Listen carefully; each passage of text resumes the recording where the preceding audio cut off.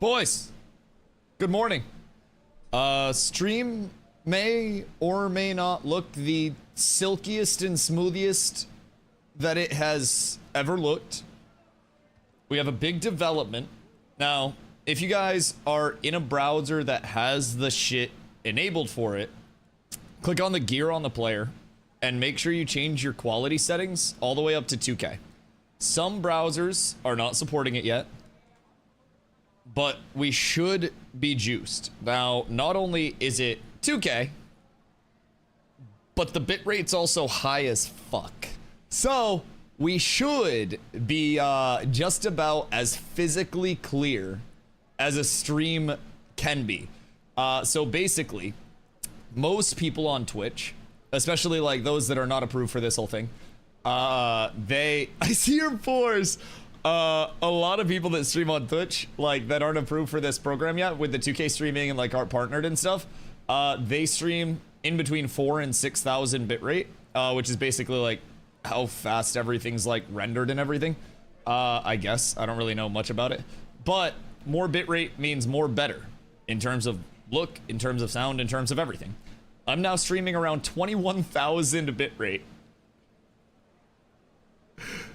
I'm at 21,000 bitrate, stable with 0 dropped frames with 2K streaming. So we're kind of up tremendous. I can actually see your pores. Is it that good? Also, Leon, my boy, the 160 day. I appreciate you. Carla, the 40 day. You're getting there. You're getting there. It's a shame you broke your streak in Iceland. It's a goddamn shame. Go hairspray your hair. Well, I just did it like this. It wasn't hard. I can always just redo it. Hello, Emu. Good morning. Good morning. So, boys, initial thoughts. 2K stream. Higher bitrate. Looking good. Sounding good. Feeling good. Did I just notice it? Yeah, probably. Back to the gameplay. So, another cool thing is that when I'm moving and stuff like that, the game's going to look incredibly smooth because it's going to render quite literally everything. Very, very, very quickly. So, usually when people move extremely quickly, their monitor, or their stream will get very choppy, and it won't really be able to keep up with super fast movements. And now, with me flicking my camera around like crazy, it should look insanely smooth. I am on quite literally the best quality that Twitch and YouTube both offer. And boys, this is what I got the dual PC for, baby. This is what I need the dual PC for. And my fucking god, I'm happy I got it. Because this does not impact my gameplay whatsoever. Like, everything's looking and feeling absolutely silky. Absolutely fucking smooth, boys. I love it. So, what are we up to today? Yeah, I do need to lint roll my mic a little bit. That is factos. Yeah, I gotta shave this bitch. I feel like you guys see it clearer than I do now. Kind of self-conscious. Like, what else do you guys see?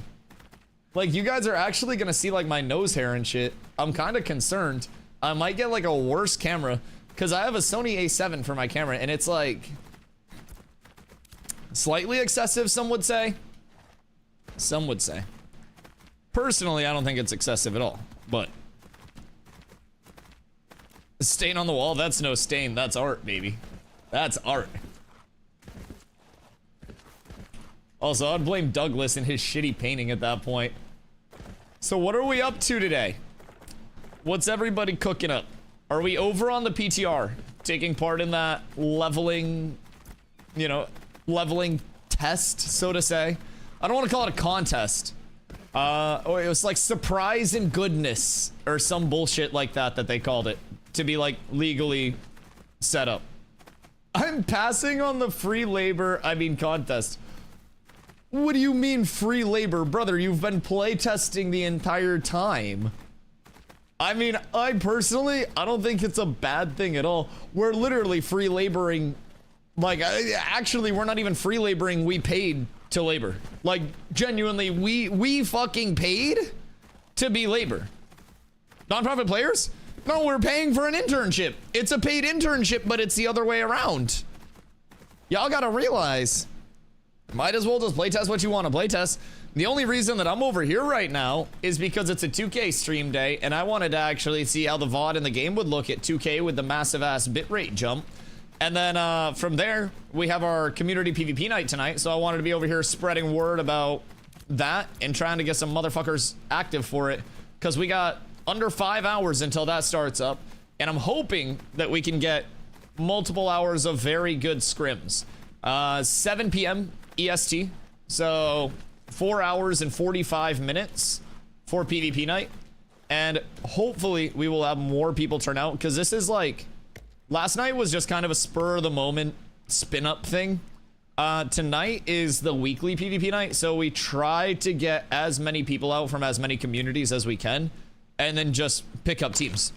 And like, we do larger scale, I'm sure if we had enough people, we could break up into like 3 smaller groups and keep rotating it out too. But most of the time we just have 2 captains, pick teams, everyone gets split up, people figure out who their callers are gonna be, and then you just go from there. And it's genuinely fun as fuck. 5-star, how you doing, my friend?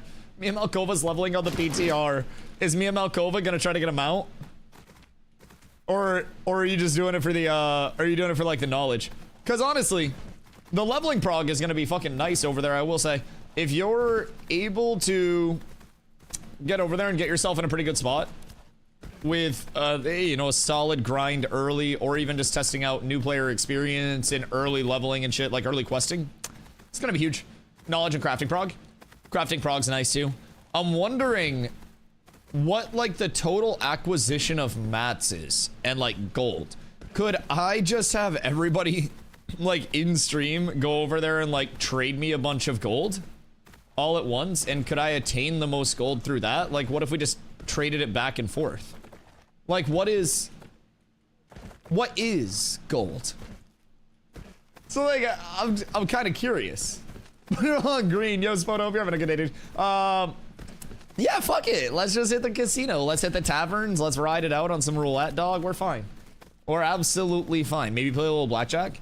I watched a YouTube video recently that went over predatory blackjack rates at tables in Vegas and why they're tourist traps, and some tricks to be on the lookout for. If you are ever looking for blackjack tables, you've got to check the odds, the buy-ins, and everything like that, because a lot more of the lower buy-in blackjack tables are actually much lower odds for you to, like, or not lower odds for you to win, but lower, like, payout rates. So, you must be careful. I've never been to a casino. Well, actually, I went to Vegas and I was, like, in casinos, but I've never gambled. I don't have enough money to gamble. I guess, like, scratch tickets, but I don't buy scratch tickets. But like some stocking stuffers and shit? Oh yeah.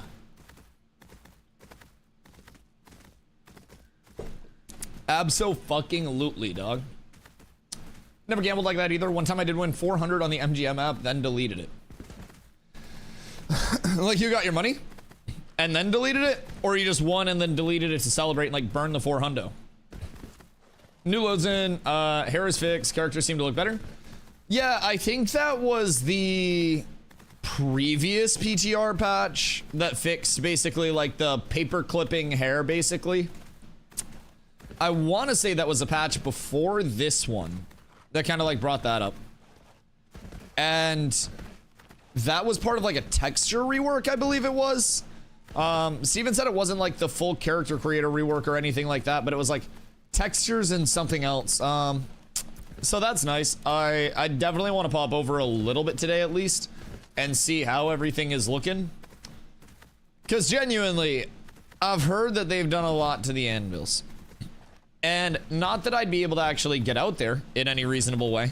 Actually, fuck me, can we start in the anvils with that? Because if you can, I'm sure that's just better to get the RAM, right? Yo, Toast, how you doing, my boy? We're just roaming around right now, popping over to Stack Stones to see if any of the EU lads are out there, if anybody's out there dueling. We got the 2K stream set up today, so make sure everybody adjusts their frickin' quality so you get the best view of everything. Got approved for that and all of the goodies that come with it. So now we're 2K streaming, and instead of Well, I was already running like higher bit rate, right? So most people stream in between 4 and 6,000. I was streaming at 7,500 before. Now I'm streaming at around 21,000. So we're living the dream. I'm actually putting the dual PC to work now, and we're actually getting our money's worth from it. So stream should look impeccable, especially with like camera movement and stuff like that. It should be just as smooth on your end as it is on my end. There shouldn't be any like tearing, anything like that. So hopefully everything's looking omega smooth for you guys, sounding good, feeling good. But we're gonna try to find some form of PvPing today. Now we have the guild PvP night at 7, so we got a few hours until that kicks in. I may pop over to the PTR if anybody would want to fuck around there for a little bit. I'm not gonna like sweat it out and try to win the mount, but like doing some leveling prog over there could be beneficial. I will not lie. You can. They said if you're trying for mount, nothing there counts. Wait, nothing in the anvils counts? Bruh. What the fuck do you mean? I mean, low-key though, if someone was playing the full, like, I don't know how long it is, it's the weekend, right? So if somebody was truly degenning, I do think it would be better to start anvils and then get your mount and then run Riverlands. I think that's good. I think that's the omega experience right there. See Dossington. Buongiorno, my boy. I don't know how many people are actually logged in, but Riverlands feels smooth for level 1s running around everywhere. Interesting. Yeah, maybe I do have to update and check it out. I just wanted to get a nice VOD today. Gosh, heckin' dang it. Yeah, I might have to. I might have to. Known issues. The Anvil starter character experience isn't ready for testing. Well, nothing's ready for testing. That's fine. I think we can actually make our characters there. I think it's just the FTUE there, like, holistically isn't put together. But we've already tested that multiple times, like, per devs. And the reason I'd want to go out there is specifically for the mount. Dusty, I request, what does your Jova storage look like? Well, you picked a good time to ask. Been grinding the Warlock again, hit 42 today. Bro, just come play Ashes. What the fuck do you mean? Literally just come play Ashes. You're forcing yourself to go back to WoW. We got classic WoW people coming over in droves, brother. You gotta give up the dream. My Jova storage is a lot of wood. Why? What up? And slightly more wood. Do you need any wood? Cause I got some. I want you to hold some stuff. Ah. Okay, well, how much stuff? Yo, Karstein, thank you for the follow. Appreciate you. Welcome in. But yeah, the RAM on PTR is just so ungodly fast comparatively to horse. Not too much. That's still relative. Is this enough space? Or do I need a clear space? Because not too much depends on who you're asking. It may be too much if it's more than this. But if it's less than this, I can definitely help. 100%. Also, I have all of my glint. In Squall's End and in Turquoise Sea. It may be high time for a caravan or two, boys. I won't lie. Yo, Rusty. Phoenix, how you guys doing today? Phoenix, thank you for the 28 streak. Asking him to throw his wood around. I mean, I'm not... He wants you to hold his peen? Like, anything for the future mayor, that gets me in, like, a spot of having power, because if you're friends with the politicians, then you make the politics. Yeah, I can probably hold that. I think that's enough to Tetris in that hoe. Chat, I need 2 legendary sandstone.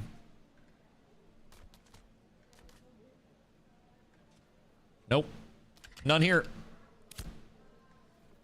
Alright, what am I holding this for? What is my purpose? Boop, boop, boop, boop, boop, boop, boop, boop, boop, boop, boop, boop. Okay, cool. We're good. Best I can do is 20 legendary fat. I got 10 on it. Unfortunately, I dropped a couple. I don't know what happened. They slipped out of my grasp. I was very haphazardly holding them. It is hard to hang on to fat like that, just like bare hands. Wait, now a little more. My poor teeny weeny storage is getting ravaged by your massive wood supply. Oh my god. What do you mean, brother? What do you mean more? What am I gonna do with all this common oak? What do you want me to do? Fucking refine it? No, what if somebody needs raw oak? I might need that. Give me oak. You want to steal my refining. Why? That's a terrible deal for me. So now I have to be your storage and you get my refining credit? I feel as though this is a very bad trade. At least for me.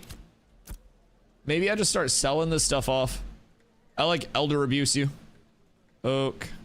Oak, oak, oak, oak. Oak, oak, oak. Oak, oak. Is it on my oak? Oak. What's large? Word. To one of the 17 wood shops in this bitch I go. Excuse me. Pardon me. This is a good deal. Not good deal. It's not good deal. No good deal. Bad deal.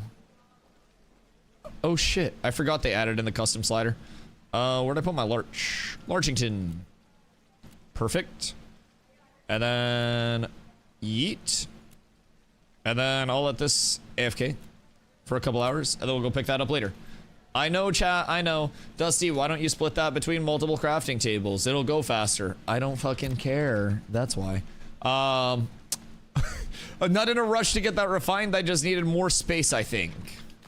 Was the biggest issue. Emu said if I don't give him 1,000 daffodils, he's putting wanted posters up in town. Shit, I mean, I'll let Zombie deck on the guild and then just farm you. Yeah, I mean, I think that's a reasonable request. You know Emu's a mayor, right? I'm just saying, like, you gotta respect that. That's like, it's like the mayor works hand in hand with the guild leads to launder all of the money in and out of the nodes safely, and then we diversify in real estate and avocados.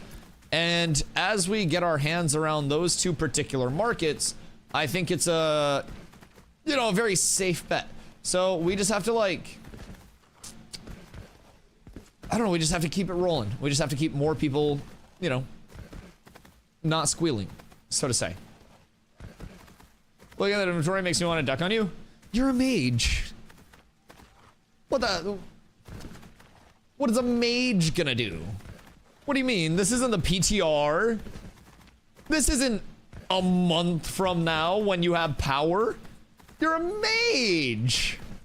Pull up with 10 mages. I'll just get 2 tanks.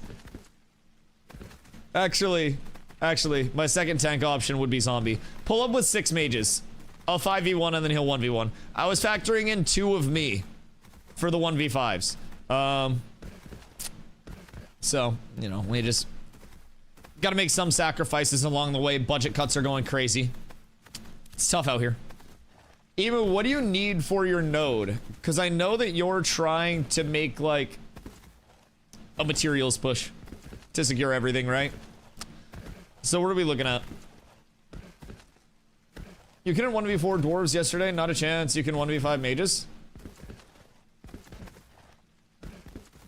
I could realistically probably 1v4 mages. Depending on the mages, I could also most definitely 1v5 them. Keep in mind, I was fighting Set and Toast at the same time and winning, and had to take off 70% of my gear for the fights to even be even.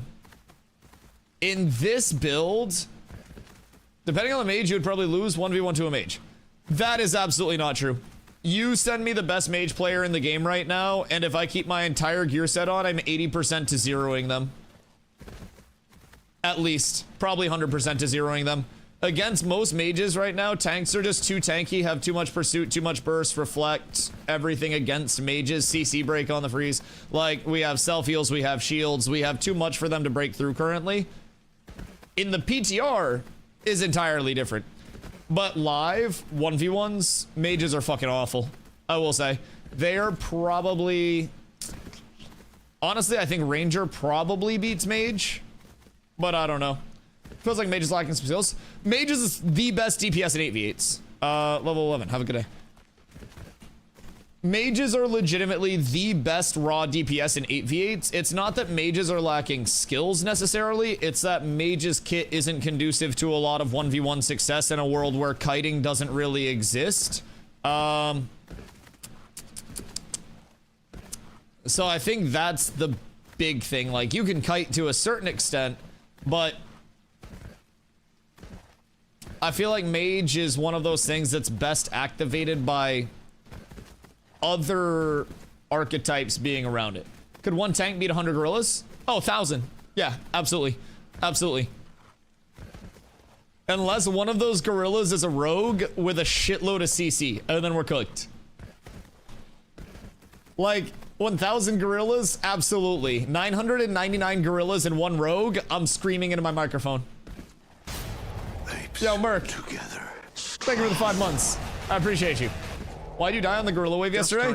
There was a conspiracy against me. The GMs were actually plotting against my life as well and setting my stats down to 0 to try to keep it balanced. They didn't want me just turbo farming every single thing that they were trying to put in and test. They had to get some good data out of it. So naturally, they tried to hold me down. They tried to silence me. They tried to suppress me, but they couldn't. They even went as far as corrupting on me. Shows how far they'll go to hold a Dusty down. They got to bring out all the GMs. There were 3 GMs there at one point because they knew that one couldn't hold me. If they sent the 1v1, it was fucking dunzo. And they didn't want the smoke. They didn't want to be in that room with the killer, you know? So it's just, you got to keep those things in mind, man. It's not just the gorillas. It's the people behind the gorillas. Steven Solos?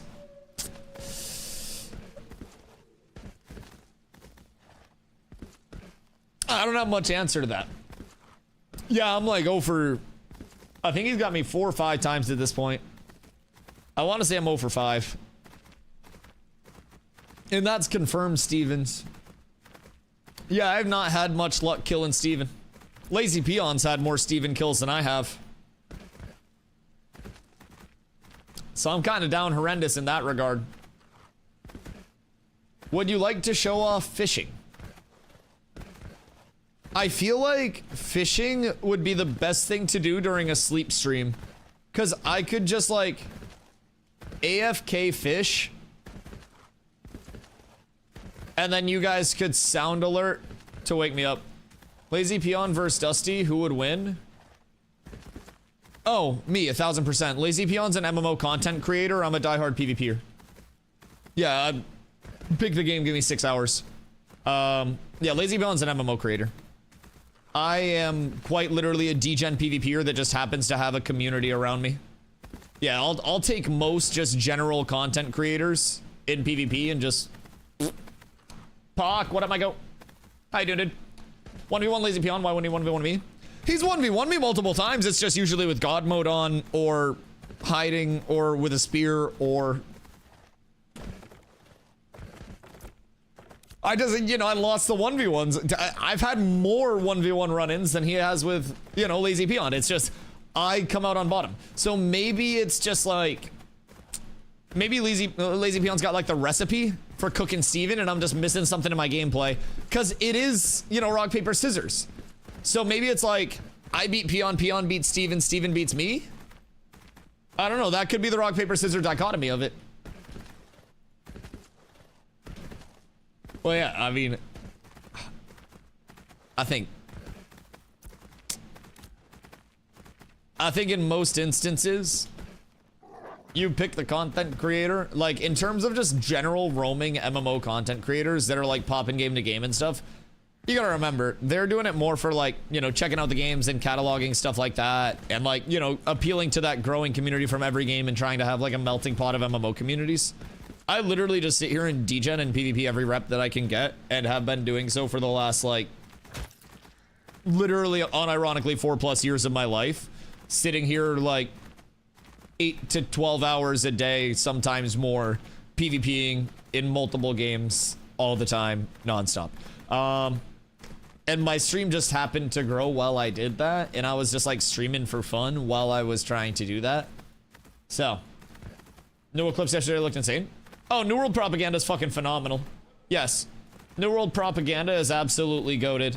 I hope that Ashes has a lot of those moments as well, where the actual fights are very, like, very cinematic, right? Because I think the big thing that made a lot of those New World fights very entertaining is that there's always the element in, like, company versus company wars of you have to defend these objectives first, right? You have to, as the defender, defend your 3 outside points. You can't go recap them once you lose them. So those are incredibly important for you to control outside of your fort as long as possible. Once your gates are down, you have to rebuild those gates, if at all possible. And if you rebuild your gates, you can seal people off inside of your, like, inside of your actual town. So that's nice as well. And then honestly, just the actual objective being a thing and forcing people to play around that is fucking huge. It's just a complete game changer, if I'm being completely real. And I think that just the, I think, like, actually, hold on one sec. We go here, and then we go here, and then we go there, and then we go there. Sorry. Okay. I do something real quick. YouTube chat was being YouTube chat. Good news is, figured out how to ban people on YouTube, so that's nice. Anyways, YouTube chat's fucking weird, man. Anyways, I genuinely think objective-based gameplay mixed in with the, you know, just kill versus kill, life versus life aspect of things is fucking massive. And the constant objective ebb and flow that New World offered in its wars versus, in my opinion, just kind of like the flag gameplay that we have in Ashes right now for sieges, where you channel one thing, one person channels it, you protect the channeler, like, it's cool and all, but I would just love an actual outward point that we play on instead of just channeling a flag and sitting around one person while they channel for a little bit. Seemed corrupted one time. Aurora killed him, took his gear. Yeah, no, I remember hearing about that. I don't really know the full story of, like, what the ramifications were or anything, but, like, is the GM gear even any different, or is it just regular ass gear? Because I always thought they just poofed in the normal gear and then manually set themselves to God mode in the GM console or some bullshit. I didn't really think they had, like, GM specific gear sets that were the same mogs, because I figured that it would be, like, different mogs for GM sets, like unreleased stuff, right? Steven's Helm. Elon's maps. I love the season 9 drop-off, seeing people queue up for CTF and then crash. I mean, like,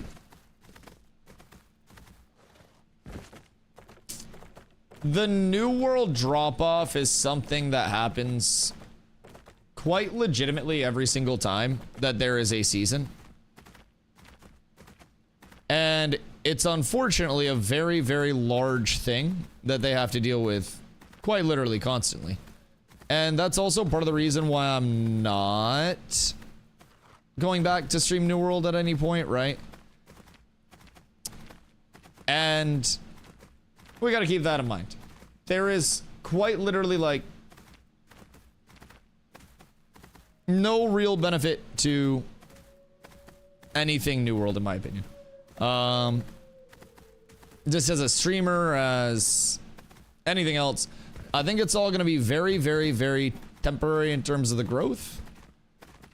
And I think that anytime there is growth, it'll immediately fall back off. And it's not even just because of the modes. It's not even just because of anything like that. It is quite legitimately just because it has no retention strategy. It has no core gameplay loop. Like, they could add in 1,000 modes and it wouldn't be enough to retain players because, like, from an MMO standpoint, in terms of like your competitive audience, you've got a couple hours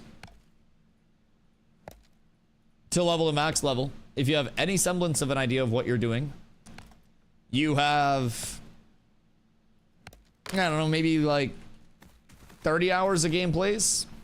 Sorry, gameplays. 30 hours of gameplay. If you do want to, you know, complete raids and shit like that.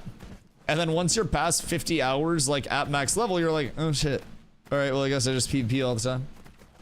So this live footage or is still saved videos and you're playing PTR? No, this is over on live right now. I'm just kind of like fucking around and running around right now. We have our guild PvP night over on live tonight at 7 p.m. EST. So I was kind of seeing if anybody was out here seeing what was cooking up, but I think a lot of people are going to be over on PTR. I'm probably going to go to PTR too at some point, but we'll see what's up. We'll see what's up. Are you trying to do the race to get them out? It's a lot. The fuck? Oh, good day. The hell's Vythar doing over here? Good day, sir. Hope you're having a beautiful one. It's a beautiful, beautiful day to be out here. Do I cook him? Chat, do we do it? Do we do it? What is the slash yell? What the fuck do you mean? What's a PvP community night? Everybody that wants to at 7 p.m. EST shows up at Stack Stones over in Jove, and we just group up in PvP. And we all just chill, we all have a fun time. It's random teams, so not like random teams, but we just draft teams. So we'll pick captains when everybody's out there, depending on how many people we have. Uh-oh. Something bad happened. Uh-oh.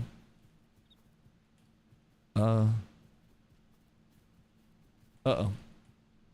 Uh-oh. Something bad's happened. Yeah, so we're gonna slash bug this. I dismounted, and now I'm doved in a mountain. Movement. I'd say probably mounts. Mount. I was W keying and jumped off of my mount, and I was yeeted through the wall of rock into this prison. I don't quite know. Get back on your mount. Interesting. Yeah, but like, why did it dismount me like in the... Wait a minute. Wait a minute.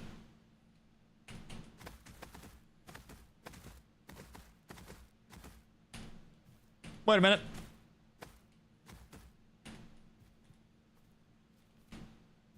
How am I missing this? What?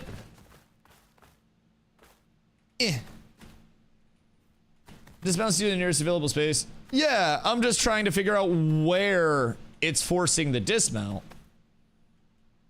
Happens when you auto run. I wasn't auto running. Yeah, no, I was manually running. I didn't have auto run turned on. Now I'm confuzzled.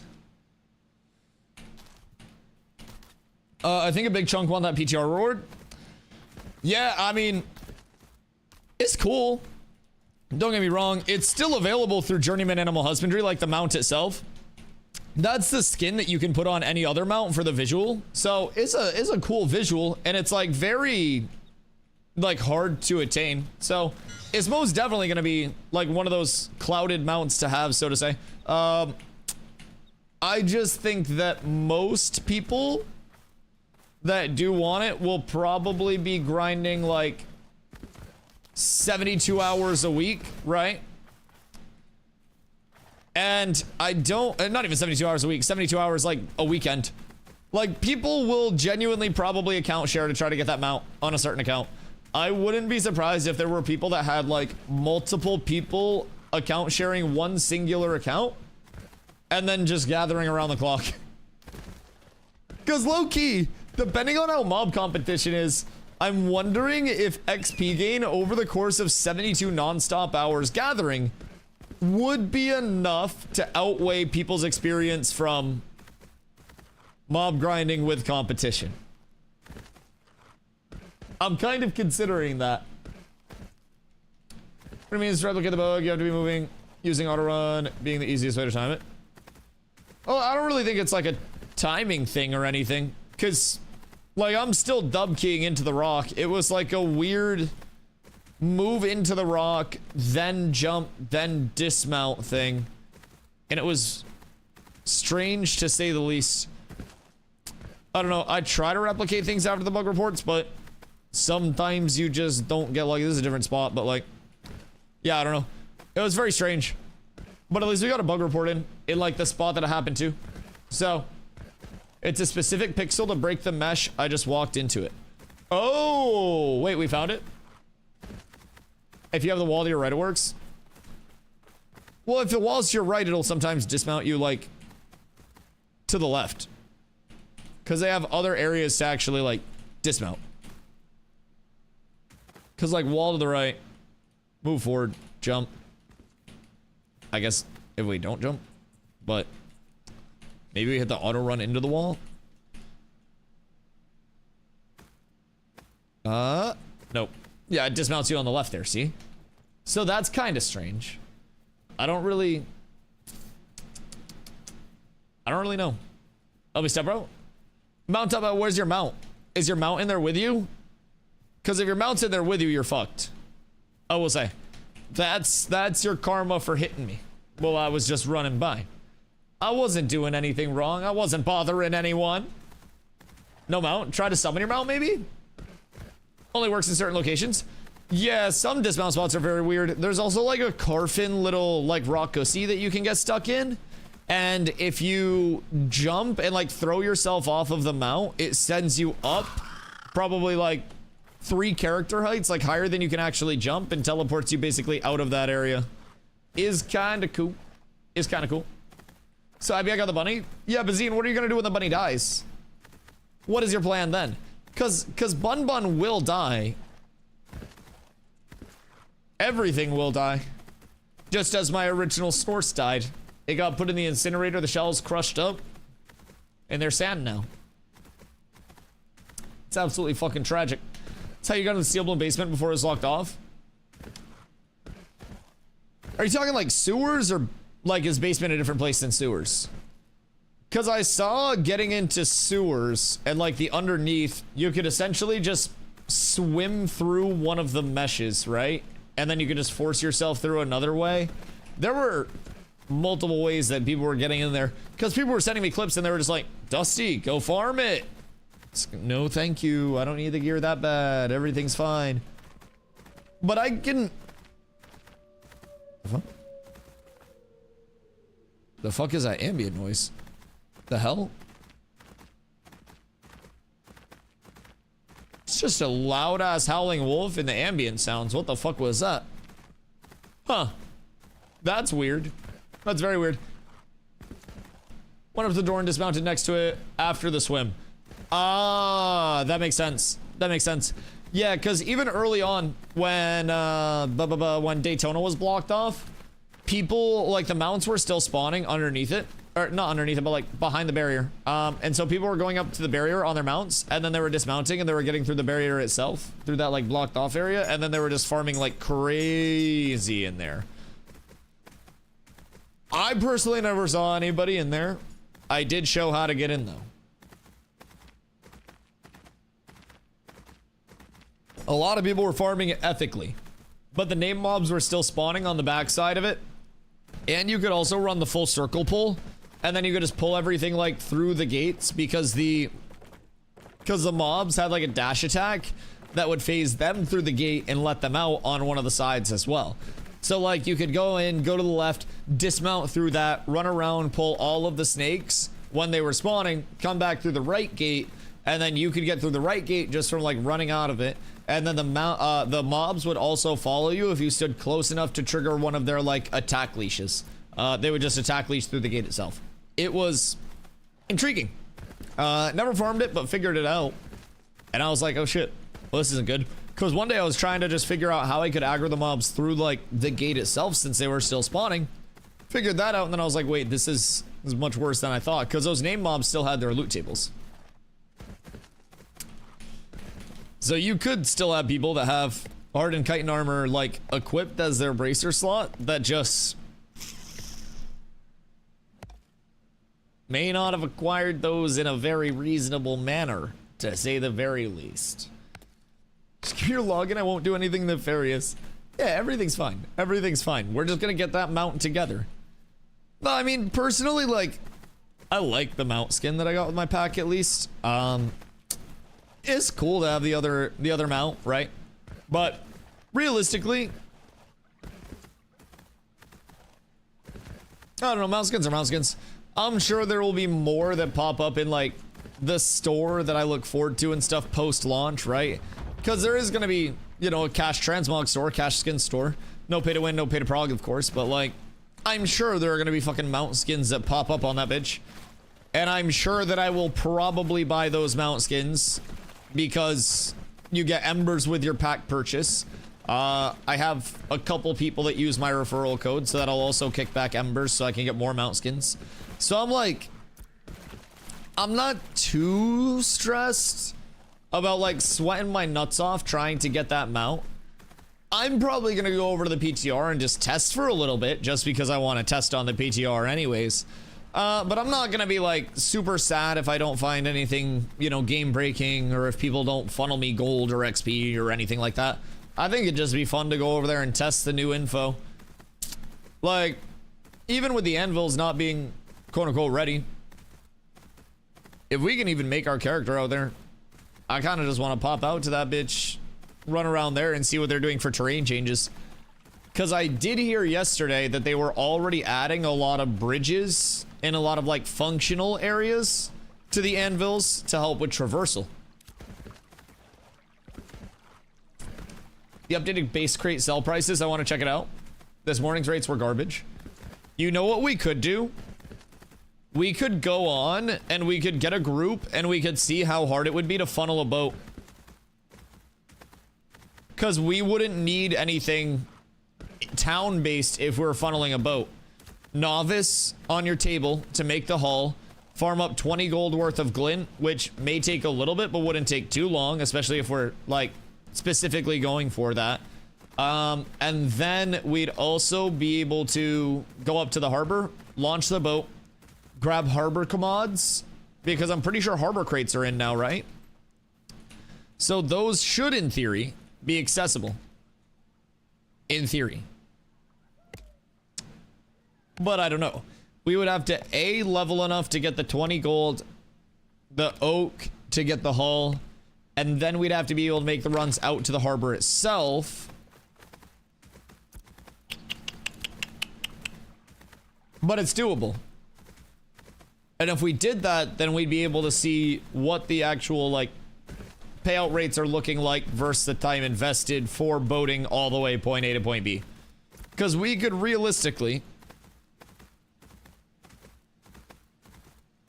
bruh, we don't even have to go turquoise sea. We can start anvils, because they said anvil stuff isn't going to count for any of like the event stuff, but we could still anvil start, sneak out here, prog level in the open world and shit, get some gear, get a lot of glint from the mobs out here, and then go to the harbor, put boat in, get harbor crates, take harbor down around all the way to desert,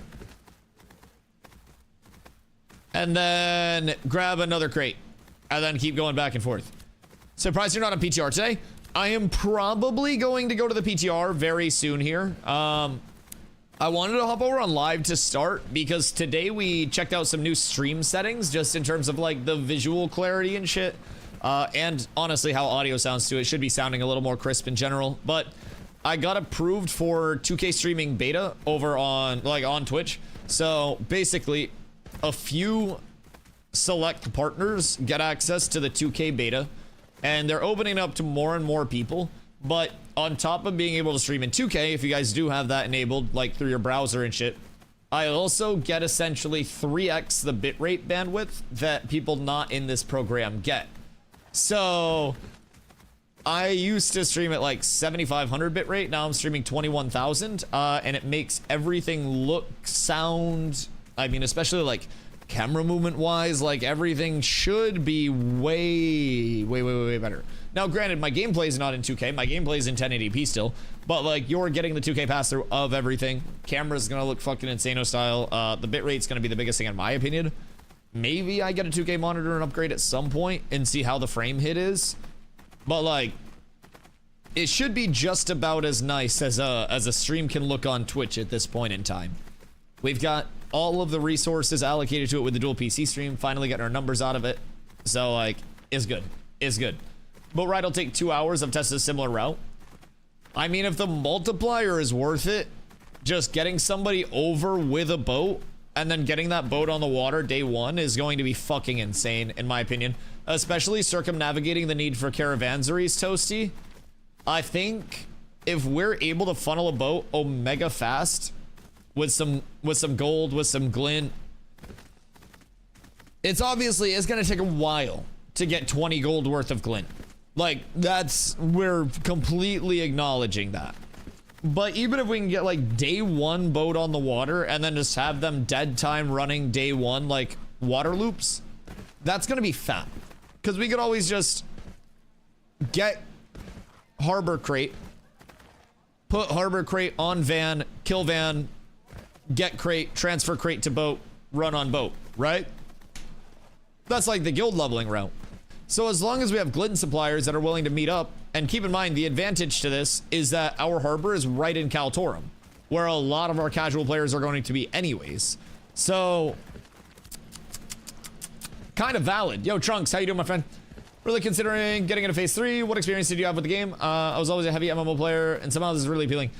So I mean, in terms of like what you're looking for in terms of playtests, keep in mind, like, this is an alpha, so it's not going to be the fully put together MMO gameplay loop yet. We're at level cap 25. Level cap is going to be 50 on launch, so there's still a lot to come. It's constantly in development right now. We have 5 of our zones with the Riverlands, the Desert, the Goondark, the Tropics, and then the Anvils on the PTR being active. And that's going to be in for phase 3 as well on the 26th. So Ashes is very social, very player-to-player based. You've got to work with multiple people in every aspect of the game to get, you know, one thing out of the input, basically. It's all about multiple people coming together to work in a community. It's about multiple communities working together to make towns or nodes grow. And without your nodes growing, you won't be able to... Nice. You won't be able to have crafting on your server, have really anything accessible on your server. And it's extremely important to keep in mind with Ashes, it's a full PvX gameplay loop.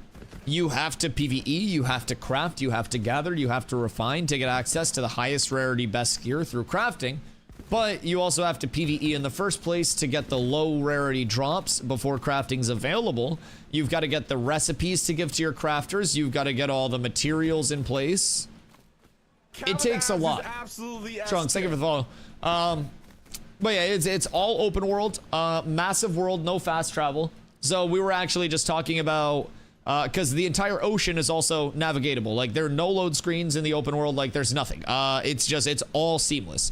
So there are different harbors throughout the world, and at these harbors, you can put boats in the water. So on the private test realm, this area is open, and we're probably gonna go play on the private test realm in a little bit here, because that's like more, you know, phase 3 looking changes. So we're coming up with a strategy, because there's a system called caravans, where you essentially get a caravan, get the parts through carpentry, and like gathering wood, refining wood, carpentering them into the caravan parts. Launch your caravan from a town, put shit on your caravan, and if you drive that shit to another node, then you get a multiplicative, you know, sell price on that shit. Very simply put. So boats are an extension of the caravan system. And with boats, you can launch them from a harbor, and then you can sail all around the world. And again, the further you go, the better your rewards are typically going to be. So we're not only trying to come up with strategies to level and get our people actually like quickly up to 25 for phase 3, we're also planning node progression, which is the town that we want to get. You have to level that up from wilderness all the way up to city right now. And it's a race to do it because there's a system called vassaling, where once a node hits a certain level, it takes a node underneath it called a vassal. The parent node is called a sovereign. So as a node hits tier 4, it'll have 2 tier 3s underneath it. Each of those tier 3s will have 1 tier 2 underneath it. I do believe it's current vassal structure. So you want to be racing to become one of the higher tier nodes, so that way you don't get locked out of the actual, you know, leveling up and being a sovereign and not a vassal if that is your desire. With that being said, people are planning out their vassal network. Now you can't select which nodes are your vassals, but if a node becomes a vassal, you can absolutely coordinate with the community in it to the benefit of everybody involved. So we'll have people that are, you know, grinding levels, grinding gear as quickly as they can. We'll have people that are in our node that are leveling the node. Then we'll be also trying to get a boat in the water, so we can have people in the guild on a boat, just going down, sailing all the way around up to here. And keep in mind, boat is like the fastest way of water travel, and that's going to be a 2-hour route one way. They'll fill their boat up with more commodities, which are the things that you put on and sell, and then they'll go all the fucking way back. Whoops. All the way back. And they may either stop here or over here or even down here, depending on like what the rates are, because there's going to be a dynamic rate of return. So like a supply and demand chain. If we're running one route with one commodity too much, the demand will go down and the price will go down in that area. And so we have to check the payout rates and see what turn-in is the best turn-in. So it's going to be a massive, massive system. 2 hours and not even full map. Yup. This is, I'd say, a little over half of this continent. But then we also have islands that are up above the continent. We have an entire second continent coming over here. Yes. And keep in mind, a lot of the land area is not just built out like... Did they add the... What? Did they add a bridge there? Or am I tripping? What the fuck? Did they add a bridge right there? Or has there always been a bridge there? What is that? Chat, who's on your short foot? That never used to have a bridge. Am I tripping? Or am I tripping? Huh. Anyways. Stick to your stream for a little bit more, but I'm already sold. Yeah, absolutely, man. If you have any questions, like systems-wise, please feel free to let me know. Is that the archway? I thought the archway for Shorefoot was... Oh, here, no? Or is this like the big archway? Why do I feel like that was a part of the cork? That makes sense, though. Not like a land bridge, but like a big arch. Okay, that makes sense. Because I know they also had, like, the little jut out and the arch here that you could drive under, but that was baby arch do. So, like, how big is this arch? That's got some friction on it, Vythar. That is, that's like sandpaper across the ground, dog. Can I pirate boats? Yeah, absolutely. So, boats are an expansion of the caravan system. AL Cap. What up, my goat? Thank you for the 20 months, dude. Dust time booty to you. It's a whole lot of months, dude. Thank you for the primer. Much love. I hope you've been well, dude. Let me know when you're ready to come play an actual MMO, dog. We got just over 3 weeks until phase 3 launch. A lot of communities coming in, getting excited. Our community continuing to ramp up, get more competitive. Brother, it's time. It's time. Exclamation ashes. Exclamation guild. It's time to return to cats. Your rightful home. So in terms of boats, when you spawn in a caravan, it is an opt-in PvP mode. So basically, if I call in a caravan right now, I am defending the caravan. People can come up and they can interact and opt in to attack or defend the caravan along the way. If they attack the caravan, we PvP, and if they kill me, they can kill my caravan. If you kill the caravan, then you can basically take the shit that was on the caravan, and you could fucking crowbar it, you could call in your own van, and then you could finish the route if you wanted to yourself. Or you could just kill the caravan and run away to be a dick. But completing the van is also a solid choice if you can get it. In terms of like boats, anytime that you are out on the water itself, you are in a force flag lawless PvP zone. So when you're out on the water, or when you're out on like these islands or anything like that, Greenfingers, thank you for the follow, appreciate you. When you're out on like these islands out in the tropics, you are also automatically flagged up for PvP. When you're in the town area, you're not. Now, a lot of places, like on the mainland, are not going to be force flag PvP areas. So there is higher risk associated with certain areas, but depending on what you're looking for, that could also be a very fun gameplay loop. So anytime you're out in the water, out in the tropics, like out here, anytime you're out here, you can be attacked by other players just along the edge in the water. You can swim all of it. There are aquatic mounts, which Vythar's on one right now. So aquatic mounts are extremely slow on land, but they are quite zoomy in the water comparatively to, you know, character swim speed and shit like that. So some of them also have the ability to breathe underwater, but the same way that people can attack my caravan, people can just hop over onto, you know, the deck of my boat, right? And basically, if they drop, you know, onto the deck of my boat, they can PvP me, we fight. If they deal damage to my boat, enough damage can sink the boat. It's not like Sea of Thieves level where it's like, oh my god, there's a hole in our starboard side, everybody get on the buckets. It's more of like it has a certain amount of HP. If it has 1 HP, it's floating. If it has max HP, it's floating. If it has 0 HP, it's not floating.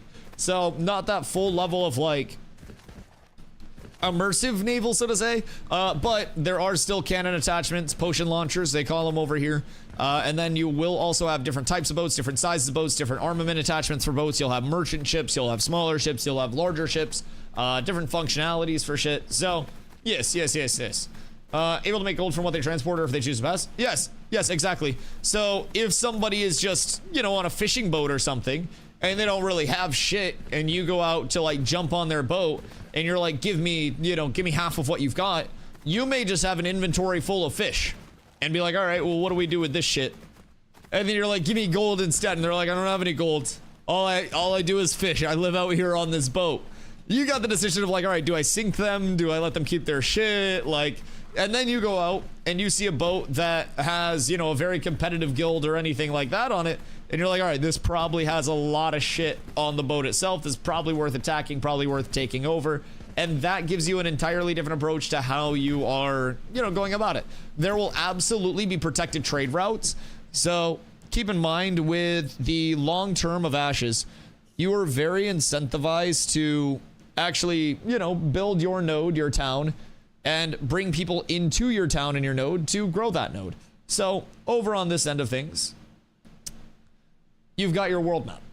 And with that world map, this is going to be the second continent. This is the island above us. This is the area that we're in right now. So the Riverlands down here. You've got the desert, the June Dark, the tropics, the anvils. We've got the Dunsical Mountains above this, still yet to come. This forest area, this Badlands area, and the Crucible right here, which is the volcano area.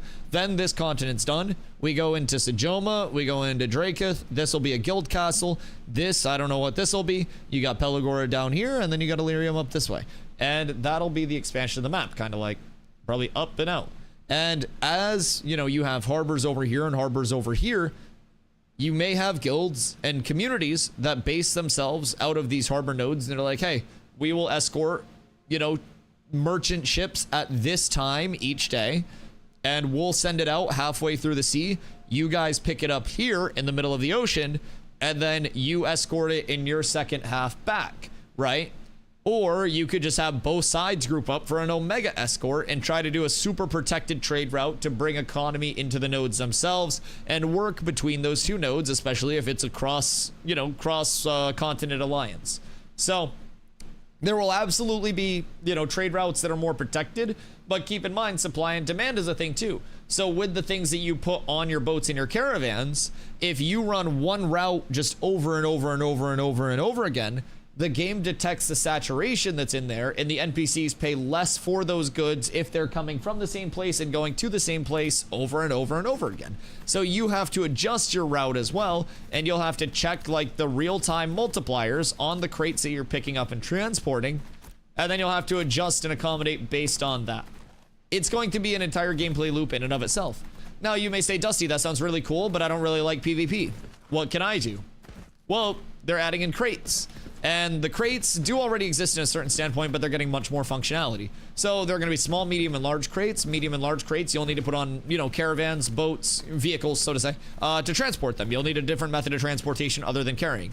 But much like these villagers, if you have a small crate, you put that bad boy on your back instead of fucking holding it for a Roman squad. And, like, you can essentially just... or a goblet squad or whatever the fuck it is. You put that shit on your back, you move 50% slower, and then you're just walking around and you can go place to place with that crate. You can sell the crate when you get there. There are different types of crates that give you different things upon arrival, between like node currency, node experience, gold for yourself, crafting materials. So it's a lot that you can do with the crate system and the caravan system in and of itself. And that's just one of many potential gameplay loops in Ashes. So right now, a lot of people are going to be over on the private test realm, like I mentioned, because the private test realm is where most of the forward-looking changes are. They're also running a little bit of an event this weekend where people have a chance to win mount skins. So skins stay on your account permanently, and skins don't have any impact on the mount movement speed or anything. It's like just like a body kit that you put over your mount itself. So if I have the coolest skin in the game, but I have my 135% move speed horse, that coolest skin in the game will move at 135% movement speed, so it will not be any better because of that. Doesn't change the stats, the health, the characteristics, anything. So just keep that in mind. But there is a chance to win a few of those over on the PTR through various events. We're not going over there with the intent to do that. We're going to be going over more with the intent to just like farm and see how things are rolling over there, between gearing progression, between, God, honestly, nodes, between trying to get levels out, gold up, boats on the water, some crafting shit. I think we got a lot to test over there, and we got just under 4 hours until our community PvP night over on the public side of things, like over on live. So if you are over on the alpha environment tonight at 7 p.m. EST, go over to Field of Stacked Stones, southwest of Jova. And there we draft teams, and teams are made. Everybody gets picked, so yes, even if you're a fighter, you will get a team. I promise. We support fighters here. I'm just saying. Just saying. We do not discriminate. Cats is an equal opportunity scrim employer. We believe in all classes equally. Everybody has a potential to contribute. Flags down, boats up. Man, like, honestly, Leon, if we get a boat in the water. So one day, a while ago, Zine and I were discussing this. Also, Kirito, hi, you snuck in there. Zine and I were discussing this a while ago. And day one boat potential is fucking absurd. If we're able to get it on the water, then it's huge. And our constraint previously was, how do we circumnavigate the caravan system? Like, how do we get a boat on the water before things go, you know, to tier 2 and actually benefit from it in terms of nodes with the caravanserai? And there wasn't really a valid way, if I'm being completely honest. And this may just give us enough potential. Really, it's just farming out the gold. I think that's the biggest thing, yes. And I'm wondering, we need to look at gather and single to double refine vendor price ratios over there. Because speaking of, you know, striking gold quite literally, that was granite grinding stones this phase. We need to find the granite grinding stones of next phase before next phase hits. So that way we're ahead of the curve on the granite grinding stone meta. And people are like, wow, how are you guys making so much money passively? Well, we're gathering, refining commons, and then we're selling the commons to the vendor and making profit off of it. So we need to find the things that are going to be economically viable in lumberjacking, mining, herbalism. I think are our, you know, big three that we've got to make sure that we get.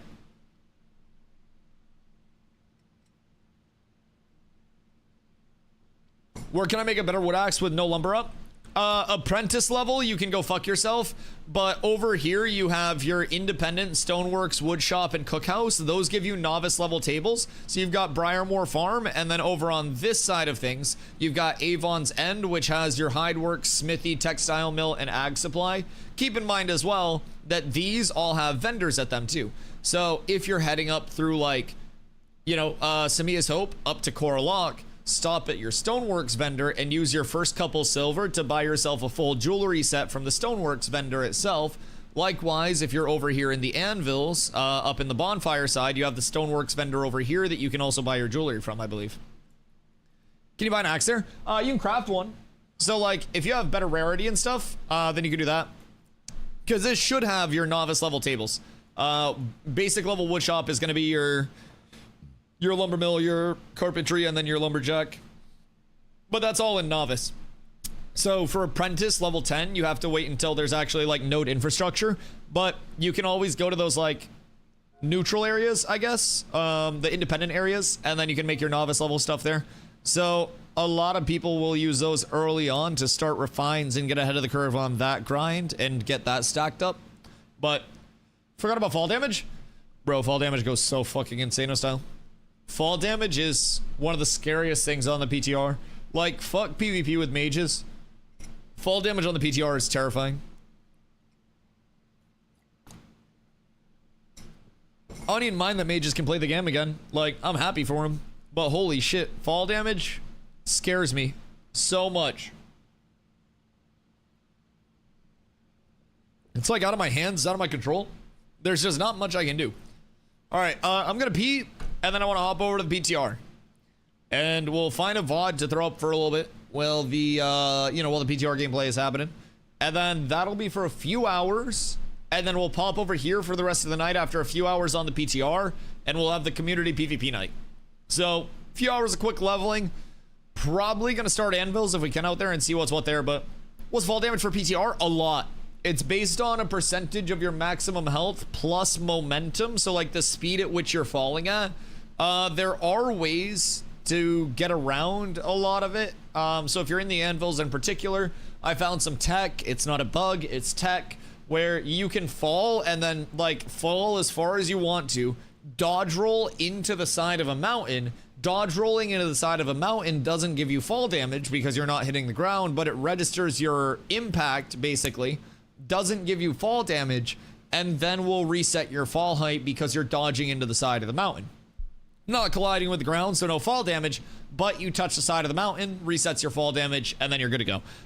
So the anvils is very hard to navigate unless you're doing that, scaling like down walls with that. I found that scaling down walls with that though is absolutely fucking easy. So that is something that we'll have to try over in the Riverlands in a couple spots as well, but to my knowledge, is probably not going to be that bugged. This nuts was killing starter wolves outside Lionhold. Did they fall down into the Grems? No. Yep. So like on phase 3 launch, I'm considering just running out to Lionhold early and then watching the Lionhold cliff where everybody jumps and then just splat, splat, splat, splat. Because that's enough to kill people. That initial jump is enough. Kirito, Ash's hardcore would be fucking awful. I don't know, like, not even in the sense of like just the PvE side. PvE side, it's doable if you pull extremely cautiously, be very careful and like slow pace it, right? And I don't know, it's the PvP mixed in with the PvE side. Like the PvE side I think is fine. You can always just over level that shit, farm up gear sets, do what you need to do. You can always craft, you can always play that safe. It's the PvP anywhere. Motherfucker just corrupt on me. I'd be sad. I genuinely would be. Just got back. Gotta set that to the 1812 Overture is insane, by the way. The most cinematic experience in human history. Found a mosquito bottle outside, so I had to try to find some mosquito dunks. Wait, what do you mean mosquito dunks? Wait, what? Found a mosquito puddle outside. So I had to try to find some mosquito dunks. What is this cryptic messaging? Yo, Champagne, what up, go? How you doing today? What the fuck is a mosquito dunk?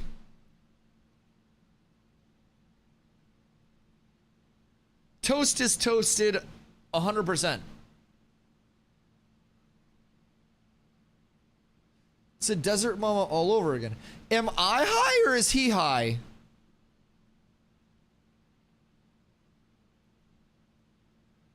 Both. Does that make sense to anybody that's sober? Just by chance? Anybody that's like just at work right now that's not fried? They both dissolve in water. Oh, they dissolve in water where mosquitoes spawn. Mosquito dunks dissolve in water where mosquitoes spawn. You know what else you could also do? Just like shovel some dirt into the puddle, or make sure that you have proper drainage where the puddles are accumulating, so that way you don't have puddles in the first place. You could always add a drainage channel and dig a little trench. I'm work not high. What was the question? Toast is talking about goddamn mosquito puddles and mosquito dunks and shit. And I didn't know what the fuck a mosquito dunk was, but apparently it's like something that you put in a mosquito puddle that dissolves in the puddle and like kills the mosquitoes or something. Says the Quebec paddling guy. I'm not even from Quebec.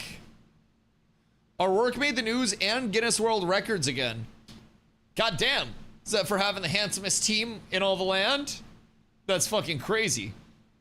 So what you guys do at Comic-Con, that's actually massive. So surely Twitch hits you up for TwitchCon.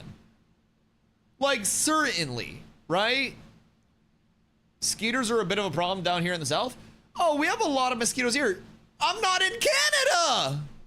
I'm in Maine. What the fuck do you mean? I don't even live in fucking Canada. But yes, mosquitoes are a problem here in Maine in the fucking United States as well. We have a lot of mosquitoes here, especially during the spring when it gets very humid and they spawn. It's the same thing, actually. Bro, it's literally not the same thing. We're extremely fucking different. The Quebecois, and we actually enunciate our things up here. You can understand what I'm saying. You cannot understand what a Quebecois is saying. Everything I say is clearly enunciated in a smooth, slow cadence. I enunciate, I take my time. And the Quebecois, it's all the fucking time. There is a difference between the Quebecois and the Maine. A difference. Slow, you don't speak slow. Yes, I speak slow. I speak extremely slow. Yes, you should hear the Quebecois speak. No, what do you mean no? You yap, yes, I yap at a slow cadence. I yap at like a Honda Civic cadence. Breathe, I don't need to breathe. They're saying I'm a Quebecois. It's fucking libel and slander. Ethan Klein has filed lawsuits over shit smaller than this. It's fucking ridiculous. Stop killing games out of drama over things smaller than this.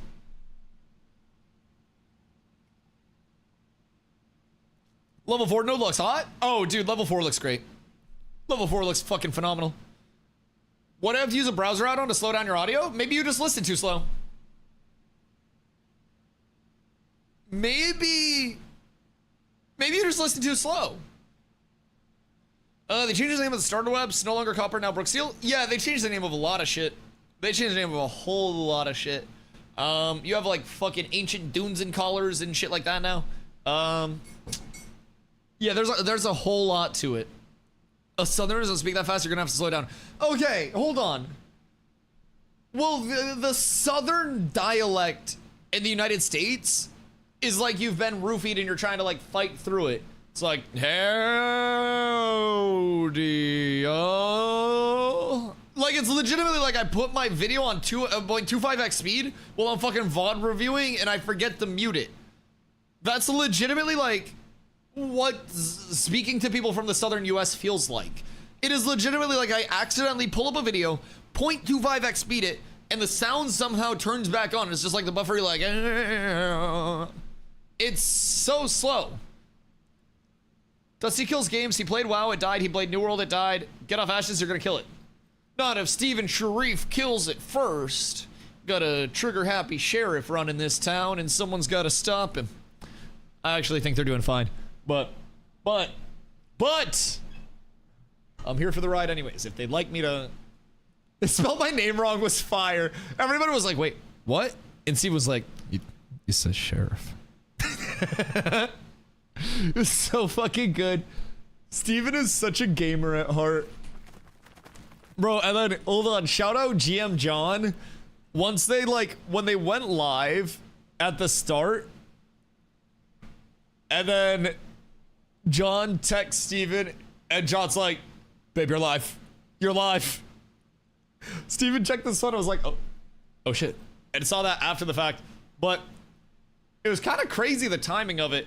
They go live, Maggie senses a disturbance in the force, and then is like, huh, feeling kind of anxious about this one.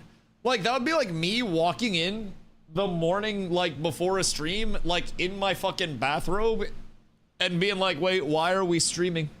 Why does it say stop streaming? And you guys are just in here, like, gambling and shit. I don't know, man. That's like a terror for me. Like, forgetting to end stream, and then just like, what if I stand up, and then I just, like, rip to when I'm walking away? I have forgot to end my stream before. What if I'm like, I don't know, sleepwalking in my undies and I walk in front of the camera because I forgot to end stream? There's a lot of bad things that can happen. Just putting that out there. I slept naked last night. Like, anything can happen. Anything can happen. One point last night, I was naked eating Doritos out at the butcher block because Doritos are a fire midnight snack, and I'm a man who does what I want. Speaking of which, I gotta get more coffee. Because I want more coffee. I'll be right back, chat. And then PTR. Who's coming over to the PTR? We don't have mosquito spawning grounds over there, but we got new leveling experiences.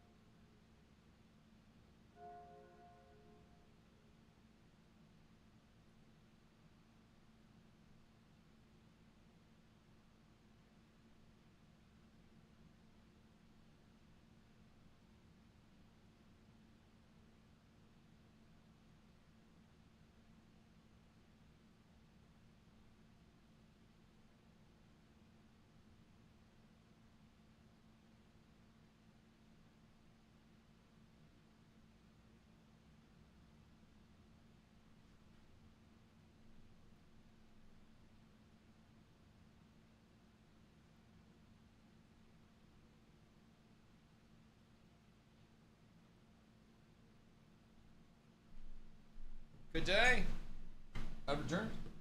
Ugh. Boys, I've got to fucking Fort Knox the entire setup real quick to make sure that nothing gets me Thanos snapped. We've got to be incredibly cautious, because if I'm not, my entire account will die. And I do not want my entire account to die, because that would be very, very, very, very, very, very sad. That would make me incredibly sad. So, excuse me, wait, what? Said my VOD from yesterday was only 2 hours. And I was like, what the fuck is this? This is a lie. This is a falsehood. Okay, so we go here. I was about to ask why no Shatterclaw grind. So like, like I'll be completely honest. You are going to have to degen a fucking lot to Shatterclaw grind, right? Like a lot if you actually want to get it. And I don't necessarily know that I want to degen that much, especially before P3, right? Dispen, why are you on the PTR? Oh yeah, I was running around here to see if anything cool was gonna happen. Oh wait, I baited myself with my own gameplay. But yeah, I popped on live to see if anything was popping off on live, seeing if any PvP was on live or anything, since the PTR was lower level prog. Unfortunately, nothing too much over here. So we hatched a plan to basically go over to the PTR and time out, like, not stuff for Shatterclaw grind, but basically time out how hard it will be for us to get a boat in the water. And day one boat in the water is going to be extremely advantageous if we can get it, but it's also going to be very hard to get. So we're kind of trying to pace out what it's going to be. I think the hardest thing realistically is going to be the 20 gold for like the boat crafting fee itself, and then having glint on top of that. So one thing that I want us to take some time to try to find before guild PvP night in 3.5 hours is, you know, maybe if people are chilling, if people have a little bit of time, go over and see if you're able to gather, refine, craft a little bit, or not even just gather, refine, craft, but like gather and refine, and see if along the way you are able to find what is very likely going to be the next granite grinding stones for next phase. Because this phase, it was granite grinding stones. Last phase, it was wood into timber into beams, boards, or planks. Everything changes. But there will seemingly always be something that is a granite grinding stone equivalent. So we've got to go over there and we've got to try to see what's what. We've got to try to see what's going to actually like make us our money early on to fuel everything. Because if we can direct our crafters and be like, hey, we want everybody doing this, right? You guys refine this, you guys sell this to get your refining up, and then once you guys have gold, we will work on another round of everything to supply the crafters to get the crafters up, right? Everybody will have so much fucking money that they will not know what to do with it. And in theory, all of our crafters should be absolutely set. Now, our grinders are always probably going to be pretty fucking poor. I think that's just something that's likely going to happen. It's not exactly a glamorous life. And then all of our gold will probably just go towards vans and like hopefully the boats that we can get in the water very early on. So we have our node levelers. The node levelers are also trying to prio, you know, the econ, the actual gold gathering as much as they can along the way. Hopefully we can actually make that work. So I'm gonna try to test. I honestly myself may try to gather a little bit while I'm over there today. Maybe some wilderness stuff. I don't know how the gathering and refining process is going to be over there, but again, any information that we can get is going to be huge. On top of that, you've got the new drop rates, the new mob grinds, new everything to check out. We did already do a Riverlands run through over there too, so it'll be interesting. Is my launcher tweaking? Okay, no, we're good. Because Riverlands is going to be better than the Anvils will be. Like, better, more optimized, more put together, I guess, would probably be the best way to say it. But I also think with the opportunity cost of everybody knowing that and going Riverlands, Anvils might be sleeper of the year. Especially considering in the Anvils, we also have Kaltorum, which has, you know, our ideal node spot with a harbor right next door. So day one boat gets a lot more viable. The secret of funneling money to crafter is van, van, van, and van until you're sick of it, then van some more. I know. It's just a whole lot of fucking vans. I fucking get it. But like, hear me out. What if instead of van, van, van, van, van, van, van, it was duplicate money while getting people's refining up and also boats instead of vans? Dusty has a van? I don't mind caravans, actually. I just don't have a reason to do them. Like currently. Phase 3, I'm absolutely doing vans. We're probably doing nightly vans on phase 3 launch. Like, fuck. We're gonna have enough people and hopefully be far enough ahead that we can actually defend our vans, right? Wonder how much now it'll be van, van, crate, crate. I mean, crates are low risk, low reward. So I think for players that aren't confident that their van actually makes it, crates are going to be, you know, a safer, more guaranteed thing, right? But vans being higher risk, higher reward are absolutely, in my opinion, always going to be the best thing for players that are confident in their ability to get their vans through. So like if you have a massive caravan train with your guild, your alliance, whatever it may be, and you're pretty confident that other people aren't going to fuck with you, or that even if they do, you're going to be able to defend it, then that's massive.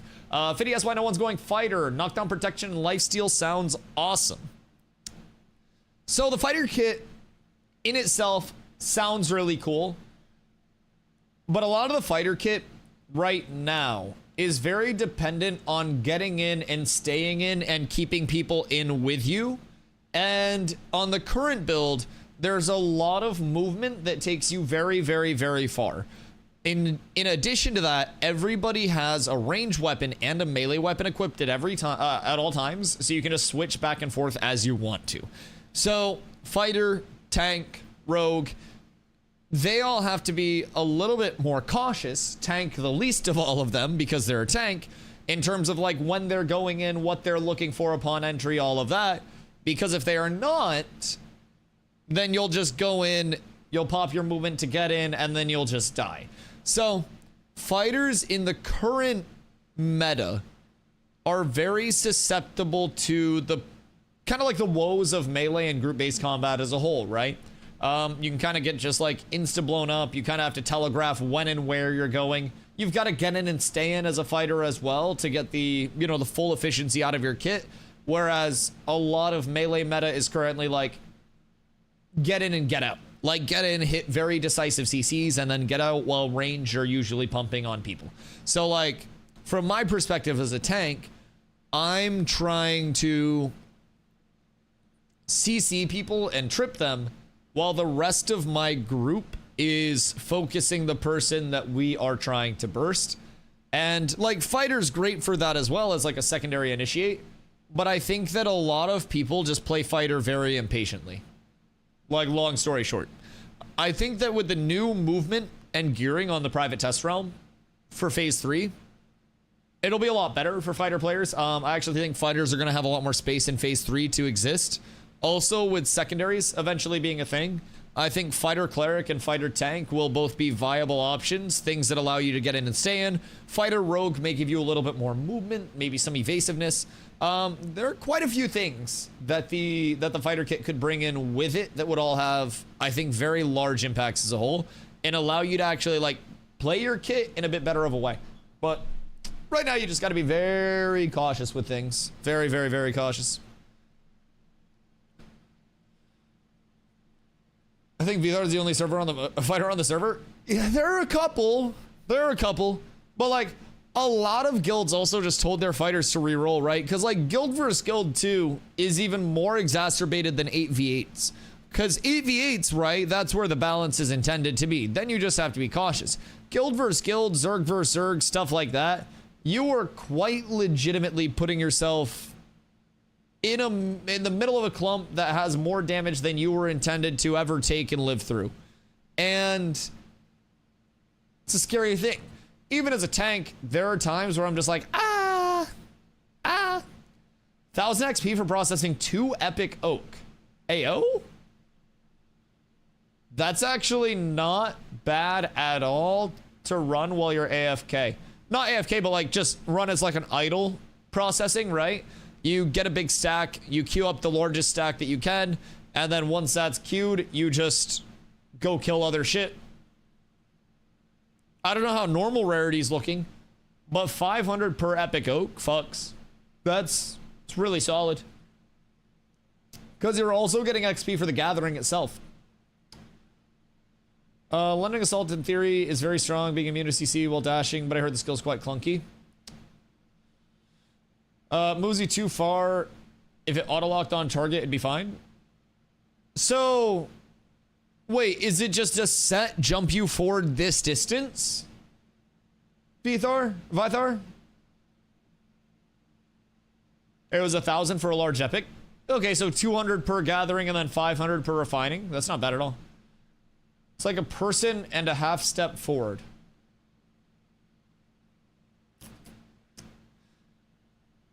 Okay, so it's just kind of like a dash. Interesting. Interesting. Right.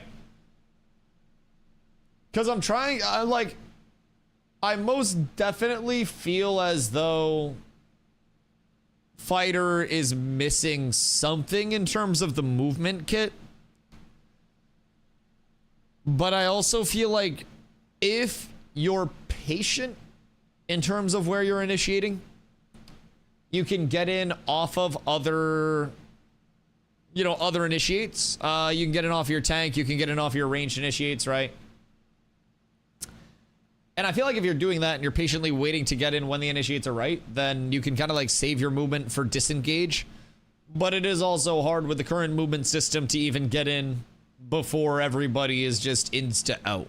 CC goes out, Nimble goes out, and then everybody just dodges once and your entire kit as a melee is just completely compromised and you're like, man, this fucking sucks.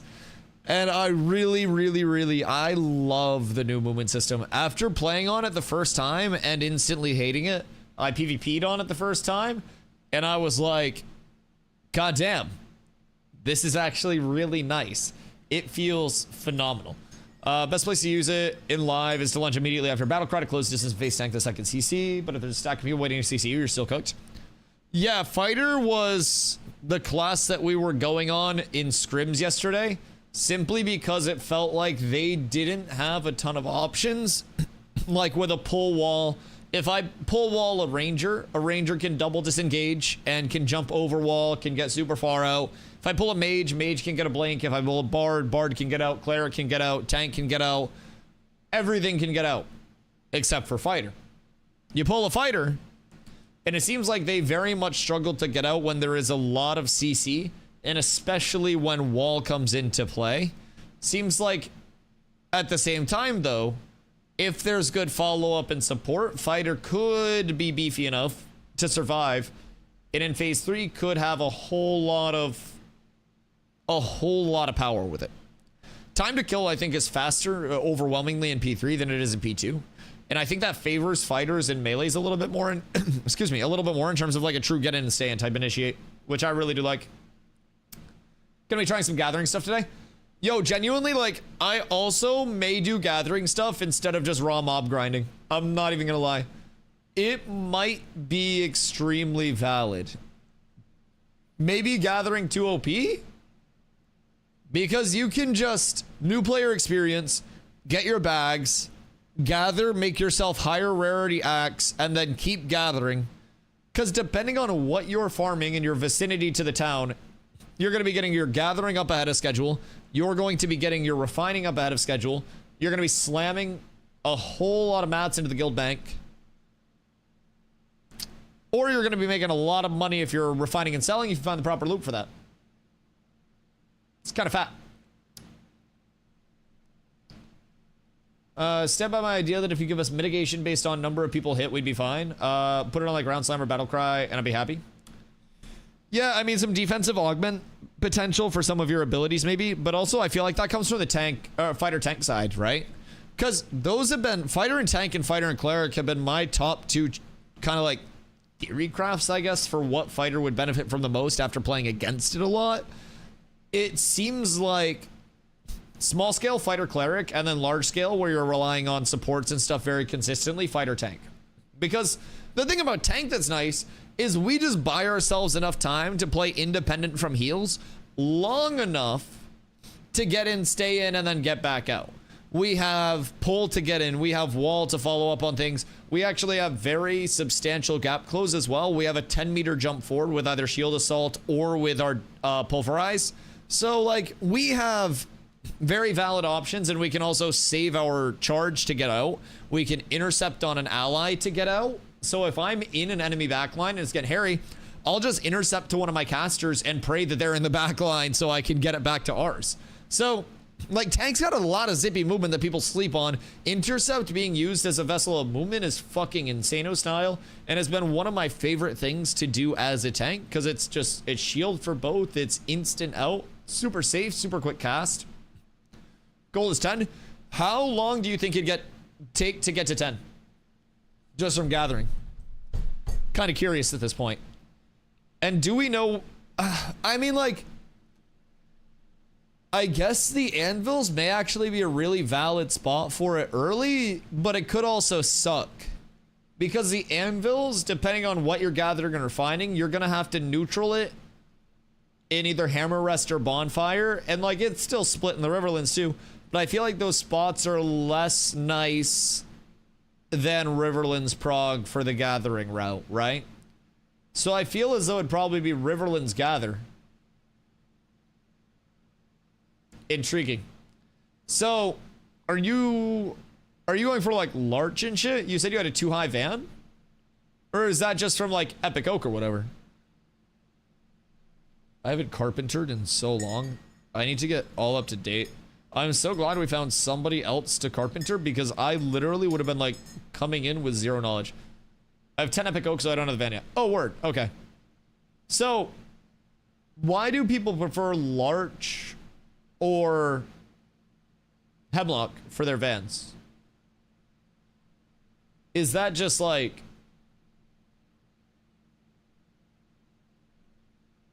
easier to get epic? Okay. So you still get it with Epic Oak, with Epic Ash, but larch and hemlock, you can kind of like target hunt because of the ones being out of place, right? So with trees, there's the theory that if you find basically like a gray hair among the blonde hairs, right? So a larch where it's not supposed to be, western larch being a high altitude tree, you find a western larch in a bunch of oaks that seems really out of place, it's very likely that you'll run into a higher rarity. Other ways to find rare trees too. I've heard a couple people in chat say that surveying is actually valid as shit. So if you haven't fucked with surveying yet, you might want to do that on the PTR. I've heard a couple people say that it's actually like bringing in some validity. Okay, so how you doing, my friend? AOC might save the MMO genre. I think the MMO genre is like, it doesn't necessarily need saving, so to say. Like the MMO genre is still the MMO genre as a whole. I do hope that there are more MMOs though that are able to draw people in that were not previously MMO players based on the systems themselves. And I think that certain MMOs will have the potential appeal to everything from your cozy gamers to your casual players to your sweat lords of PvP. And in an ideal scenario, there's enough intertwinement where it's like a real society feel, but there are also areas where people can fuck off and have their own gameplay loop if they really want to. And I think that that duality, like that balance, will enable certain MMOs coming up in the future to hopefully draw in a new audience of people that didn't necessarily think they would want to be present in an MMO, or modern MMOs just weren't hitting, or whatever it may be. And they come in and they get a very immersive world feel on launch. They immediately feel like they're a part of something that is fun and they can dump hours into. And then we start retaining players.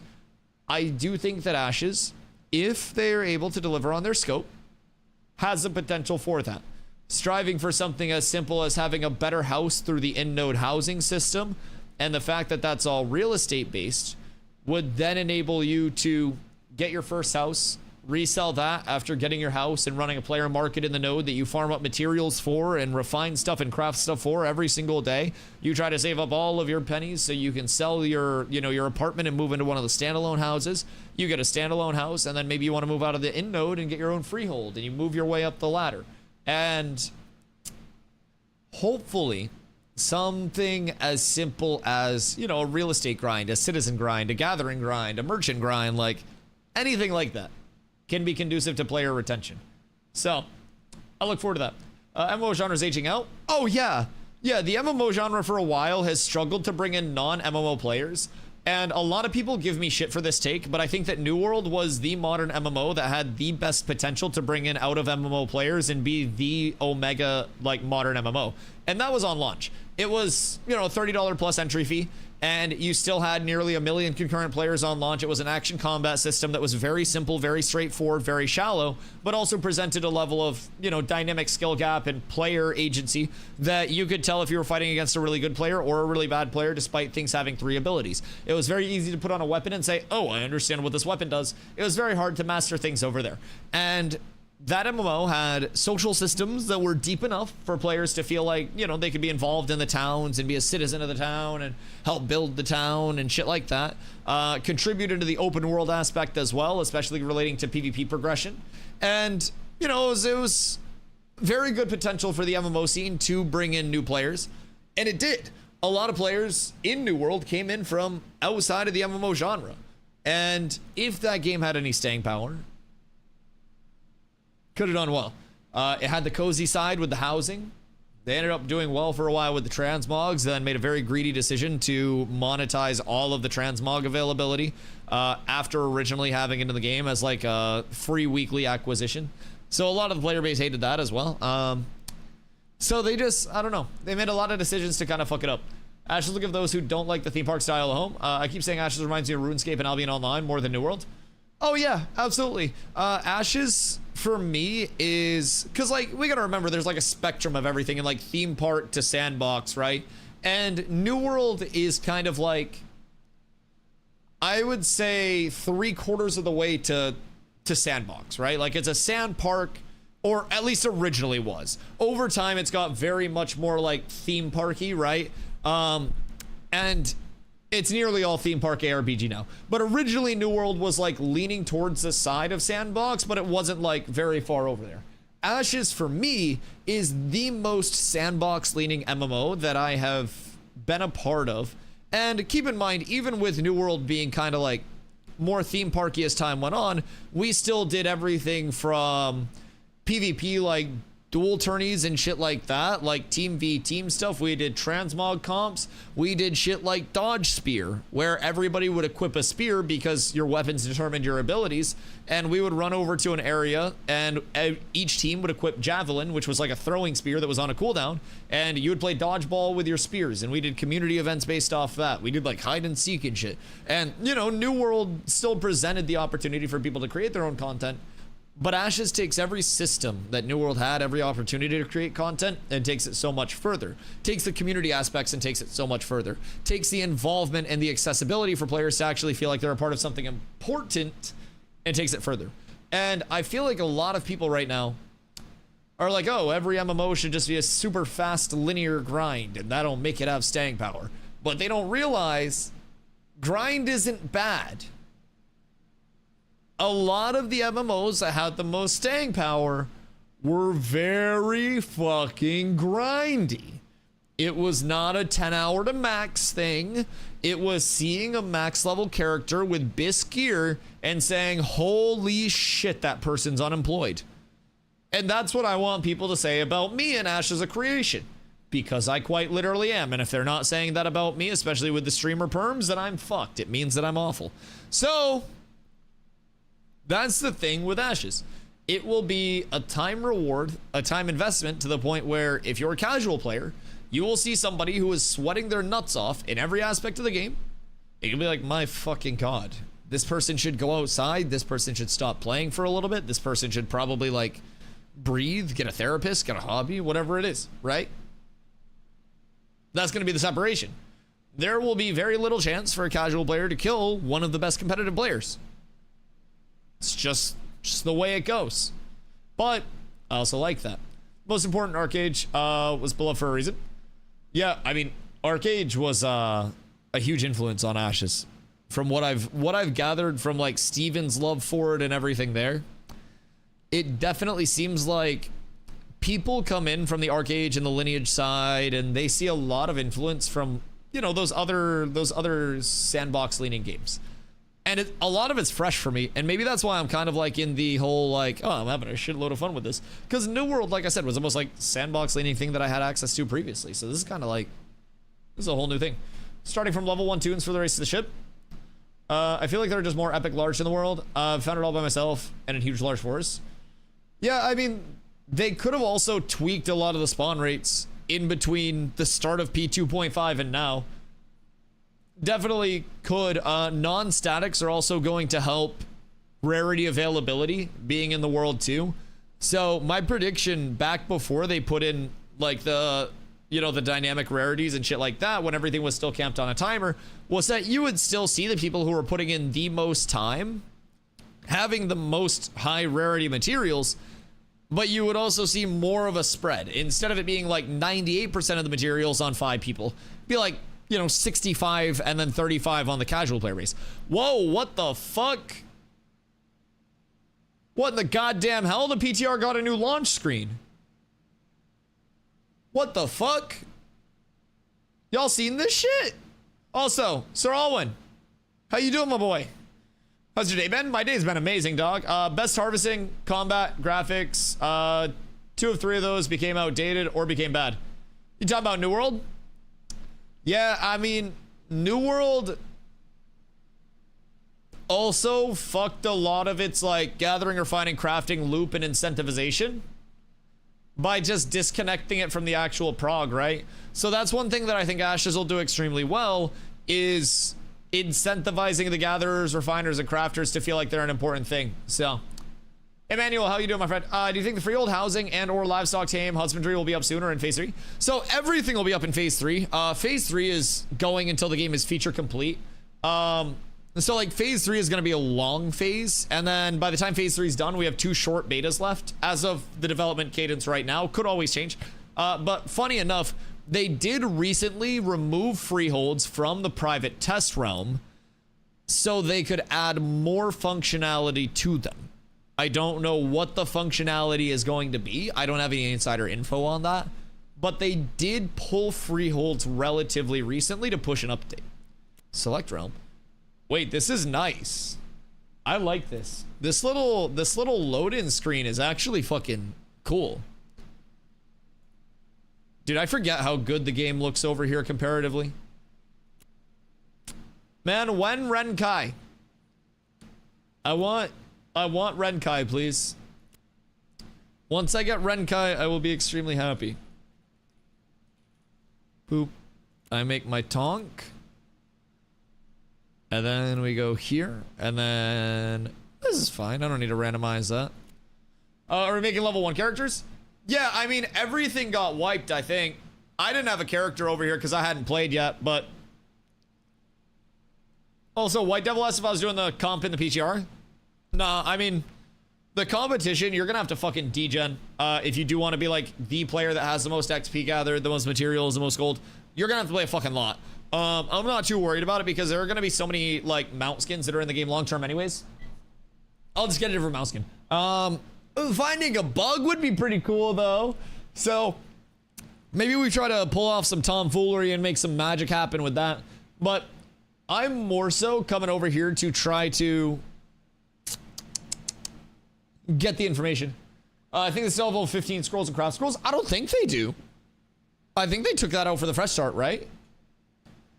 I could be tripping, but also make sure you guys pick Nakua Beach Volleyballer as your background. No scrolls? Yeah, I think they wanted it to be an organic fresh start. I gotta check Gustav. Yeah, I don't think Gustav exists. I think Guy and Gus are both dead. I think they've been relegated to other duties. to say the very least. They're on vacation? Yeah, they'll be back soon. They'll be back soon. Just like Dad. You're going for the Mount Challenge? No, fuck no. We have Guild PvP night in 3 hours. So I'm just kind of like messing around on the PTR a little bit. We're actually very intrigued about the gathering and refining processes with the new changes.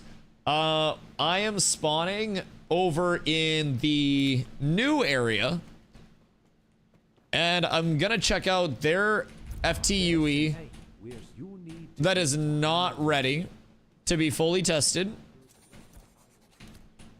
and we're gonna give this a shot. And then I also want to go out and I want to hit some gathering and see what's what there.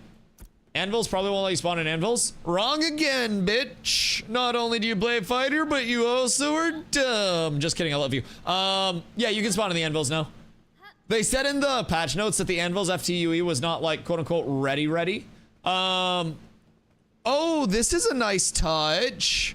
Wait, the new like the weapons that you can grab and like the weapons and shit that you can grab throughout the divine portal area, those are now like glowing red. Oh shit. Wait, that's cool.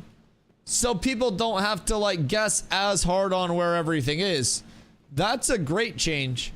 So you now get like red glows around the weapons that you're supposed to pick up, so that way you have your ranged and your melee all at the same time. I like that quite a bit. So yeah, the ones that are just like laying on the ground that you can pick up. That's wonderful. That's wonderful. Heart trees remind me of the world trees from WoW. I know, I'm excited to see the heart trees grow as well, because the heart trees are the heartwood tree, those are supposed to grow as the biome is healthier and will like reflect the state of the area that it's in. So like nodes will have their heartwood trees, and I think there's like an entire biome one maybe, or like a zone one. Ow! What the fuck, Planendorf? Oh god, dog's cooking my shit. Oh my god. Oh Jesus Christ. Oh fuck, those crystals are going sicko mode. Dude, I can't see the stairs. Oh shit. I don't know where to go. Okay, something. Can you guys see it when I rotate my screen? Oh yeah, you can. I'm gonna report bug real quick. Planendorf did this. And then we go visuals, lighting.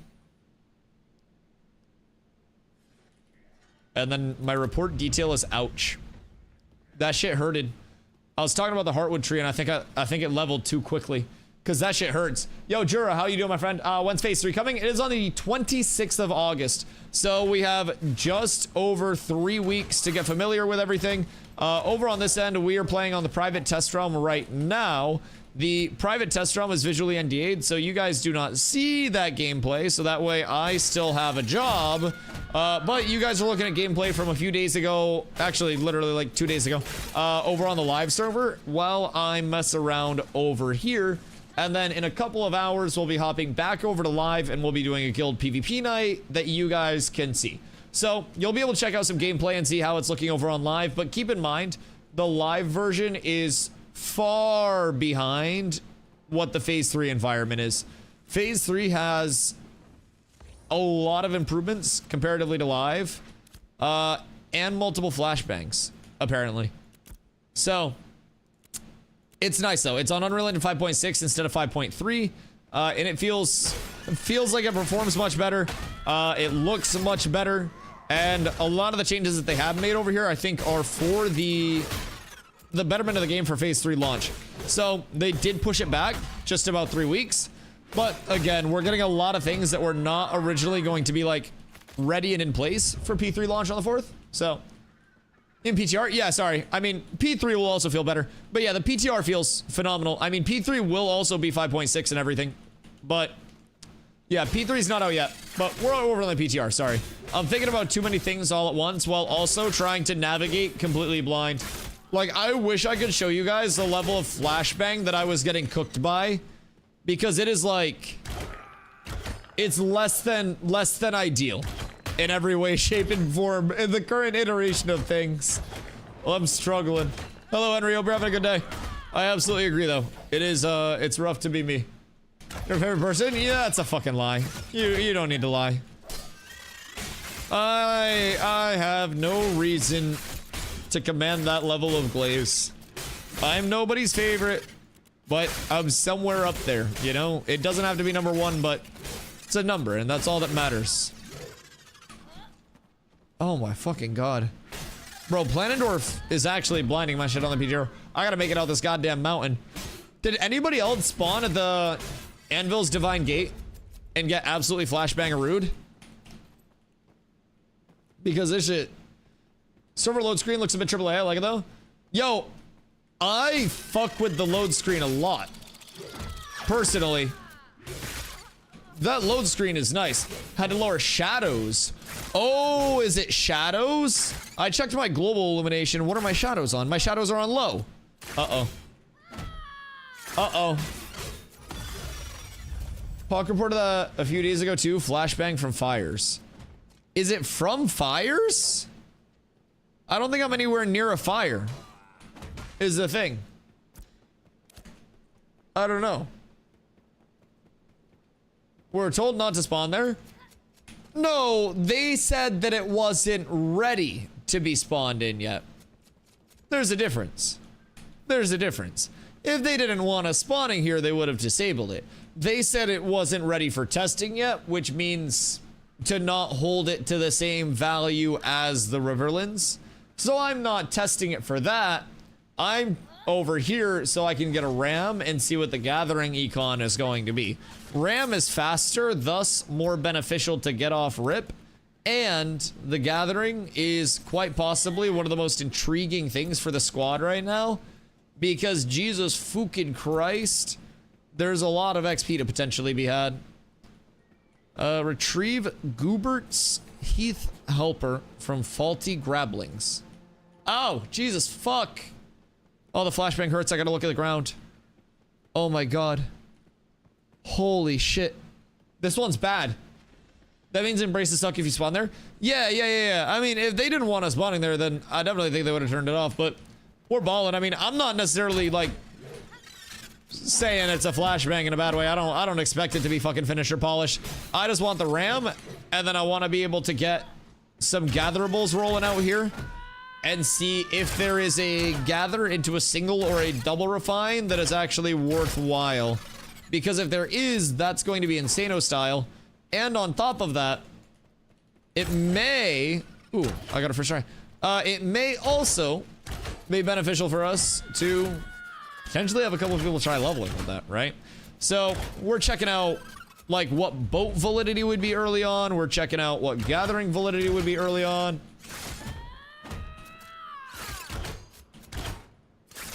I believe that's for the event itself though, because they also said that spawning in the anvils wouldn't count for the event. So I think that's just if you want your shit counted for the event. Again, I think if it was a big deal, then they would have turned it off. But we test what we want to test here, and I'm sure in the grand scheme of things, they're more thankful that people are over here testing something than being over here testing nothing in the first place. I think it's a net gain for them as a whole to just have people testing something. So, we'll spread out. We'll test what we want to test. And if they don't want certain things tested, they'll seal it off. And otherwise, we ball. Which is nice for us, because we get a whole lot of information out of it. And we're on the PTR. As much as we are trying to find bugs, we're not worried about the competition. We're not worried about a mouse skin. We're worried about P3 launch. So, we get as much information as we physically possibly can out of every part of this, whenever it's viable for us to do so.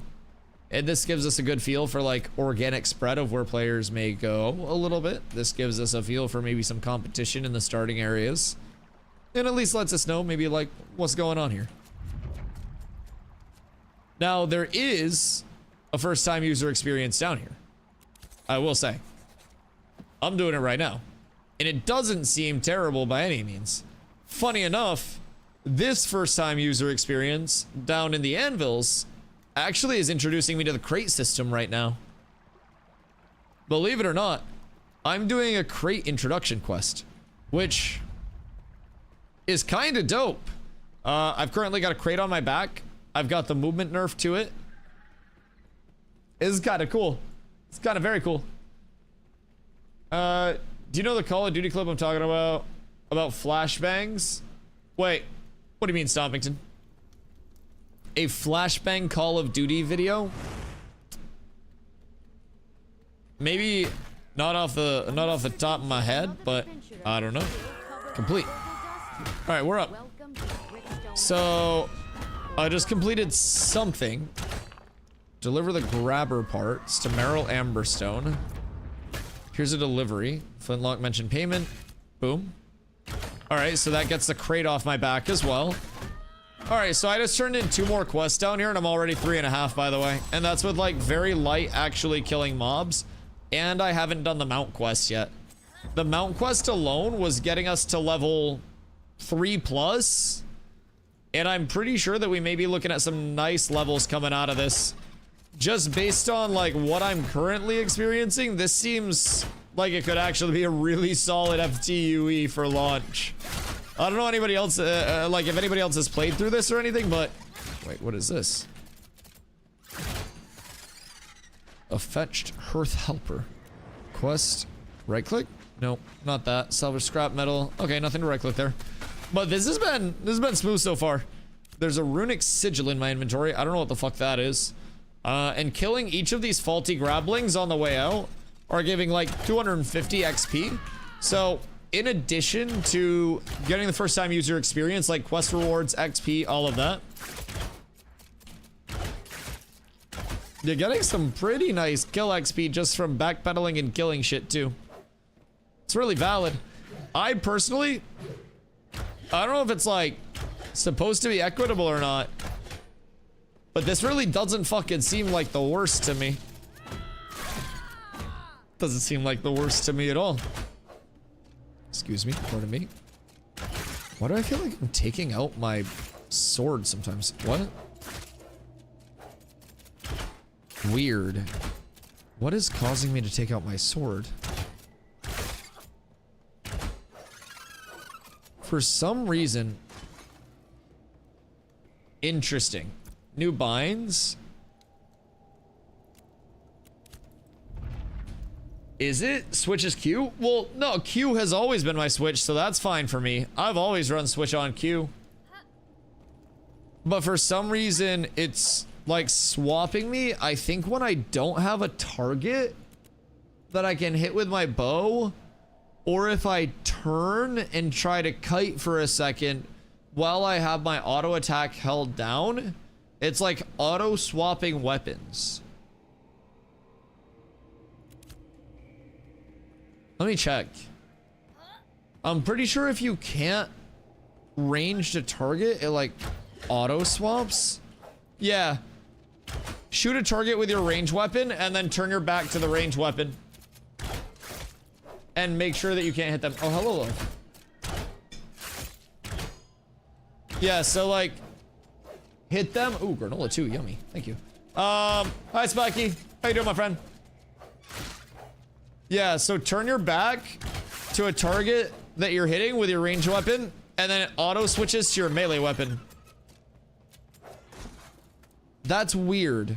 Why is that a default setting?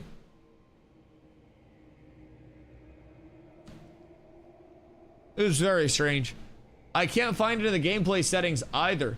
PvP night, yes sirski. Yes sirski, we got a PvP night over on live servers at 7 p.m. EST.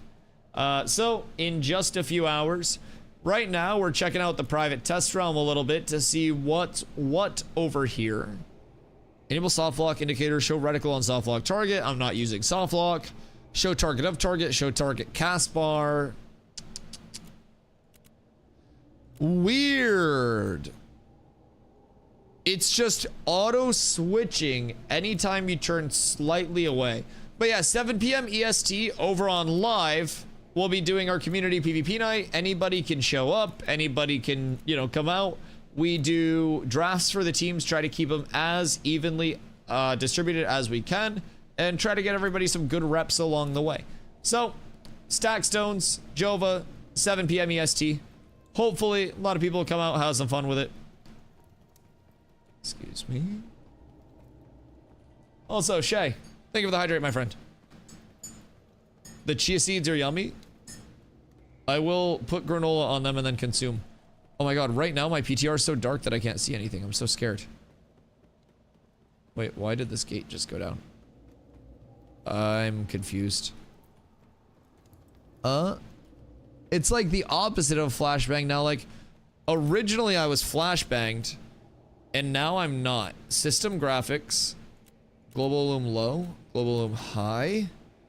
Okay, Global Loom medium or low, I believe, is cooking your lighting in the mountains.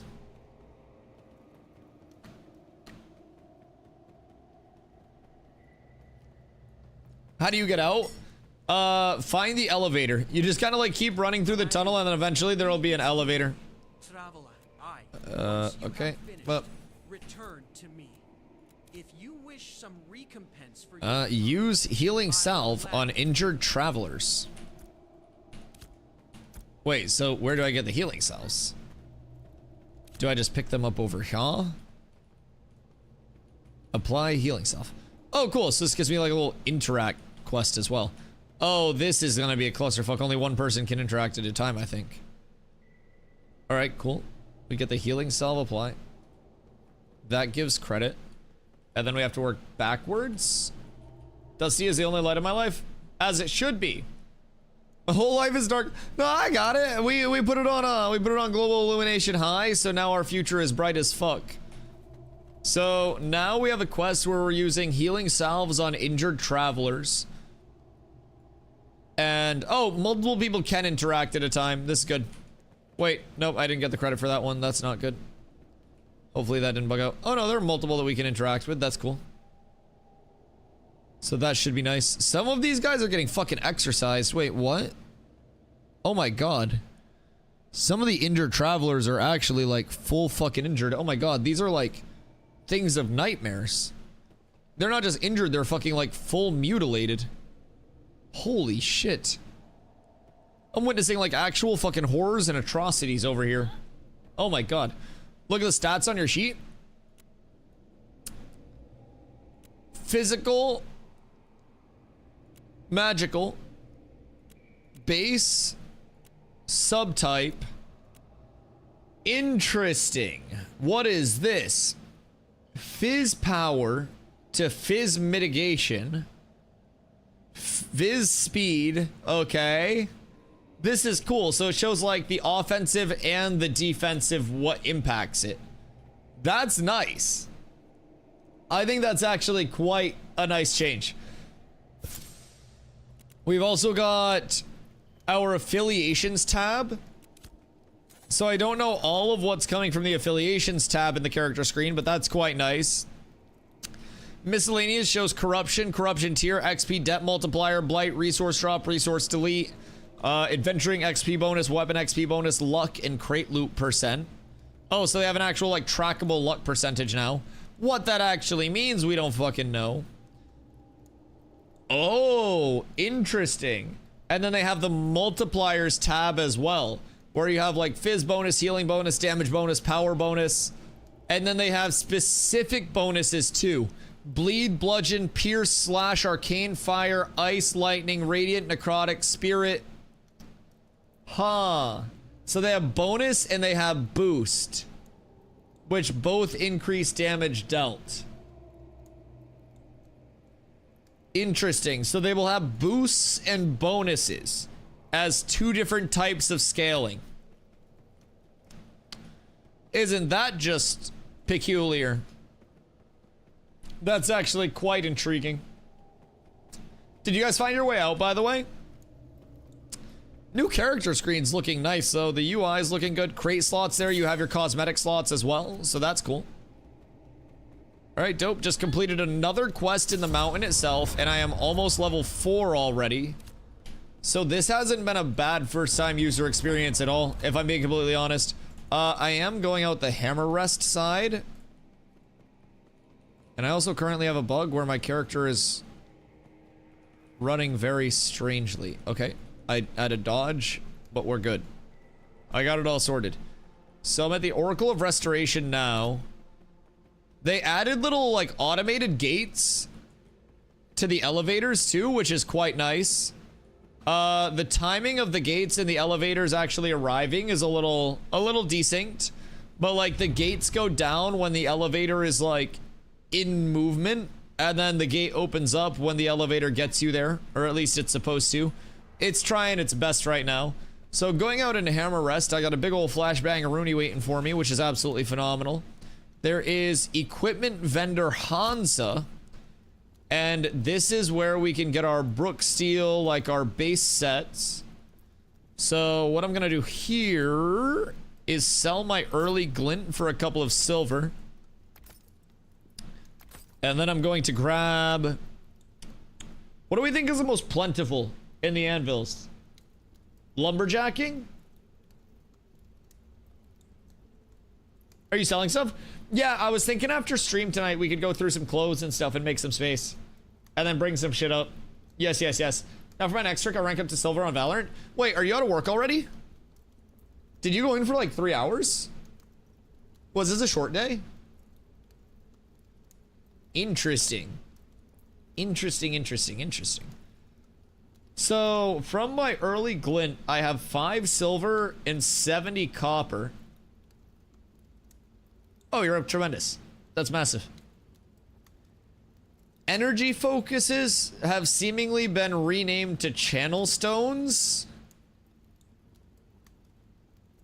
Drift bows and river bows are your spell bows. Grimoires are your energy spell book. Tide Razor is your greatsword, and Tide Slicer is your caster sword. Like your one-handed sword. So is Tide Poker going to be the rapier? Because that's intriguing. You have infinite copper? Wait, what do you mean? Did you find a bug? Wait. What do you mean infinite? Intriguing. I'm gonna grab a couple lumber bags. I found a bug with full bags. Oh shit, report that bitch. That could be what you need. Replicate it, then send it in. Yup. Massive. Massive. Alright, so since you've already reported it, what's the bug? You just have full bags and then you move stuff around and it dupes it or something? And you have to have every bag full. Because that may be a very quick leveling process. Ow, the fucking flashbangs! Dude, I swear. Oh, Jesus Christ. Although it does, hear me out. I feel like it does make sense to a certain extent that coming out of a cave would lead to a very bright exit, right? But I feel like the flashbang of the light coming in is a little ouchies. Wait, what the shit?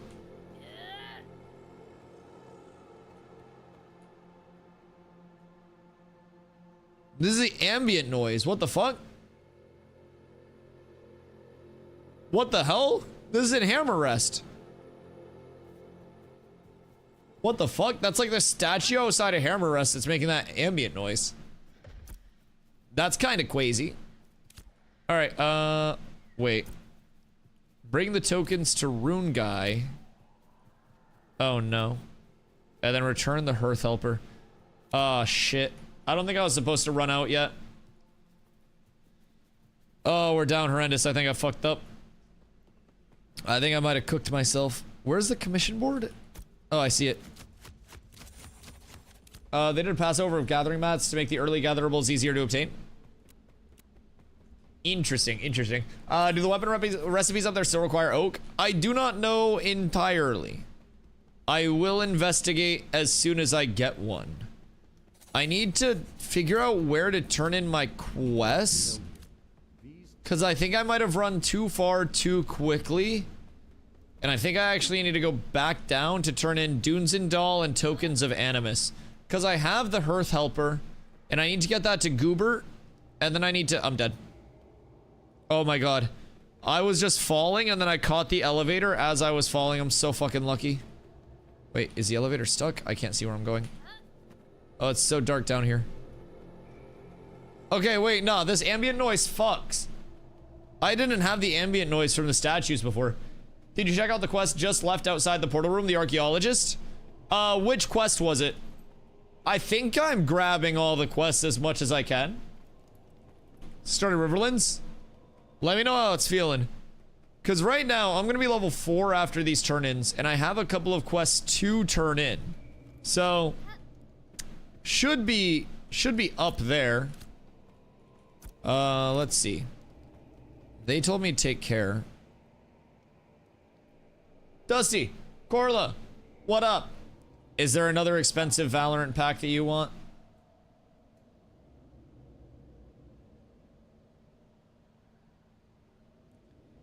I'm getting harassed by 6'9" alpha. In Valorant? That's crazy. I bet that guy's a brony. That's fucking wild. 6'9" alpha. It's a long legs quest. I have to dust off runes. Can't do it as a dwarf. Wait, what? It's legitimately a special quest for long legs only? Is that for fucking real? I need to go back and look at that. I'm going back right now. So you're telling me you're too short to reach? No, there's no fucking shot. I'll jump up and reach. This is discriminatory behavior. I will not be limited. I will not be silenced and held down closer to the ground as my people have been for so long. What the fuck? I also need to find where I fucked up in terms of turning these quests in. Because not having these turned in is unfortunate. I need to find Flintlock, no. None of that. I need to find Goober, and then Rune Guy is the name of the other NPC that I'm looking for. Now I think Goober was back inside the mountain, which I'm inside the mountain right now.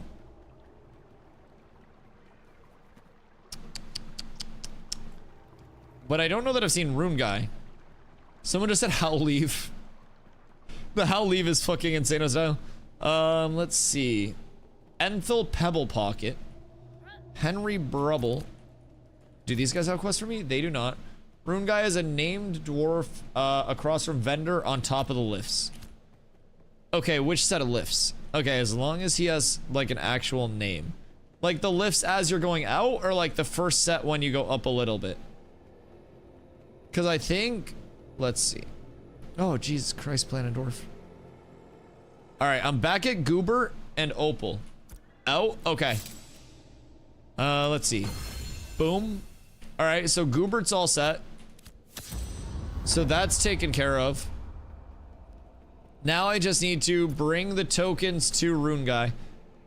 2 set of lifts. Okay, yeah, I went back down the lifts to turn into Goobert. So I just got to make sure that I'm turning that in on the way back.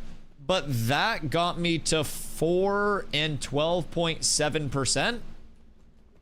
So I'll see where we end up at.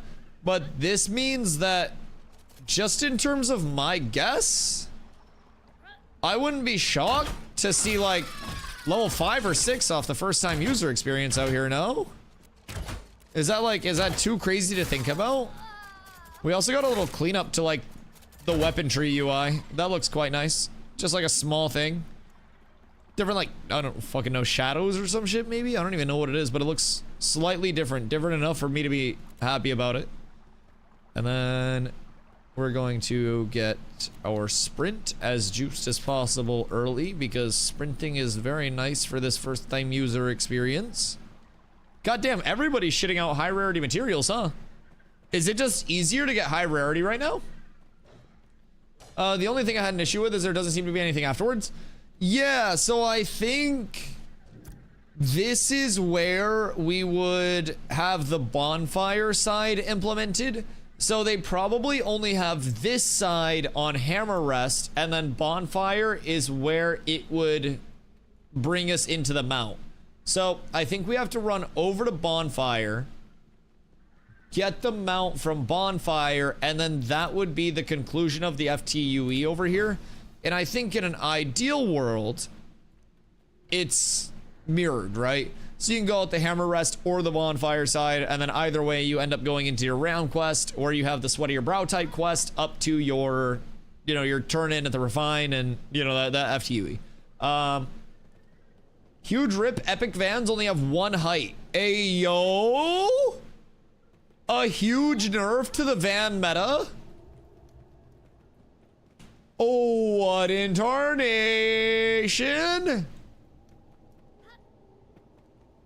Is that not a massive change? Actually, huge nerf. Yeah, that's a massive nerf. We need to find Lego, I guess, and see, right? Because if that's epic, maybe they just want Lego to be the incentivized one? Remember, crates are 1 by 1? Even my blue one was. Interesting. Okay. So it's less about the height and more about the width now? But what is your carriage going to give you then? More of just like defensive stats and deterministic HP, and then your chassis is more for storage? I feel like carriage and chassis go kind of hand in hand with the storage thing though, no? Chode meta. The Chode meta confirmed. Chode vans on top. Okay, so that's very, very, very, very, very intriguing.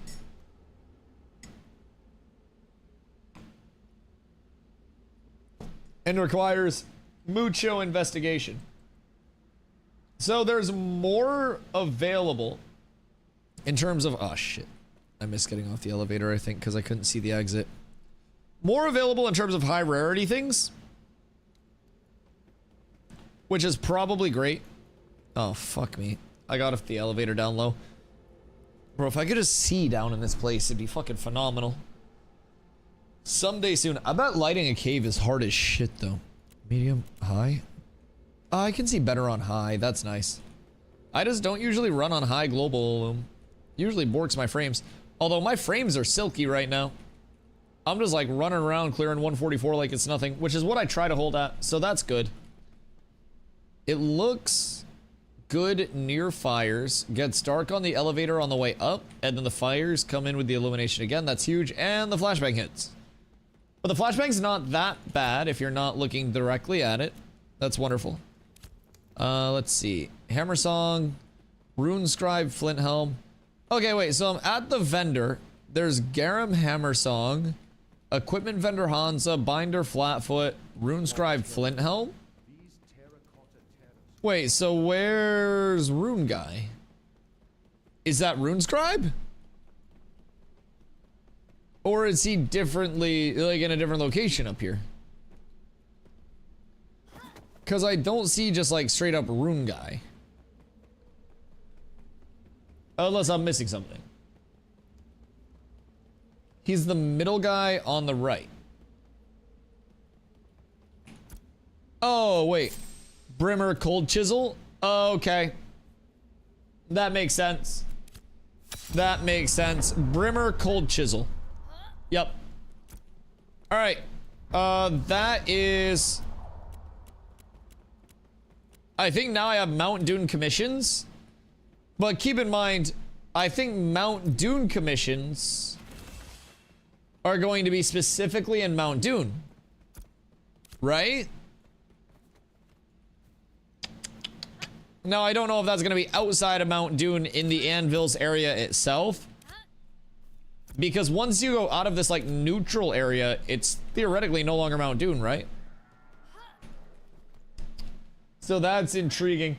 Completing commissions gave Warren Riverland's mercenaries coffer.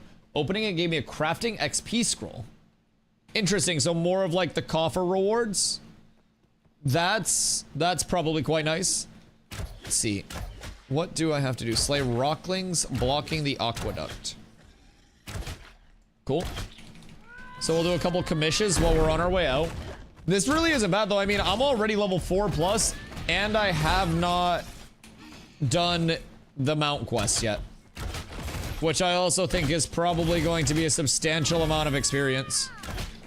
Just based on how it was previously. So I'd say we're probably getting to 5+, 5.5 off this.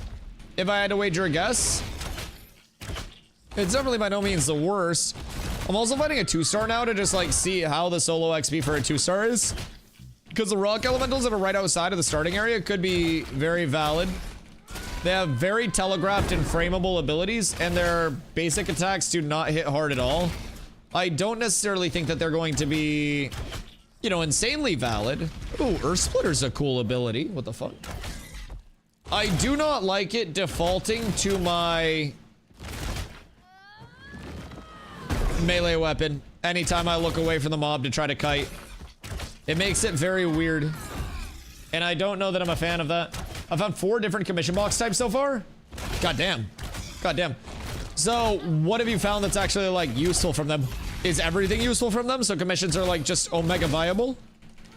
Because I think that would be ideal, but I think having... actually... maybe having them 2-juiced is bad? Although, I guess, go to town, grab commissions... complete commissions while out, turn them in while you're out, and that's gonna be like a hyper-efficient route for things, right? Seems like that should be rewarded. You're accomplishing multiple things all at once. Found another exploit with auto-attacking. Uh-oh. Uh-oh. What do you find with auto-attacking? Is it like a reset? Uh-oh. I'm finding some bugged mob interaction as well. Hey, yo, Pear! Thank you for the 8 months. I appreciate you. Hope you're having a beautiful day. How's your day been? It's been absolutely wonderful. Absolutely wonderful. We started the day over on live for a little bit, and now we're over on the private test realm checking out the Mount Dune first time user experience. It is not ready for testing yet. Ha ha ho ho. But with that being said, it's kind of nice over here. I definitely don't think it is the worst thing by any means that I've ever experienced. They have daffodils, they have giant bluebells out here. A lot of huntable ravens, a lot of huntable deer. So if we do come out of the Mount Dune area itself with, you know, our gathering tools and shit, that's going to be huge. Absolutely huge. I can trigger a wand finisher without having a wand equipped or in my inventory. Like the beam? What the fuck do you mean? Like, equip a wand, start auto-attacking, switch the wand off or something? The adventuring XP scrolls and gathering scrolls only last 5 minutes. Weird. Very weird. It's so much easier than that. How easy? Because that's not good. Slay rocklings. The rocklings are not working. I literally don't have a wand on my character. Tell me you're not just turning on auto attack and that's the, like, result of it. Because that would be very, very, very less than ideal. But something tells me that may be the case. Thoughts and prayers. Just spamming attack key. Like, just pressing the attack key itself? With auto attack on or no? Because I'm not getting that. So put auto attack on and then spam the attack key? Bro, I just hate this fucking auto switch to my ranged weapon whenever I'm trying to kite. Gameplay, combat, auto attack enabled. I did have a wand to start, but I don't have it in my inventory anymore. Yeah, I'm not getting that. I think it's a bug with like your wand to start. Because if I spam my attack key, I'm actually getting... Dude, I switched to my fucking melee weapon so much in between combos. It's actually so toxic. Oh my god. Yeah, I do not like that change. Because I'm always trying to like reposition and kite mobs out and shit. That is switching and fucking so many of my combos when I try to jump. I don't know if I like the feel of it. It's gonna take a little getting used to say the very least. But maybe it gets better. Maybe it grows on me. But I don't know why that happens. I'm literally a territorial hippo right now. What the fuck do you mean, Hank? Why Bippo? What's going on there? I think at this point, you're running into bugs that are the result of other bugs, so it'll be almost impossible to replicate. I don't know, though. That, I mean, definitely still seems worth reporting at the very least. Like, I don't really see a downside in passing that up. That's massive. It just... Can you do it on a second character? Because, like, if it's something related to the wand itself or picking up other weapons, I'm gonna try soon. Word.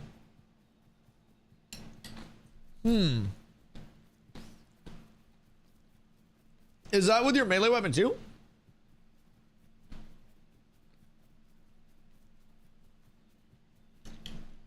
Because that would be less than ideal, I think.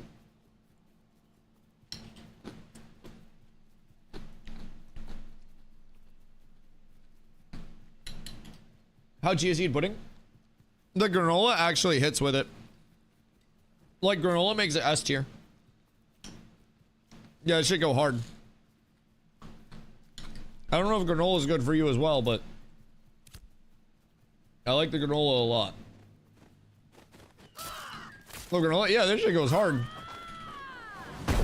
Carla's got us on like a healthy eating kick. So, yesterday's mystery cabbage dish was like little cabbage dumpling rolls. And they went Insano style.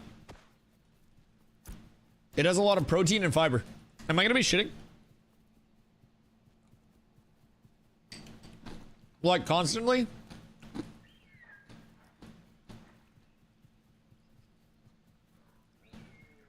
Because that sounds like I'm about to be shitting. No?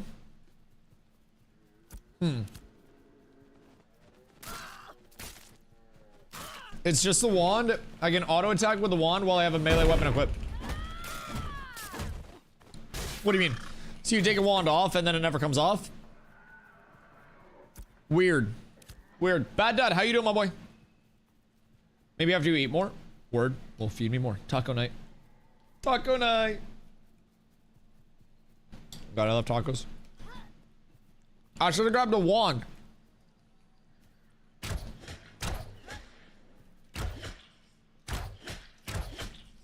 Interesting.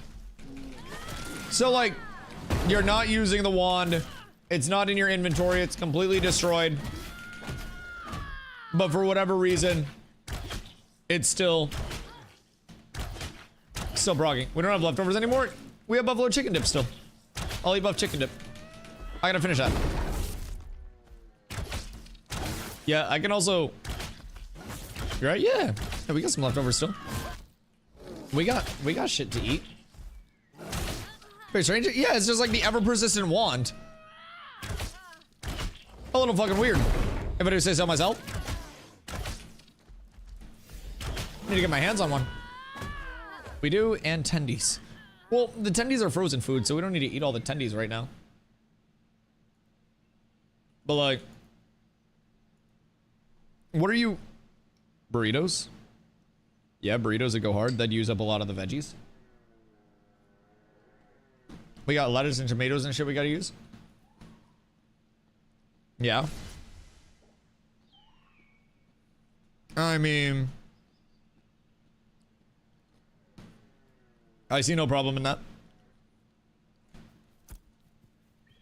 Like, burritos fuck 24/7. I can make bean rice and something burritos later. Well, it's on sale in the app. Because, like, you could always just get meat, put meat in pressure cooker. Meat go hard. Very, very simple prog here. Have it done for the end of stream.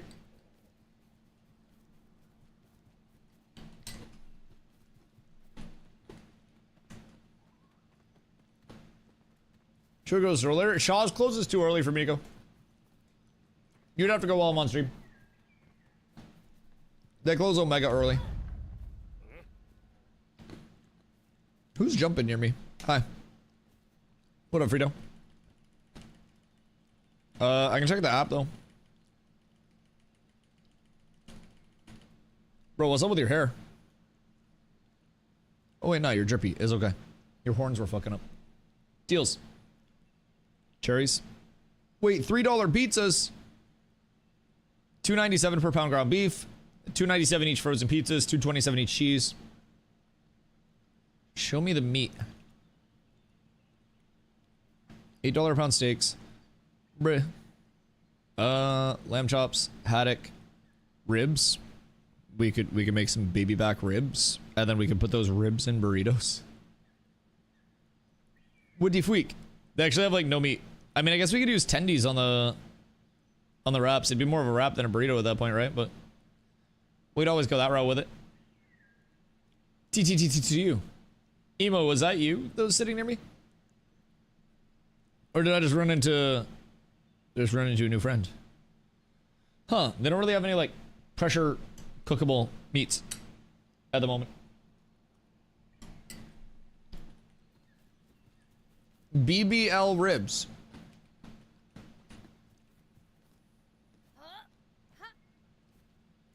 I have a really weird image in my head right now.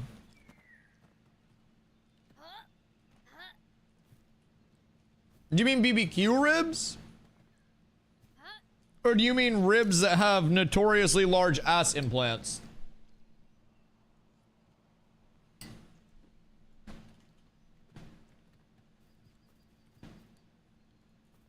Gonna be doing mayor stuff for like 4 days straight. Did anybody run against you or no?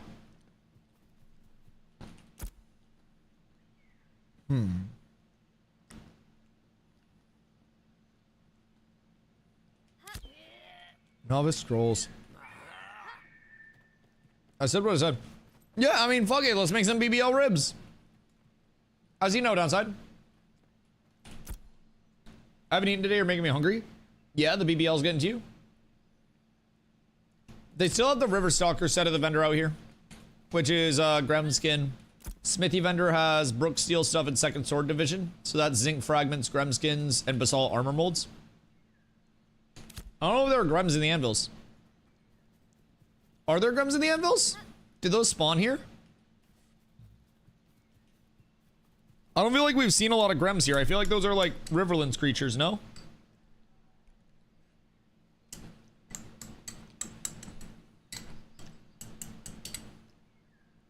Dev stream was pretty good. Dev stream was fire. I like the Dev stream a lot. Bro. Some people were like saying, oh, the Dev stream was like a filler stream. There wasn't much talked about. The only reason that the Dev stream wasn't extremely gassed up by quite literally everybody was because half of us fucking knew what it was going to be because we had private, like, PTR tested. If you hadn't seen all that shit, the Dev stream was hype. If you're a normal human being that's excited about things, that Dev stream was hype. Like, they showed a lot of things that are fucking phenomenal for the future of the game in that one Dev stream. And I don't really understand how people are not excited about it. I didn't get to see it. I would go back and watch the VOD. I mean, even if you just go back and like watch my side and watch the reacts to it, like, it was a good stream. It was, ow. It's worth watching? Oh yeah, absolutely. Absolutely. And that's even with us knowing a lot of shit that's in there. But there is also a write-up that was done on the subreddit that has some notes with it. But it was a lot of good information. And they talked about how they were basically allocating the time and the teams in like the delay time frame. How everything was going to be coming in a better spot because of it. They have a shitload of people that are allocated strictly to squashing bugs. So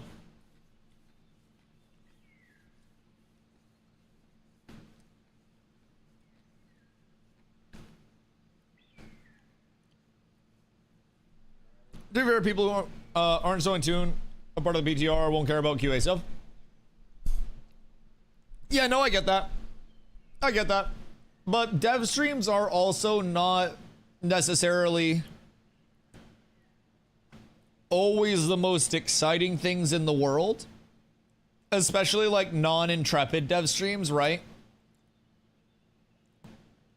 If you watch a lot of developer live streams or developer updates, it's very frequently devs awkwardly sitting around a table and just like, hello, yes, this is the state of our game. It is dog shit, but it will get better. We do not care about the community whatsoever. You're all stupid, fuck you. And that's most dev streams. And I do really enjoy the Intrepid dev streams. I feel like people just expect the dev streams to be like a fucking monster truck rally. And it's simply not going to be that. Like, it's not like it's going to be fucking WWE Super Slam with 17 summoners, titties out, fucking mashing them on each other. Like, they're going to talk about the technical state of the game and development and stuff like that. Might not be the most exciting for everybody, but that's what the actual game is here for. People that want to see that. Always an option. But yeah, I definitely think their dev streams do a very good job too of taking the information that's typically like very hard for new players to. Did you say they had actual tools placed out too along with starter weps? Oh wait, did they? Like the starting tools? Oh shit, fuck. Anything new come online on the PTR this week? A lot of bug fixes. Right now they're doing like a little weekend competition. Some winners can get mounts and stuff like that, like mount skins. But they did also make it so you can spawn in Mount Dune and do that like new player starting experience over in the anvils.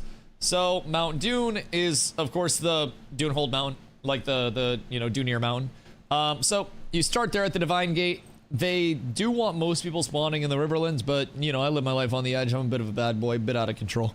So, I spawned over in Mount Dune and I've been checking out this this first time user experience here. Made it out to Hammer Rest at like level 4.5. Hammer Rest does not have the follow-up of the Mount experience yet. But, once the Mount gets out here, this will be nice. How's it feel overall?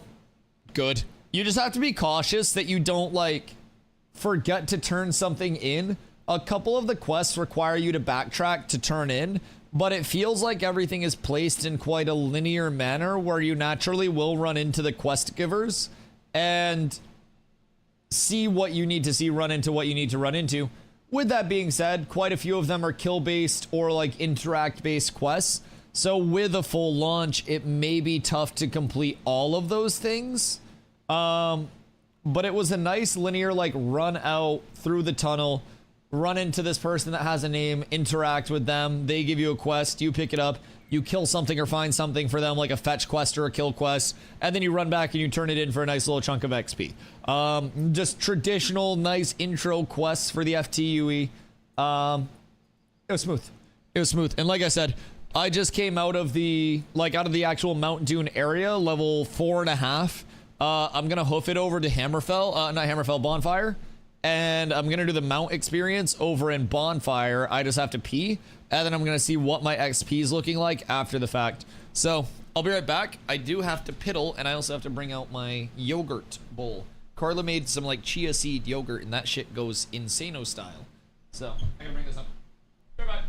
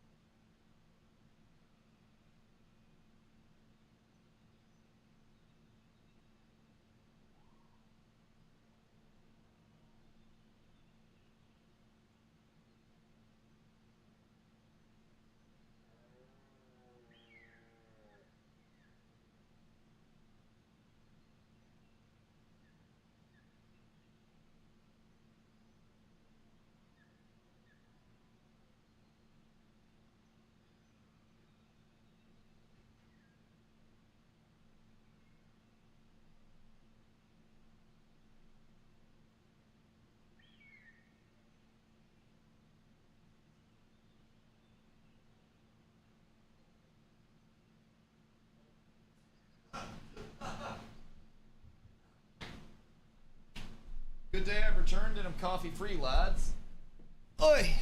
Ow. I also just ran into my fucking door frame. Like, not my door frame, but like the entryway to the stream room. I fucking borked my shoulder on it. Dusty's gonna get fat. Wait, what do you mean? I'm not gonna get fat. I have a very fast metabolism. I'm blessed to the fwick up. Yeah, no, I'm safe. I'm good in that hood. Although I may put on some poundage. I don't quite know. I'm not ruling it out by any means. But it's definitely not a certainty. That's what I said too. I don't really weigh myself that much. I kind of go based on vibes. It's like, do the knees hurt? Yes or no? If no, we're balling. And we're good at the moment. I don't know how long it'll stay this way, but as of right now, we're chilling. Some Giga Chad metabolism. Yes. Indeed. Oh, there are huntables that actually like patrol now instead of just being stagnant. That's cool. They're like hawks that are flying throughout the map area itself. Huh. That's neat. So things like move around a lot. I like that. Yeah, no, Carla's not a chef. She just likes cooking. I mean, we both like cooking in all fairness. Like, we usually help each other with the cooking and stuff, and we both cook pretty evenly, I would say, over the course of it. But I don't know. She has been on some, like, healthy cooking stuff that also tastes good lately, because if she goes too, like, over the top, just pure health, and doesn't taste good, I'll make fun of her for it. So, like, yesterday she made some cabbage, like, dumpling type beats, where they were, like, it was, like, ground turkey and, like, veggies and spices and shit. And then it was wrapped in cabbage and then steamed, and then, like, with the leftover ones, we're gonna, like, saute them in a pan and kind of, like, you know, go about that route. How to pet to death if the animal is moving. You know what? That is true. That is very true. Now, there will be hunting, trap, bait, and lore. Jesus Christ. What the fuck? Trap, bait, and bow. I don't know where lore came from. I was apparently reading something else on the screen. But, trap, bait, and bow. And we have a lot of cabbage left. Good. And I'm assuming you would be able to, like, drop a trap, get the mob stuck in the trap, and then bow it or some shit. Also gonna change how we gather those anyway, so maybe this is the beginning. Very likely could be. Yes. I would not rule that out whatsoever. It is very, very, very likely the beginning. This is interesting mob behavior. I might be attacking things from too far out of its aggro range, because now these mobs are working. But they did not want to work right off rip. Also, I'm curious, because this could be a very chunky solo area. Okay, so that one responded, so that's good.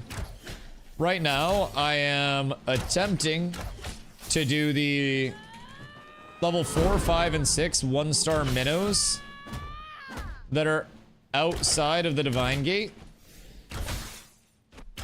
Some of them are very user-friendly for hitting and killing. The disciples seemingly are not. The disciples hit very hard, and I don't necessarily know that I am winning that trade at the moment versus the disciples due to the amount of damage that they are doing. Now, the warriors actually seem to take a lot more damage. It may also be because of the level 6 diff.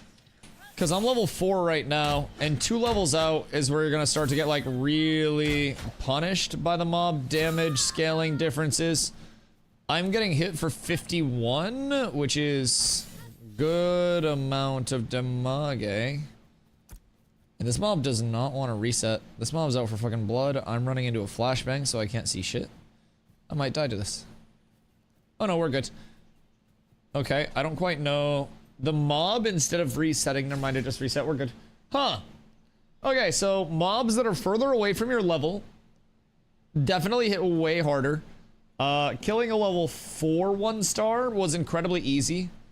And I just kind of like auto attacked it down, like basic attacked it down. And barely even had to kite it. As a level 4. Killing a level 6 1-star quite literally just required me to work the hardest that I've ever worked.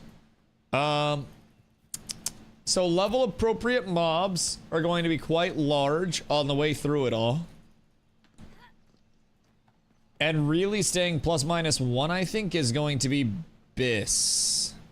Because otherwise, it seems like you're going to get yourself in a lot of spots. Why is this half HP? Wait.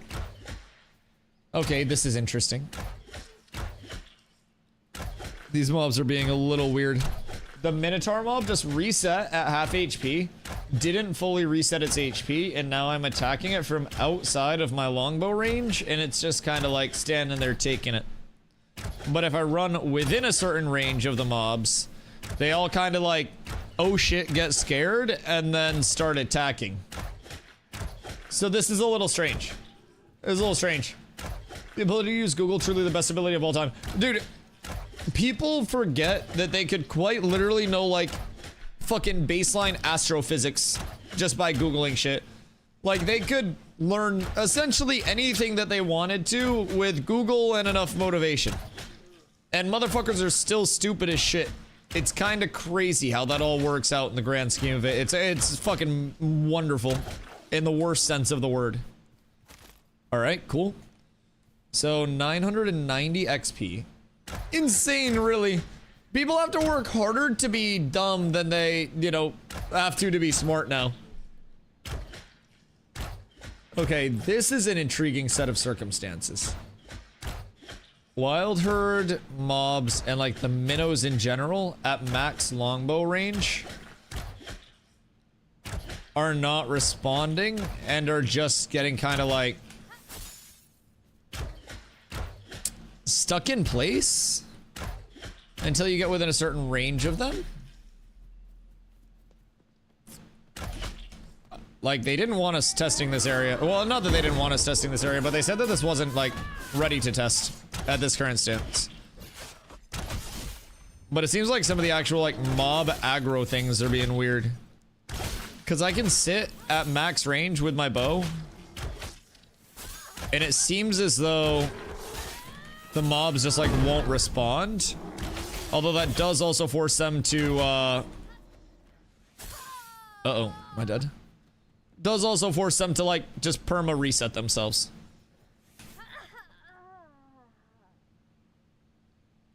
I just got crit for 1/4 of my HP. Ouch. Oh my god. Yeah, level diff is a scary diff here, boys. Let me tell you that much.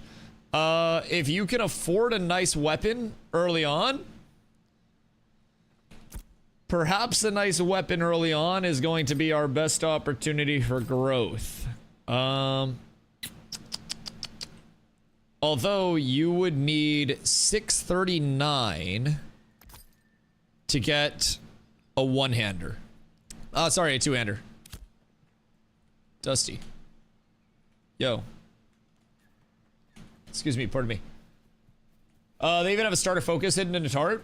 Oh, dude, it's so great. Now, some of them have, like, the actual red pulsing area around them, right?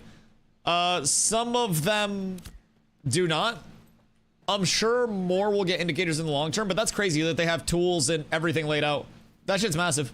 Any chance you're in a different server worker that could be causing the disconnect? I don't think so, because it's all... That's a good comm.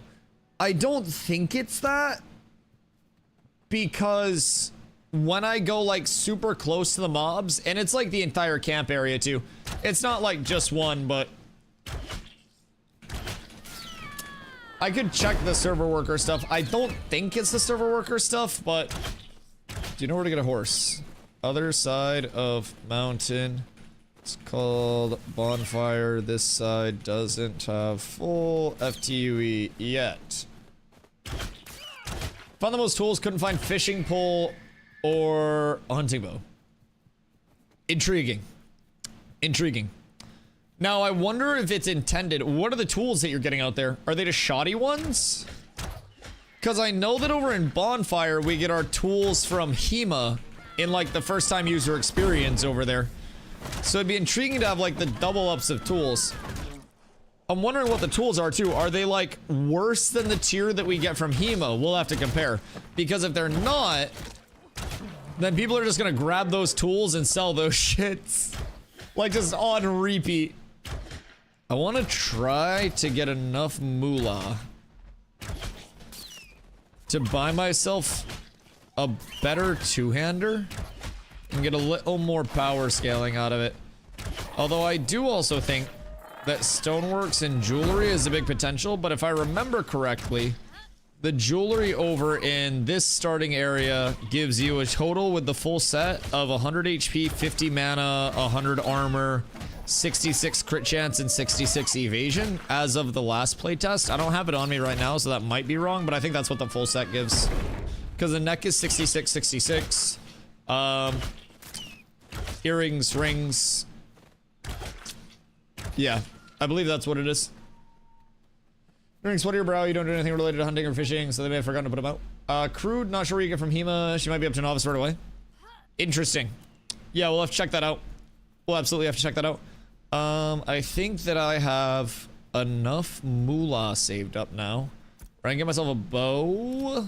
And I think a bow's probably going to be the best bet. Because if I go to the Hideworks vendor, like, River Stalker is 40 fizz power, 27 max health. I'm gonna get a whole lot more than 40 fizz power if I'm grabbing a bow off rip. Oh wait, bow's gonna be from the woodshop side, isn't it?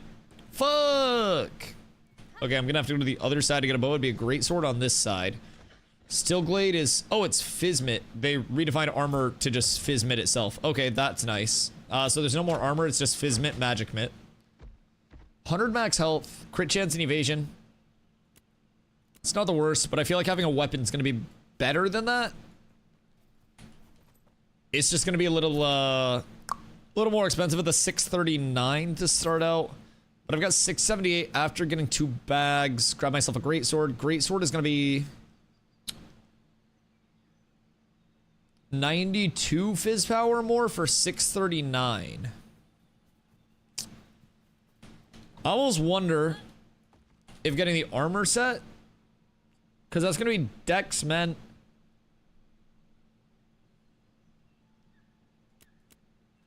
Be 478. That would give me 2 silver left over. How much is a jewelry set?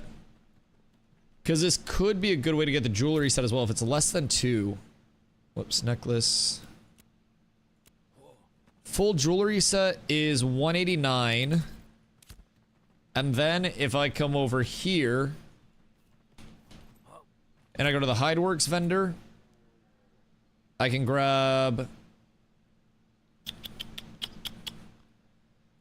the boots. Are there any other cheap pieces over here? Smithy's gonna be second sword, right? And everything second sword is probably gonna be tanky. But I grab second sword chest. I feel like because that's con and max health. I see the light now? Oh, you're gonna see the fucking light when you're coming out of that. You're absolutely gonna see the light. I guess just go River Stalker's 2-piece. Probably give me the best. Okay, 11 copper left over. I didn't get a weapon, but I started out with, just in terms of gearing decisions, I went with River Stalker treads and gloves. Sorry, treads and, not gloves, pants. So boots and pants. And boots and pants and boots and pants. So boots are looking at 13 dex, 40 fizz power. Dex is now giving a 1 fizz power to 1 dex waterfall. So that's going to be a 53 fizz power gain for 1 silver. Very high in terms of the total value. River Stalker trousers. The pants are 19 mentality and 27 max health. Mentality giving mana, some magic res and shit like that.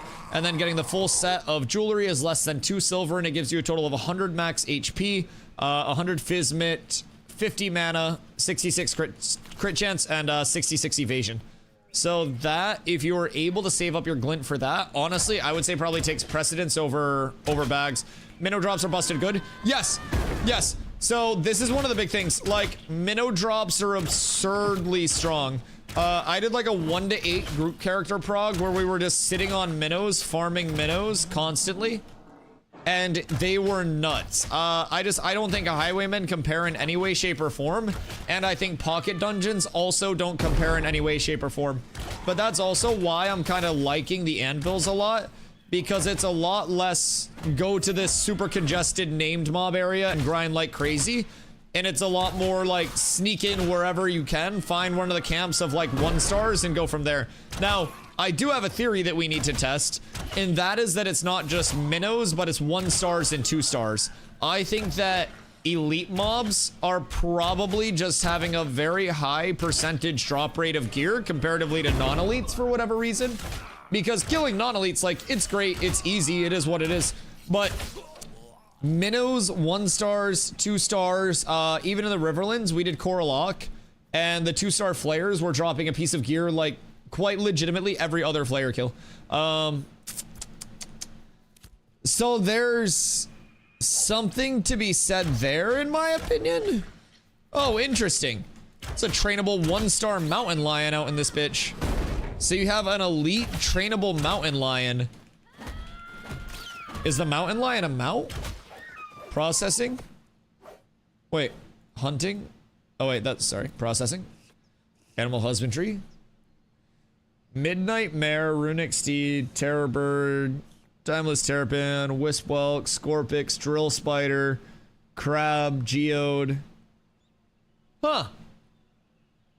Weird. Mountain Lion Huntable is...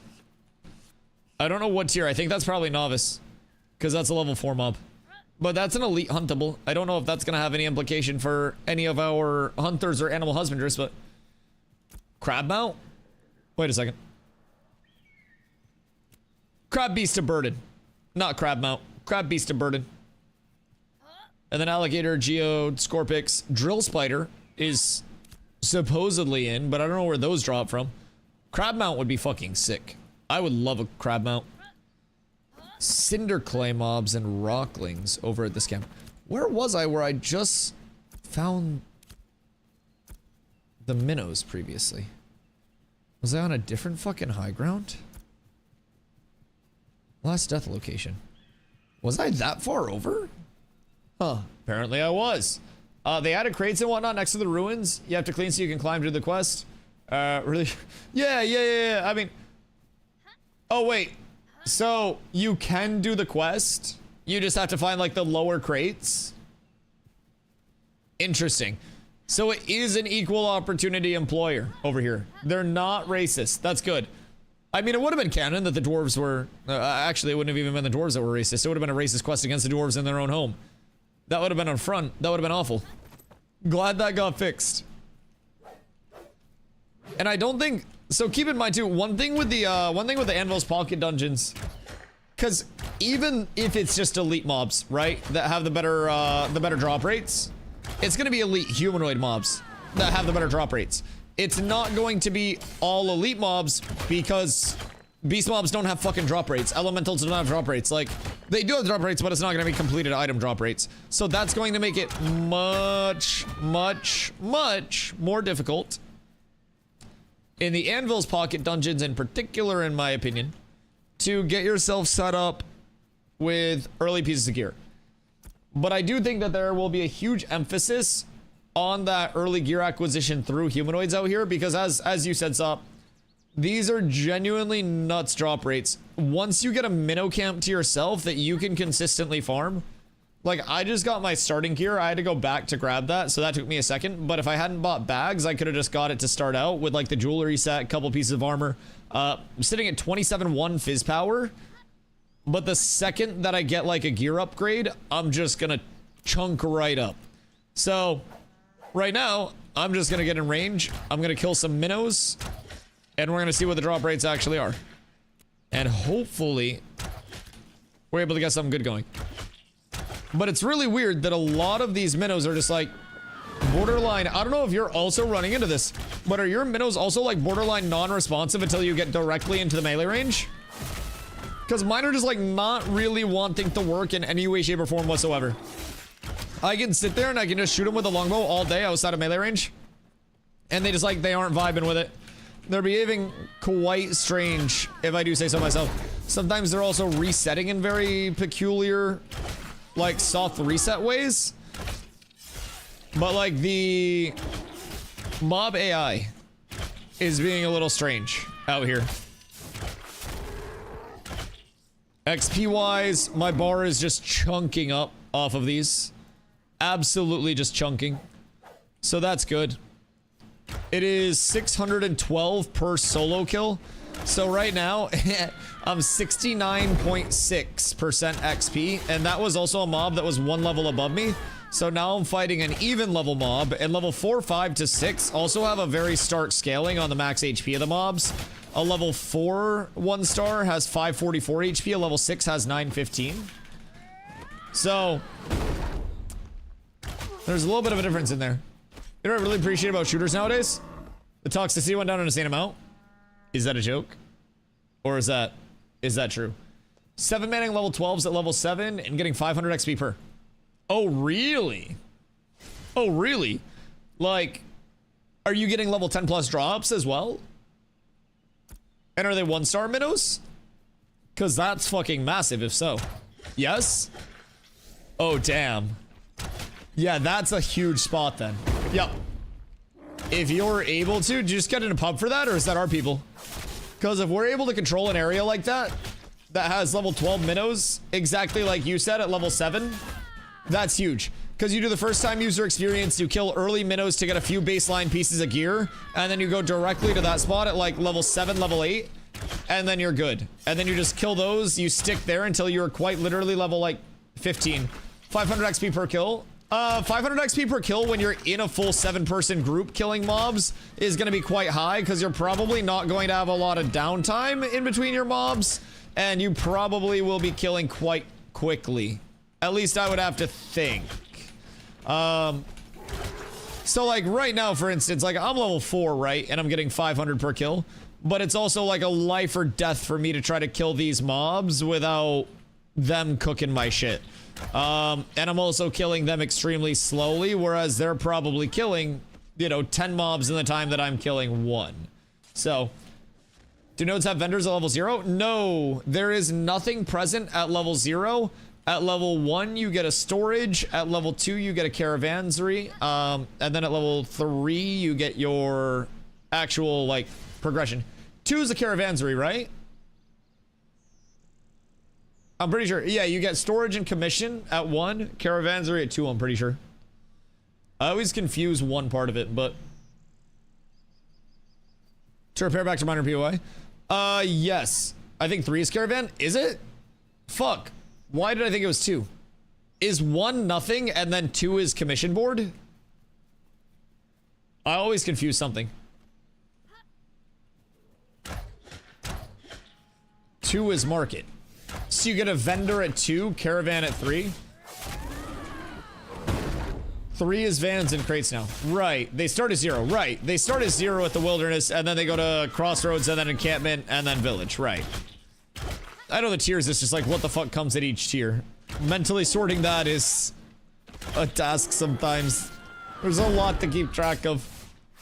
But yeah, I just always confuse whether vans are at 2 or 3, but 3 is vans and crates. Good to know. So that's another big incentivization to get boats out very early and very often, by the way. If you get boats out to transport shit, that's going to be absolutely massive. And if you're not getting boats out on the water, you're probably going to be at a detriment. Now, communities will, like, nodes will get leveled by communities extremely quickly. I think day 1 level 3 is not... Wow. I just found a blue wand from the Minotaurs. Unfortunately, it's 276 magic power. But that's nice. So let's see if this wand thing is true. Oh, what the fuck? Yeah, once you put on a wand, it just never comes off. What in the Sam hell? Interesting. 27-1, 23-8. Weird.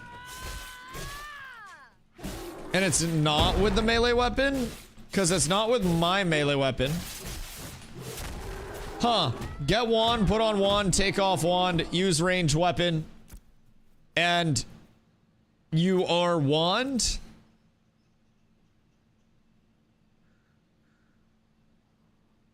That's intriguing to say the very fucking least.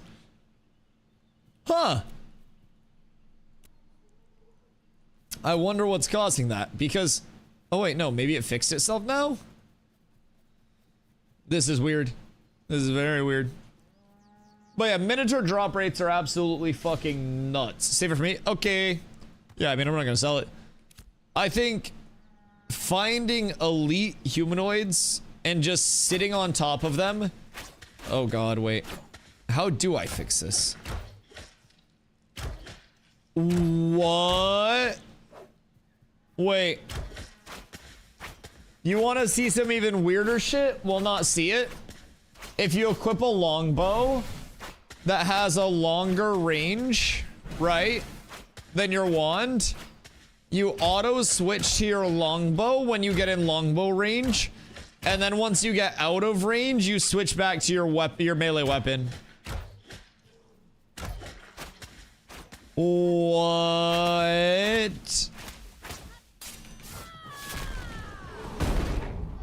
What the fuck? What Dewan doing? This is insanity. Wands are very broken. Yeah, so do we have to like relog, or is the character just omega bricked? Cause that's not good. I need an energy wand at this point. And I don't think we're gonna have those just readily available up in here. And it's not even like giving me the proper like fizz damage scaling. It's actually like scaling it. Not that it would be proper for the wand that I have equipped, but like it's giving me the magic damage off of it. So I'm hitting for like 2. Although like, why am I hitting so low? Like if I had the wand equipped, I go 22-2 magic power. Realistically, is that the worst thing?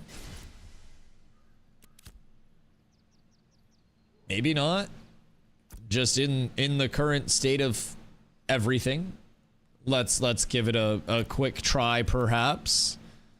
Maybe the wand tree will present something that I really enjoy. Maybe burning or chilled are like the 2 BIS status effects for early tank progression. And the normal wand is the only way to make those happen. Also doing this farm with no tank? Word. I don't know how many other people are over here, like, waiting for the level prog and stuff, or who's just fucking around, but I can also pop over once I level 1 or 2 more times, because I am still 4 at the moment, but I'm actually hitting stuff now, instead of just, like, running around buying shit, checking out the, early gearing prog. I want my deadly finisher. Let me bzzz. Because right now I'm not bzzz, and that makes me sad. Although I guess I don't have the deadly proc, huh? Give me the finisher! I have such bad RNG. This is down horrendous. Everything's terrible. Yeet. Yeet. Mobs that are a couple levels above you hit kind of hard. Yo, Blaring, how you doing, my friend? What are the system requirements for this game? Exclamation min specs for the current minimum specs. Now, keep in mind, those will likely change with Phase 3, as they are going to Unreal Engine 5.6 instead of 5.3. So I don't know if that'll raise or lower them, but min specs is like the current live min spec set for it. And then exclamation specs if you do want a copy of my specs as well. I run on a 4080 Super and a 7800X 3D, so I tend to run pretty smooth on my end of things. What global illumination settings work? Because right now I'm full fucking flashed. Okay, no, we're good. The shadows are like shadowing like crazy though. Oh my god. Actually, yeah, I might need to relog. Holy cannoli. Somebody's turning up the lights. I'm relogging real quick. And then we keep pumping. But yeah, I will say, right now, the live environment, it runs fine. In my opinion, like, at least with my build, it runs great. The PTR environment with the Unreal Engine 5.6 build and the environment there that will be live for Phase 3 launch on August 26th is incredibly smooth, comparatively. I don't really have massive performance issues or anything as is, but any performance issues that I did have, any frame drops, seem to be pretty, like, well sorted with the new build. My game runs, I would say, consistently about Wait, even if you relog, the wand is still on your character. What?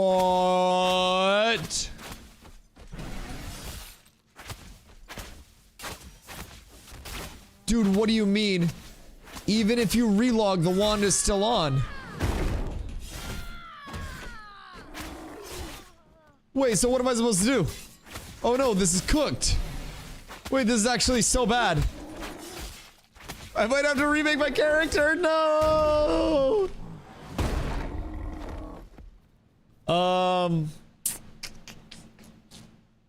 So like, what would we recommend to deal with this, chat? I cannot physically stop the wand from being the source of the auto attacks.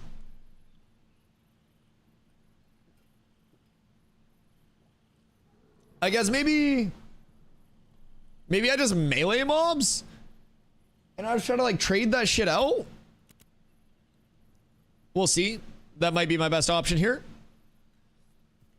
Mage tank now. Yeah, I mean, let's figure it out. Let's see what's what. Yeet. Yeet. We're just gonna be throwing out some greatsword combos for now and hoping that I get some bleed procs in this bitch. Thoughts and prayers. There we go. We got a bleed proc. We're up tremendous. It's gonna be a huge amount of damage for the boys. I love staying in melee range and trading with mobs that are doing more damage than I am per hit. This is phenomenal. It's absolutely a win-win scenario for your boy. And I look forward to the opportunity every single day. I may actually not be able to win this trade. This might be bad for me.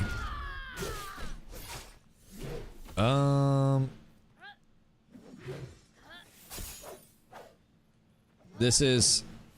Wait, it's not even letting me switch weapons now. Ah. Bro, what is this borked ass, like, auto switch weapon stuff? Please. Like, that is really not fluid. I don't know if they think it is. But that shit is really not fluid. That is really chunky. I'm being chased so far. Okay, we're good. Huh. I don't know. Has anyone else been impacted the same way that I have from that like auto switch weapon thing that's happening over on the PTR right now? Because it's feeling less than smooth for me, personally. It's feeling a little like I'm switching when I don't really want to switch. I haven't seen it. Interesting. So like, target a mob and then go to like turn away to kite them, and the second you look away from the mob, it's auto switching to your like other weapon. So say I like flick my camera away really quickly to move forward, and then I go to turn back and like throw out an attack, right, to keep my forward momentum. And when I do that, I'm turning my camera away and it's switching to my greatsword and then swinging with the greatsword. So the mechanical bugs make it tough to get a good natural feel for PTR testing. Yeah, that doesn't feel good. I don't know if it was like a system thing that they're trying out with like automatically making sure that people have like the best weapon out for the situation or what. But it most definitely does not feel good to try to kite a mob with my range weapon and then lose my combo progress because the game decides that I should have my melee weapon out. Is the options menu 100% the same?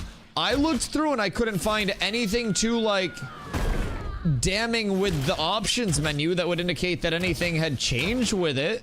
Like I checked the combat tab and stuff and I didn't see too much from it. So I don't know. But we shall see. We shall see. Try clearing the key for weapon swap and rebinding. Yeah, I can check that as well. It's weird though because it's like just an auto swap whenever I'm out of range of the mobs, like not even out of range, but like if I have my longbow out, right, and I'm too far away, then it'll switch me to my greatsword and just start attacking. If I go to turn away from a mob, it'll take out my greatsword and start attacking. Key bindings, targeting, switch weapons. It's just Q and none. And I'm not hitting Q. I'm nowhere near Q. So that shouldn't be the thing. That seems really weird. Seems really, really weird. And I don't really know why. Although I will say, it seems as though my wand problem solved itself.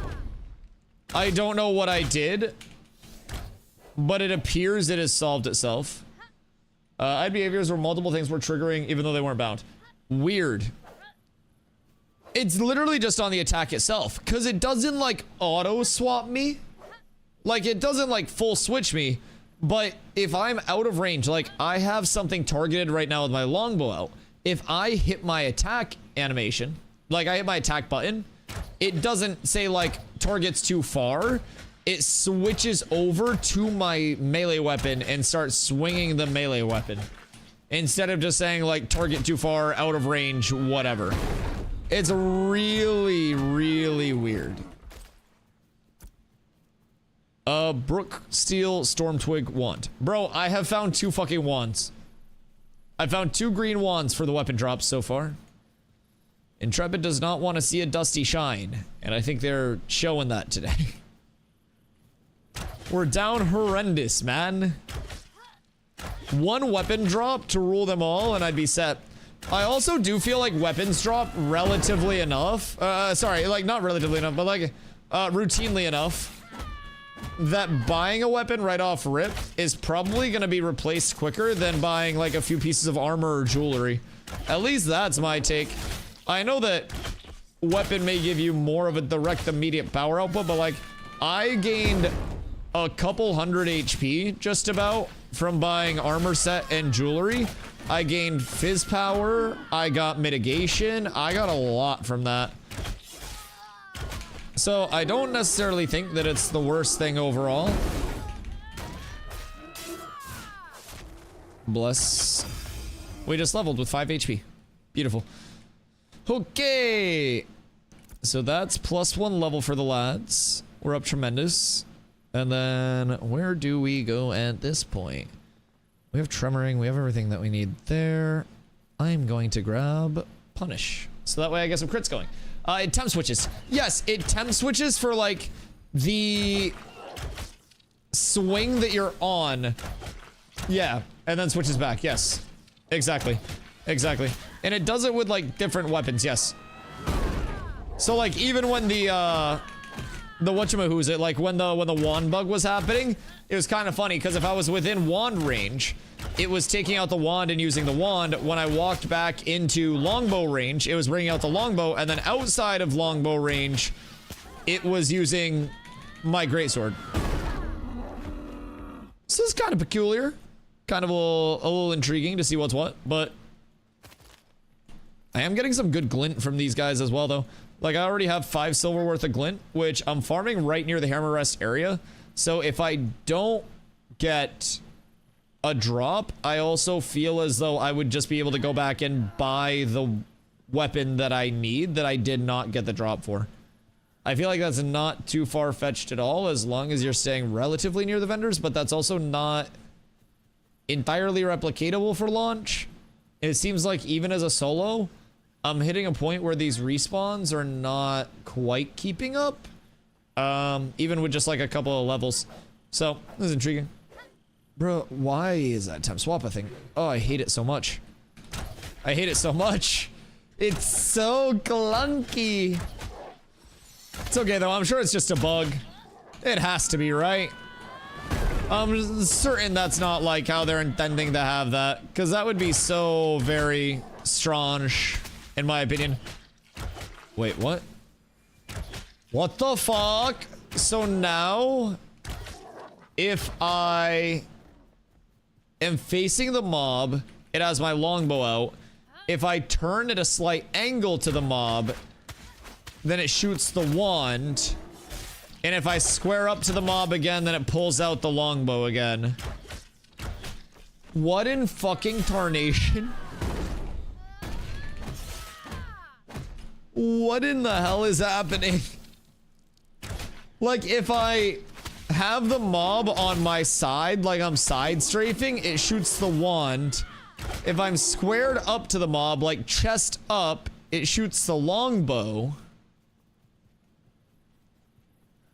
What the fuck?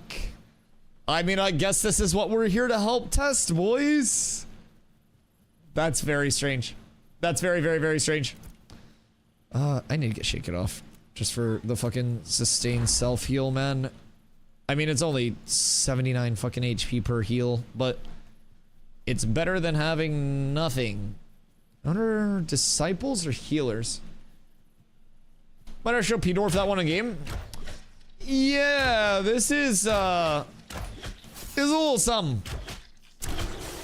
I don't understand how those many things, like that many things could even like necessarily get crossed in that regard. Because I feel as though that's a whole lot of things all at once that are just like collectively fucking going wrong with very many different like predicates to it. Like very many different, okay, well it's longbow if you're like squared up to the target. It's wand if the target's on your side and you're like side strafing away from the target. It's strange, man. Oop. Oop. Oop. I will tell you though, once I get a weapon drop, we're absolutely fucking balling. Absolutely balling. Fizz block mitt, fizz crit chance, strength max out, strength, fizz speed, fizz accuracy. Meh.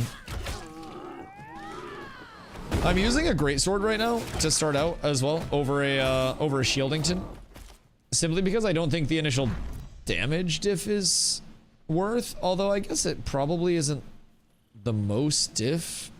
Let's see, what's the power differential here? 28 fizz power versus 26.9. Gives me the option to block, but I have no fizz block chance. I have very low fizz block chance. Weird. 632. 632. What? Why do I have more fizz accuracy with a longbow than I do with a sword? I have 0.5% extra base fizz accuracy when I switch to my ranged weapon. Under my character sheet, fizz accuracy goes from 5.9 on my sword to 6.4 on my bow. Anybody else also getting that? Because that's a little strange. Like a 0.5% base accuracy jump when you switch to your ranged weapon? Or is that just me? Because I don't have anything in my tree that's facilitating that, I don't think. Oh wait. Never mind. Longbow level 5. Weapon proficiency. That makes sense. Never mind. I am stupid. That's just in the longbow passives themselves. I am quite literally making things up for my own benefit and my own merit. I sent you all on a witch hunt, and for that I am sorry. So that's sorted. I still have no fizz drops. Pain and suffering is all I know. One singular fizz weapon drop and your boy is set. We're almost 5.25 off of this though, and this is just solo farming too. Like, tank solo farming is by no means the fastest thing in the world. Especially without good juice, good gear, good weapons, whatever you want to have early. It's a little intriguing to get all started up with. You gotta play very cautiously. You gotta go through a whole fucking lot of rations. Just noticed 2 slots in the character sheet. Costume, cosmetic, and ground mount cosmetic. Yes, yes, yes. Are you rolling tank for the PTR? Yeah, yeah, I play tank everywhere. I hate this song. Well, stop listening to the song. Don't let the song consume you. The bards will not ruin your life. PV download? Oh yeah, but it's fucking worth it. It's fucking worth it. I don't know if you played the PTR much at all yet or not, but brother, it is, it's nice over here. We're testing out a whole, is it slow or big or both? Yes. Yes. I would say both. Slow and large It's an entirely separate game client as well, keep in mind, because of the Unreal Engine 5.6 transition. So, like, it is, most definitely a chunkaroo, if I do say so myself. Seems turtle speeds? I mean, the file ops are also, like, a massive thing that griefed a lot of people. Yo, Chile! Thank you for the raid. I appreciate you. I hope you had a fantastic stream today. Raiders, thank you for being forced upon me today. I appreciate y'all being here. My name's Dusty. I do stream every single day starting around 2 p.m. EST. We are over on the private test realm for another hour or so, testing out some of the new leveling progression in the anvils and stuff today. Checking out how the mob grind is feeling. Checking out how a lot of things are feeling out here. Oh my god. I just killed a mob with 3 HP left. And then I just got another caster piece. Dog, I cannot make this up. But we're over on the private test realm right now, just trying some things out, seeing how it's feeling. I am solo tanking against some 1-star mobs right now. And later on tonight, in a little over an hour, we'll be back over on live so you guys can see the gameplay once again. And we will be doing our community PvP night. So that community PvP night, we do open it up for everybody that does want to come out and get some reps with the community. We just have everybody show up at Stackstones in Jova, 7 p.m. EST. Whether you're good, bad, indifferent, you can come out, get picked up for a team, and get some PvP reps in, hop into comms, and, you know, get familiar with things. So, if you guys have any questions about Ashes, please feel free to let me know. More than happy to answer quite literally anything you guys may possibly be wondering about this fun little playtest. Raider Run need naps. Enjoy your naps, Chili. I hope you have a good one. Thank you for the raid. Boys, what did Chili get up to on stream today? Go to the settings menu and make sure your file operations are all turned up. Oh yeah, in the launcher itself. Yeah, file ops are a big thing, I think. I don't know if you have to do that separately for like PTR and live or not, but a lot of DBD. Wait, it wasn't even New World? It wasn't even New World, Jesus Christ. It wasn't even Ashes? I was gonna say, might as well go play New World at that point. Jesus Christ. It wasn't even Ashes, it was DBD? We're being forsook, forsaken, forsooked. My fucking good gravy. This is insane. This is insane. I'm playing some DVD. Oh my god, you guys are all fucking traitors. Actually all dead to me. Actually all dead to me. Dead by Dusty is what you guys should be fucking calling it. It's time to test. It's time to bump. It's time to prepare. Oh, casuals. I like DB movie with my community. It's fun. Yeah, I'm sure it is. But Ashes, it'd be more fun. No, that's cool though. I'm glad you're having some community days. Glad you're vibing out there. It is a very fun game to play. I've been fortunate enough to run into some people who like work on the DBD team. And they're like, hey, you ever want to come check it out? Let us know. We're more than happy to have you. And I'm like, I like MMOs too much. But maybe someday. Maybe someday. I would have a couple of cool skins to go over to, so that'd be fucking sick. But I don't know, man. I don't know. Ashes Live's in waiting mode for phase 3 and PTR won't play? Why don't you play PTR? I also think there's still plenty to do on live. Like, yes, live's in waiting mode for phase 3, but phase 3 is going to be in waiting room mode for betas. Betas are going to be waiting room mode for launch. Like, that's just playtesting environment. Depending on what you're interested in, of course, that's going to change a lot, right? But we have our PvP reps that we can always get over there, like familiarity with all the different systems. It definitely is, in our opinion, still valid, and we're still getting some good information out there, but is most definitely better over on the PTR, that's for sure. Could be in the new dwarf zone, getting dicked by daylight. Dicked by daylight is crazy. Yep, literally authored by Bland and Dwarf. Absolutely. Absolutely. 100%. Can't show it on stream. I prefer showing things on stream to my community. Yeah, no, absolutely. It's all just a matter of kind of like what you're trying to make the content out of personally. Like, I yap so fucking much anyways that whether people are seeing the visual or not, they kind of know what's going on with everything. At least, general rule of thumb is. So, I'm able to get a lot of the information out to people that aren't able to play it. Like, we're always trying to stay on the cutting edge of things, and this is quite literally the best way to stay on the cutting edge of, you know, prog, of everything that's available. And so we most definitely get a lot of good out of it, make it work probably a lot better than it probably should. But I also did, you know, the 10-12 hour streams when Ashes wasn't up at all, so I'm a little accustomed to not necessarily being able to show anything and still yap about the game for like 12 hours. So fortunately I was raised in the gutter for it. Those downtime days, they brought me up in a way that not many other people can be brought up, And it definitely prepared me for stuff like this, where at least now I can fucking yap about what we're doing and I can be playing the game on the side instead of pulling up the map and talking about how cool systems will be for 10 hours. That's a blessing in and of it fucking self. So, I don't know, everyone will be a little different. I just don't necessarily have anything that's interesting me anywhere else other than Ashes. And like our guild PvP night tonight, people are going to be able to get a shitload of good reps and information out of that, familiarity with the PvP systems itself. Like, I definitely like, we're still getting good value, but again, biggest thing is coming into phase 3 fresh, not feeling burnt out or anything like that, you know? I think that's what it's all about, and whatever people have to do to get to that point is the biggest thing. But personally, I'm loving everything that we're able to do over here. Getting the information, getting the reps out, getting the familiarity with the anvil, seeing everything coming to life. It's great. But you will also have a way better experience with the anvils waiting for phase 3. It's going to be in so much better of a spot than it is now. Although I will say, I did go through the first time user experience over in the Mount Dune area.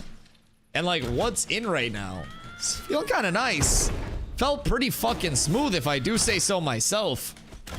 And of course, it's not all put together with like the mounts and everything like that, being a part of the Unchained, but in yesterday I didn't see any servers other than one server. Yes, correct. There is only Shoal right now, and that is a global stress test server. And then on phase 3, you'll have one NA and one EU server going, at least at the start of it. Now, more may be open throughout if there's a demand for it, but as of right now, you're looking at the one global server for people to log in on until August 26th, and you'll have one PTR server, one, you know, live server, so to say, so you can choose between PTR or live. But then from there, it's just a matter of waiting until the 26th. Anywhere off limits. Z, where are you? Wait, what you mean? Oh. Were you seeing about the anvils? Yeah, I don't really think they give a shit about people being in the anvils. I don't really think that's a big thing. Are you like, are you somewhere in the anvils you're not supposed to be? Where are you? Because now I'm intrigued. So you're on the server? Yes, yeah. Everybody's over on that one server. And then it'll just be NA or EU with August 26th coming up. So like right now, I'm over on the private test realm for another hour or so. The private test realm is like a forward-looking version of the game that is more experimental than, you know, the implementations that are on live, but also give us a very good look into the changes that will be here for phase 3 and hopefully will be in for the start of phase 3 overwhelmingly. So getting a lot of good information, a lot of good knowledge out here right now. I'm quite literally just chilling, doing some solo mob grinding. And even through that, just kind of like cataloging how the mob difficulty feels with different levels of mobs, looking at how drop rates feel, what I'm getting versus caster and fizz drops, like all of those small comparisons I'm kind of like making along the way. And it's all just valid information for us right now because gearing's completely different. The starting experience is completely different. Everything that we know over here is entirely different. We even have people that have been gathering, refining, and crafting to try to see what's going to be optimal and what's not going to be optimal. So when this phase 3 starts, everyone will have to restart tunes. Exactly, yes, there is a full wipe for phase 3. So that's part of the reason why I'm splitting time between live and the private test realm. The private test realm wipes a lot more frequently, but gives you a chance to test, like I mentioned, some more forward-looking experimental things. Whereas live is more of the, you know, play your character, level your character, have that sense of kind of like quote-unquote progression in a sense. Your PTR environment gonna be much more likely to see bugs, but again, it's gonna be the closest build that we have right now to the phase 3 start. So that's a big thing. We're trying to parse as much info as we physically can on our side. We're trying to get as many people like up to par with everything before P3 actually hits. So that way as a community, we're able to take off a lot quicker. Moinen, how you doing, my friend? What you up to today? Test realm's open to everyone? Yes, the private test realm is open to all playtesters. It is just visually NDA'd, so make sure that you're not sharing any screenshots, you know, video gameplay or anything like that. I am over right now playing on it, but as you can tell, you can hear my gameplay, but you cannot see my gameplay. You're watching a VOD from, I believe it was like 2 days ago. And then once I switch back over to live, I will be, I'll be doing my guild PvP night. Tick, Contest on PTR? Yeah, I'm not like going for the contest side of the grind or anything. That's gonna take some pretty solid degenning. Plus, I figure there are gonna be so many other like mount skins over the course of it. If that was like my favorite mount skin that I've ever seen, I'd probably be going pretty hard for it. But it's not. So is cool, and I hope that whoever wins it really does enjoy it. But it's not necessarily the craziest, in my opinion, for what I like my whole in-game aesthetic to be. It's a status symbol, maybe, but you can also get it from reporting bugs. It's not even like it's not even like everybody knows what the status symbol will be. Like, I think a status symbol is earned from something that is like a huge, known event. And if somebody sees you on that mount, they'll probably just assume that it's the journeyman one once it's all squared away, because it's an in-game available mount through animal husbandry anyways. So even if you have the skin, like once journeyman animal husbandry's up, people are just gonna be like, oh. I don't really think it's gonna be as clouded as people think. I thought that same thing as well if it wasn't available through animal husbandry, but you can quite literally just get it. I was playing sod with my dad. It's 28 Celsius right now too, 84 Fahrenheit. That's not bad. That's pretty chill. It's been like 90 plus in Maine very frequently lately, and I don't necessarily enjoy that at all. At all. By the way, I found 2 wands and I found a magic ring since I've been out here at Minnows, and I haven't found a single goddamn fizz piece whatsoever. What's max level? Max level right now is 25. On launch, it will be 50. So if you're looking to get to 25, like as a new player, it's definitely going to be a little bit of a time investment, I will say.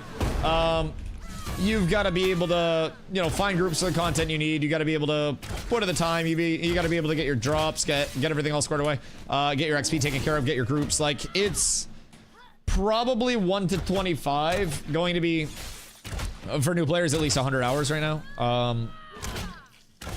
All said and done, and that's if you're exploring. Like, you could probably do it faster than that if you really just set out like I am doing nothing else other than, mob grind. I am degenning. I must catch up by any means necessary. I'm certain you could do it faster than that, but I would say most new players are probably going to end up in right around that 100-hour ballpark. And they are looking to adjust that still in the long term, but in the short term, that's kind of what we're looking at. When are the elections done for Sunhaven? All elections will end on the 5th, I believe. So they all start on the 1st, and it's a 5-hour election window. So it's 5-hour sign up, 5-hour election window, and then like 5-hour voting window, and then you're good. Loot drama and PTR weekend is wild. Wait, what do you mean loot drama? Are people fighting over loot? I'm fighting with Intrepid because I'm just getting stupid fucking caster gear. Will crafted gear be as good as drop gear, or can you farm PvP gear like WoW? Crafted gear is the best gear in the game. So there are not PvP specific gear sets or like resilience or anything like that. There's not like that one, just you take reduced damage from other players type stat. Everything in the game is, the entire loot table for PvE, PvP, everything. And essentially you assemble your pieces of gear from drops in the open world in terms of your initial gear, or if you have the crafting available, you get the pieces crafted. But crafting is barred by not just personal progression, but also server progression. So you can't just be max level weaponsmith pumping out the best weapons day one. You've got to wait for the actual server buildings to be in place in the towns for you to have access to that, that specific gather, craft, refine, literally whatever it may be. So there's a ton that goes into it, but the TLDR here is that crafters make the best shit, and there is a huge emphasis on gathering, refining, and crafting. Disclaimer, do not trust what Dusty says about elections. Plus, we all go through a learning curve sometimes, man. And I think I helped a lot of people learn that day. I think a lot of people learned something very valuable about elections thanks to me. And I consider myself to put out, some pretty educational content from time to time.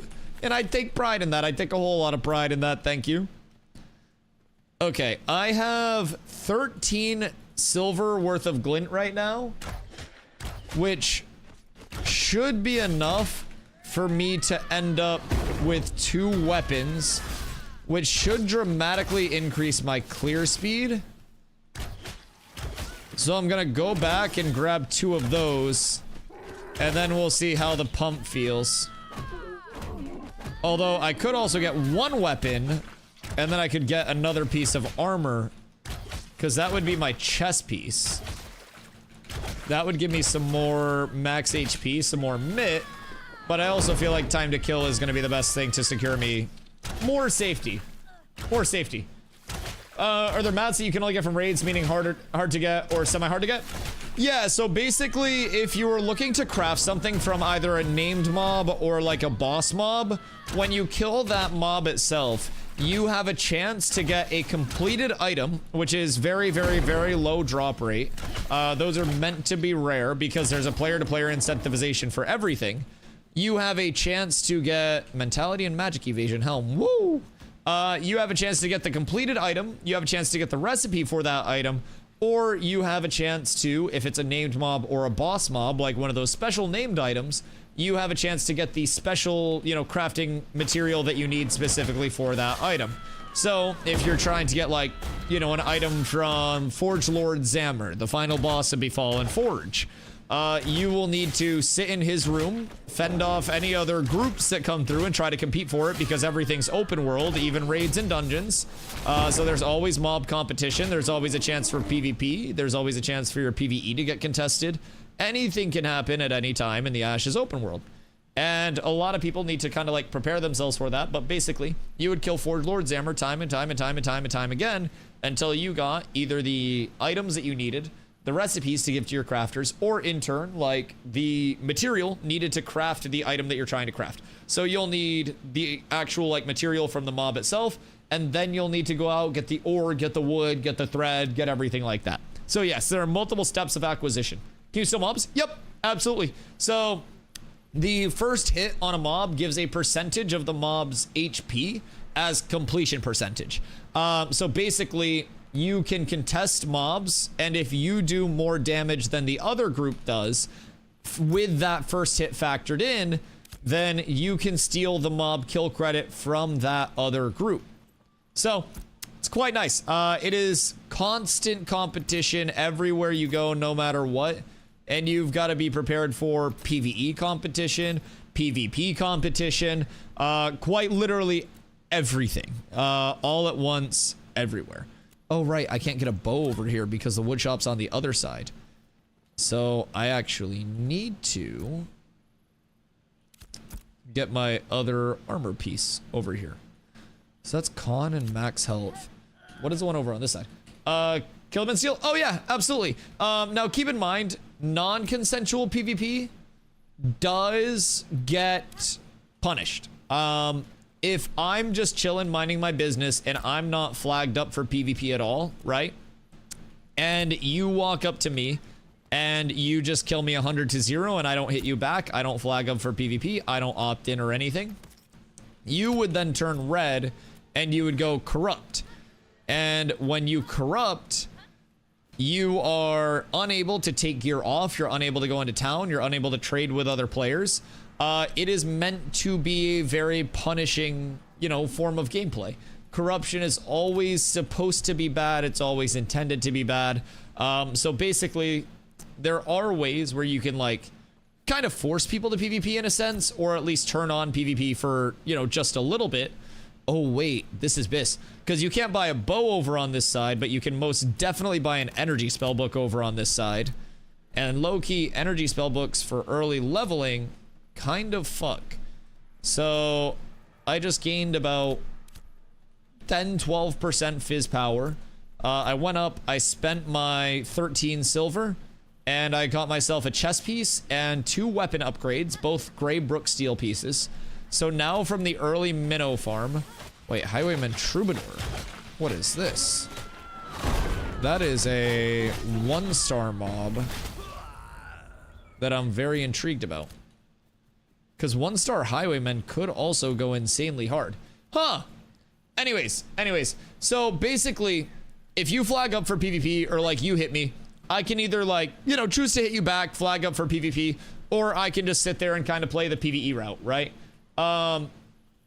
So essentially with that, if I refuse to flag up for PvP, you have a couple choices. You can either corrupt on me and turn red, and when you die, when you're corrupted, like I said, you can't go into any towns, you can't trade with players, you can't take gear off or anything like that. The only way to farm off your corruption is to kill a whole lot of mobs or quite literally die. As of right now, there will be other ways in the future, but corruption is always meant to be something that's extremely punishing and not rewarding. So outside of that though, if somebody is just wholly refusing to PvP against you, and you're just like, all right, come on, man, like this is getting out of hand, right? And they're just, no matter what you do, they don't want to fight, they won't fight, and nothing's going down, right? Nobody's moving, you're losing it. You maybe want to get a little bit aggressive with things. On live, I keep a guild versus guild declaration scroll in my inventory at all times. Being the GM of a guild, you or any of your council members can keep those declaration scrolls on you whenever. What you're seeing in the VOD right now is actually one of those guild versus guild decks. So this was consensual PvP anyways, but say the person that you're, you know, trying to contest is just refusing to fight you as a whole, they're not doing anything to actually like play the game, you can declare a guild versus guild war on their guild, and then your guild and their guild would be able to fight anywhere in the open world against each other, no matter, you know, kind of like what was going on. It would just be open PvP for the duration of that guild versus guild war, which is up to 2 hours or 100 kills.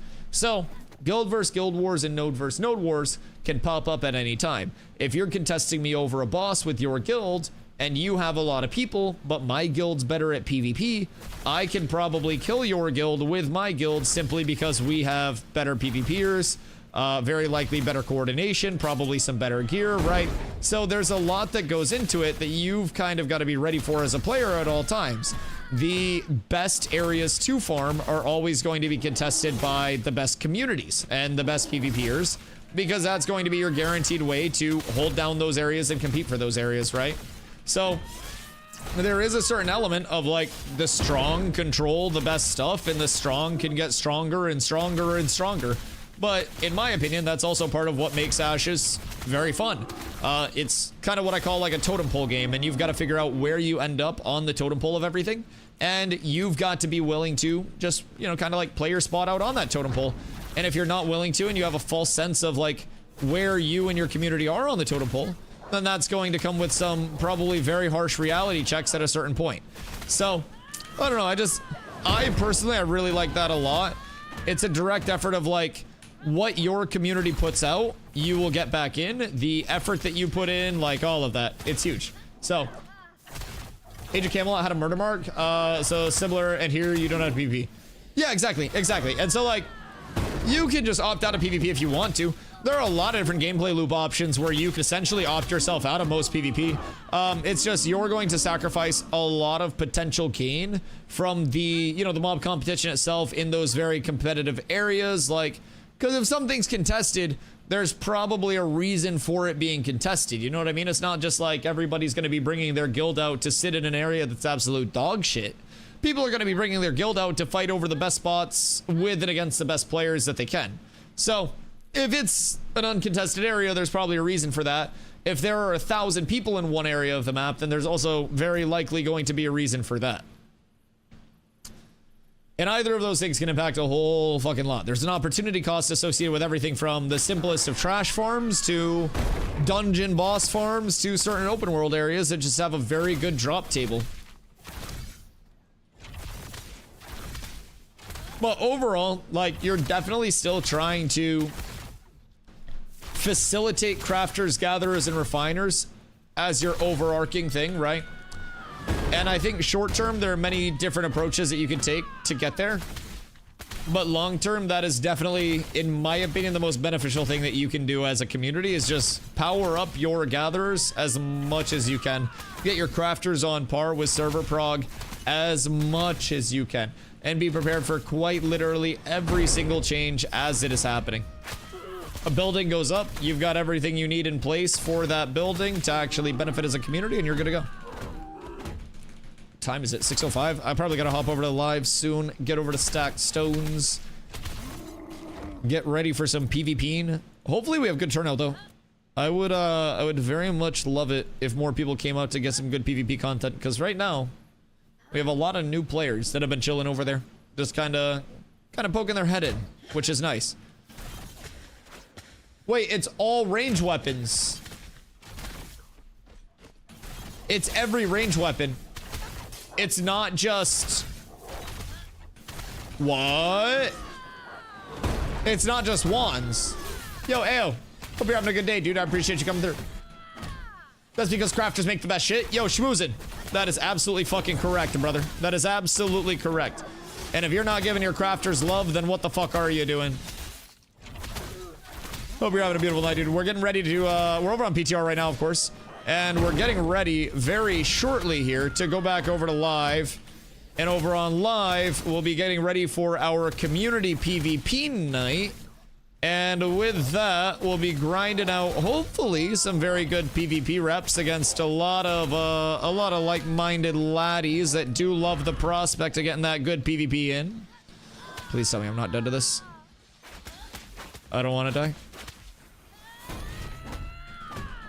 I'm so close to not dying. Okay, we're good. Jesus Christ. The Wild Herd Callers, man. I'm so glad that they do like a quarter of their HP with every wolf summon. Because that shit would be impossible. That shit would be impossible. But yeah, over on the PTR for probably, I don't know, probably another like half hour or so. And then from there, going over to live. Community PvP night on live. Get some good reps in. PTR doesn't have any level 25 vendors right now, so I've just been doing leveling reps over here and shit. Thought you can't stream PTR. You cannot show visuals from the PTR. As long as you are not sharing visuals from the PTR anywhere outside of the NDA channels, then you are good to go. The PTR is only covered by a visual only NDA. It is not audio, it's not verbal, it's not anything like that. So, fortunately, we've already cleared like all of the streaming and everything through the proper channels. I've also streamed, God, at this point, hundreds of hours of PTR over the course of the last month. So, we've been doing a good mix of live and PTR over on this end, but honestly, primarily PTR, unless I have a reason to log on to live. Like yesterday's VOD, yesterday or the day before, I think this might have been yesterday. Either way, the VOD that you guys are watching, that's a live VOD. I was on live at the start of this stream, and then anytime I go stream PTR, like, you're not seeing the visuals, you're just hearing things from the PTR, basically. Like the voice inside your head type shit. So, fortunately, we're all covered there. We can bounce back and forth freely. But it is most definitely a risk that, you know, I take as a content creator, where if I did fuck up and show my screen, I would immediately be Omega banned, and there would be no like, you know, there would be no recourse or anything that I could like do to go around that. So anybody that is choosing to stream PTR and even share like the audio side of it, yap about it, like, that is absolutely a risk that we are taking, and there's probably a reason that there are not many people that are doing the same thing that I'm doing right now. But fortunately, I've streamed for a long time, and I have a lot of fail-safes that are in place to prevent any oopsie daisies. With how safe like the setup is currently, I would be more likely to accidentally show my dick on stream than I would be to accidentally show PTR gameplay on stream, which I think is wonderful for the culture. I'm fortunately in a pretty good spot with it. But again, if you do show live, like if you show visuals, share screenshots, share video, like you're full fucked. There is quite literally nothing you can do to avoid the full fucking at that point that Intrepid will give you. They will instantly just Thanos snap your shit. And I'm hoping that doesn't happen. Oh my god, thank god. These caster mobs are giving me a little trouble as solo tank right now. I do not have a lot of like ranged life play or anything like that, so I'm kind of like just trading autos, trying to get burns out, and it's going slightly less than ideal. Melee mobs, perfectly fine. The minnows out here that are actually spawning as melees, phenomenal. Some of the minnows are spawning a little stacked up though. Zop, so what is your, like, loot drama? Because now I'm curious. How were motherfuckers loot dramaing in PTR weekend? Like, are they actually trying to degen out the mount that much that they're, like, pissed off about a green drop or some bullshit? Because, bro, I'm pissed off that I'm getting caster drops.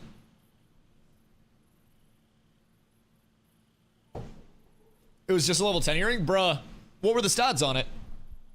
Like, I would understand if it was maybe like just this disgusting ass earring. But didn't get too deep. Thank fucking God, it shouldn't get deep. Everything's getting wiped here probably in fucking 72 hours anyways. After I sit, I'm standing up and I'm having to like dodge to get my camera back in place. Tank earring went to a caster? Wait, whoa, hold up. Why are casters rolling on tank shit?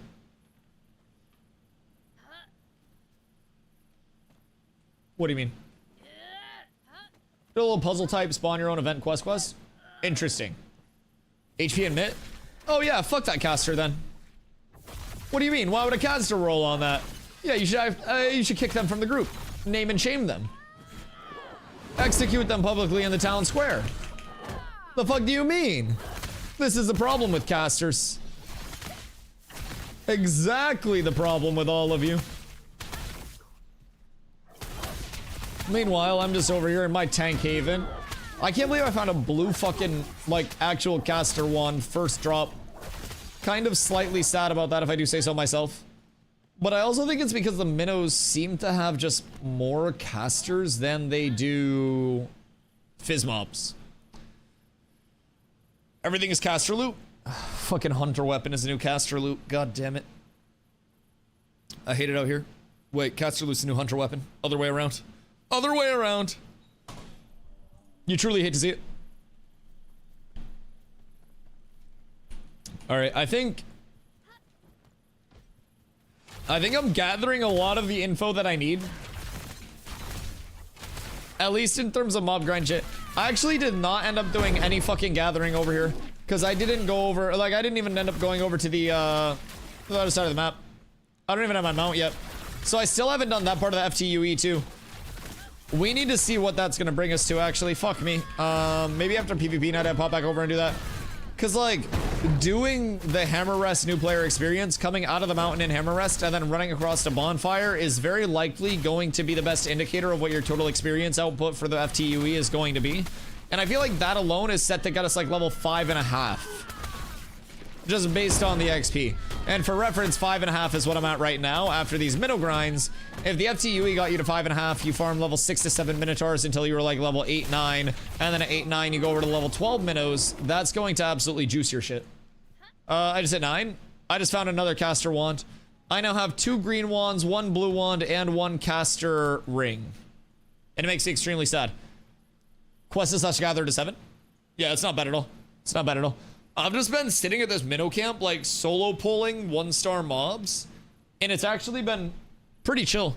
Like, not that it's going to keep up with anything, you know, omega fast in terms of the leveling prog, right? But the fact that it is, you know, at least working and we're able to 1-star as a tank, it's not like I have a lot of a range kit either. It can really face tank the 1-stars. So it makes me pretty optimistic that most new players will definitely be able to non-elite grind without getting insta-gibbed. Because, like, you remember the first day at 2.5, I believe it is? Or, like, the first day that they put in the mob Thanos damage changes, where people were just getting, like, fucking one-shotted. I think it was first day. I was getting almost one-shotted by Throwbone from the Skelly mobs that were in the Riverlands. It was an entire experience that I don't necessarily know that many people recall or enjoyed. That shit was something to behold, to say the very fucking least. Uh-oh. I don't have the power for an AoE pull yet. This is getting hairy. We're sprinting out of here. I don't like the look of this. Your boy might have fucked up, boys. I very well think I am about to decease if I had to wager a gander. Yep. Okay, nice. Yep, so don't pull 2 1-stars. 2 1-stars will absolutely cook your shit. Especially if you were solo. Noted, understood, and fully heeded the advice of. That makes sense. Now, they do have some recipes out here. Oh, the zinc ring is now the flow marked ring. Zinc hoop earrings are flow marked earrings. Harlequin Trickster Medallion is flow marked necklace. And then you have Stillglade for the other stuff. I don't know what Stillglade was originally. Copper, maybe? Level 5 coming out of the caves up to Hammerrest. God damn. You did a lot in the caves, huh? Did you find like every quest that you could do out there? That's not bad at all. And you don't have your mount yet either? Because like we could always just run over to the other side and grab our mounts. Because that's not going to take too long. Huh. Did you come out with any gear? Plus the event quest. Interesting. Okay, I'm like near the Gilded Enigma event. I'm like south of that on the map. I'm like near Hammerrest Trades. If you go over there. What level you get mounts? You get them as part of the first time user experience.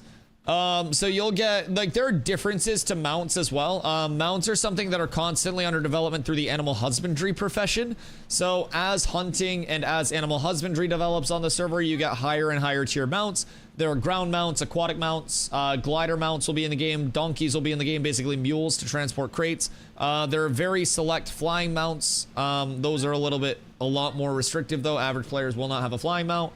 Cost, it's part of the first time user experience. You get it through quest. You get rewarded. Yeah. You get experience and rewards for getting your mount. They want you to play with your mount like very early on, but again, you're going to get a 135% movement speed mount first. And then animal husbandry is the profession where you go out and you hunt animals in the open world. You have to have the proper tier. You have to have like the actual, you know, hunting skill raised up. And then you have to find the huntable versions of the mobs wherever they may spawn. Then when you hunt them, there's a chance that you kill the mob and you use it for leatherworking stuff, or that you capture the mob as, you know, a trainable mount. Then you give it to the animal husbandrist, and the animal husbandrist trains it to either a mount or a beast of burden. That is an RNG chance. So first horse is free. The other ones you're gonna pay for. You're either gonna have to put in the groundwork to like farm up the actual huntables and then, you know, train them if you do get the right spawns, or you'll have to pay an animal husbandrist to get those mounts. So early on, animal husbandry can make a lot of fucking money. If you were ahead of the curve on like what mounts you're putting out the fastest mounts, you're putting out the highest HP mounts, whatever. You're up tremendous. You're up tremendous. So there will always be an evolution of the mount system, because again, like different tiers of mounts, right? Those exist in the first place. So you have your novice, your apprentice, your journeyman, like all of those different tiers of mounts. As the tier goes up, you're gonna have better mounts, higher quality mounts, better looking mounts. Long term in the animal husbandry system as well, like different mounts are gonna have different like genetic rules on it, right? So basically you'll be looking at the genetics of the mount that you're breeding. You'll take, you know, mounts that you want to breed and kind of like get the gene pool from, and then you'll try to breed those mounts, train those mounts. Like the animal husbandry system is quite possibly one of the deepest trade skill systems in an MMO ever attempted. This shit is going to be insanely deep.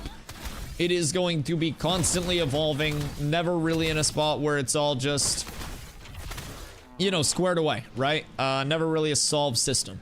There will always be somebody who is pushing the bar with a better, higher quality mount that is slightly faster, slightly more HP, you know, may jump slightly higher, may have, because keep in mind, different mounts will have different abilities long term as well. You're gonna have a lot that can happen, like through mounts, through the animal husbandry system, through all of that collectively. I wonder how AoE pulling no stars is right now. Because this could be pretty valid, especially with a spellbook. Get like 3 pulls going as a solo, and that could be a lot of XP. But I just feel like no star mobs do not fucking drop completed pieces. Did just buy a 3-piece set and a focus with the glint I made.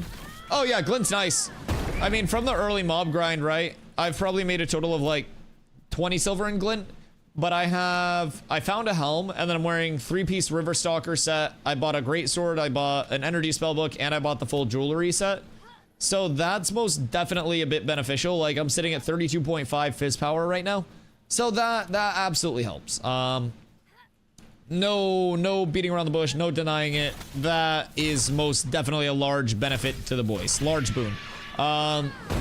Would I have preferred to find some fucking fizz gear whatsoever? Maybe a fizz weapon along the way? Anything? Yeah. Absolutely. Abso-fucking-lutely. Didn't work out that way. To say the very fucking least, it just didn't work out that way.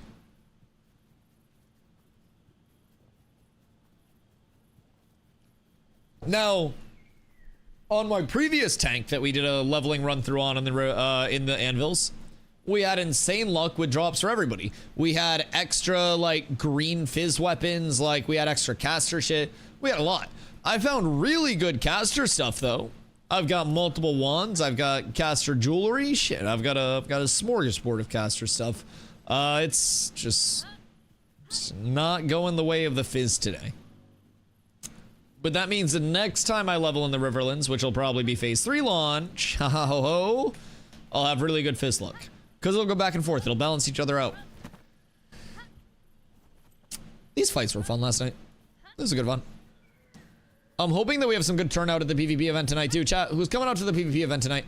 Trying to get some good Repinskis in. Trying to get those repetitions, try to get more familiar before P3. Perchance, we'll have shot callers, we'll have good teams. All you have to do is show up and be a part of the PvP event. And then you learn and you improve, and it's more fun for everybody involved the more people show up. Consider, if you will, a couple hours of your time for potential greatness, chat. I think there's quite literally no downside. Also, I will say, energy books, I guess grimoires now, are by and large my favorite early tank leveling weapon. They do so much. The bounce is fucking phenomenal. It's wonderful. Caster over fizz, that's absolute fucking slander. Libel, slander, the whole 9 yards, all of it. It's all false. It's all manufactured. What? Wait. Dune's statue. Whoa, I found something development-y. Holy shit. Wait, what the hell? It's all a bunch of squares with labels and stuff. Broken Dune statue, minecart, Dune statue. It looks like a fucking skate park.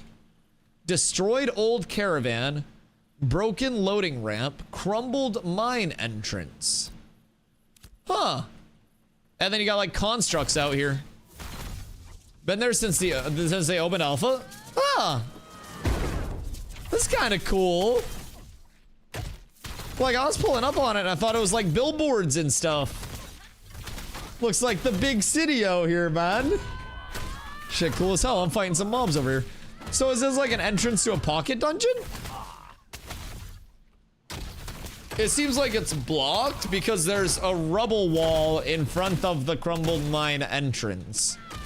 So maybe it's not supposed to be enterable, but seems like it'd be enterable. We'll need to investigate more at a certain point. That's very intriguing.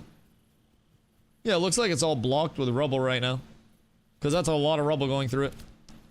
Weird. Alright, well, I'm just gonna keep running through to grab my mount real quick.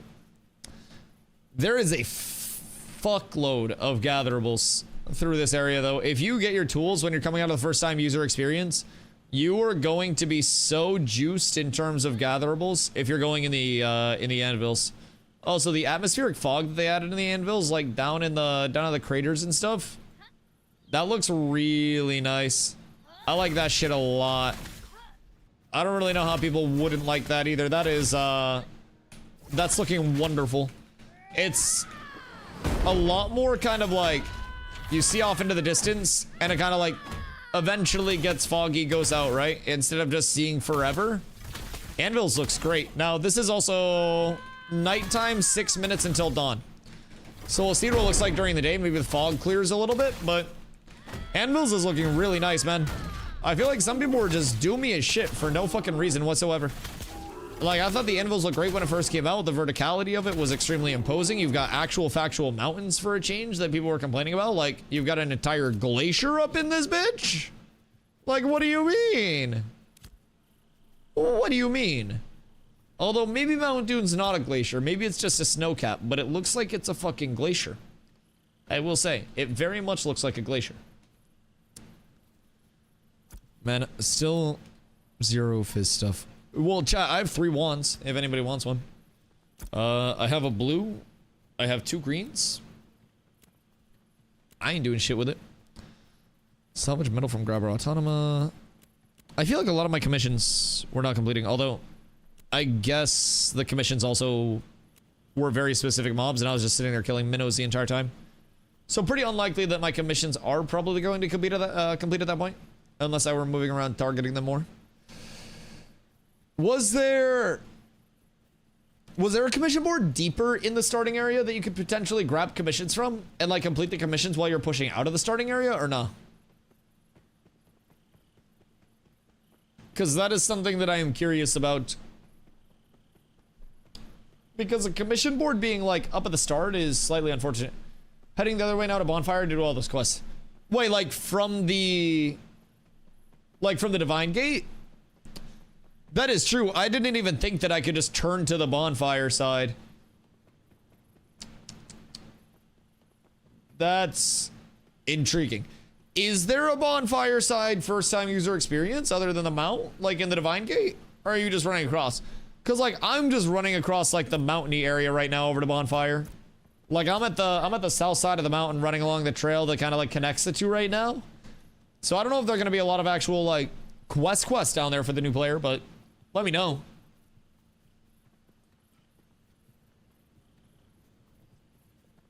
I'm hoping. There's a loading screen now?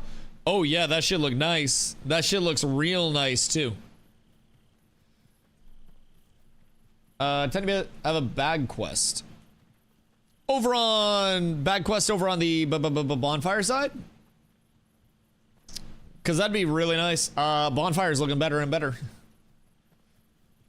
Like Hammer Rest wasn't bad. The XP in Hammer Rest wasn't terrible at all, but I don't know, that Bonfire first time user experience, man. That shit's kind of nice. With the exception of that goddamn gathering and refining table being so far away. That's a slight inconvenience. Do you guys think that 276 magic power or 127 magic power with 70 lightning would be better? Because the lightning, like additive lightning damage may actually be juiced. Like that is a lot of magic power diff. It's quite literally 50%, but like additive lightning could actually be insane style. Have to kill some minnows and then hand in to some guy in Cat Torum. Oh wait, that'd be a phenomenal quest to get. What the hell? And that's out of the Bonfire side of the Divine Gate? Because like if we're killing minnows, that's perfect. If we're going to Kaltorum, that's perfect. That seems perfect in 2 different ways for me personally. Meta, how you doing, my boy? Thank you for the hydrate. Are you coming to the VVP night tonight, sir?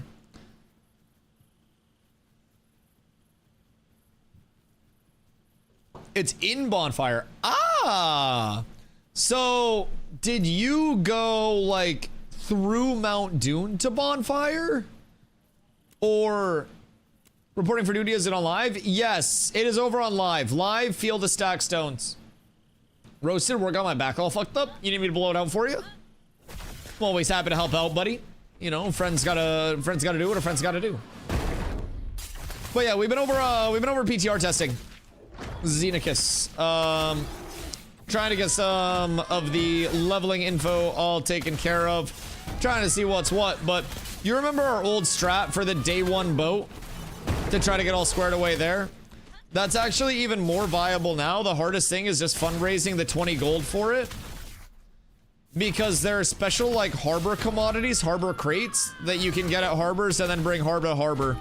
So, day 1 boat is on the menu if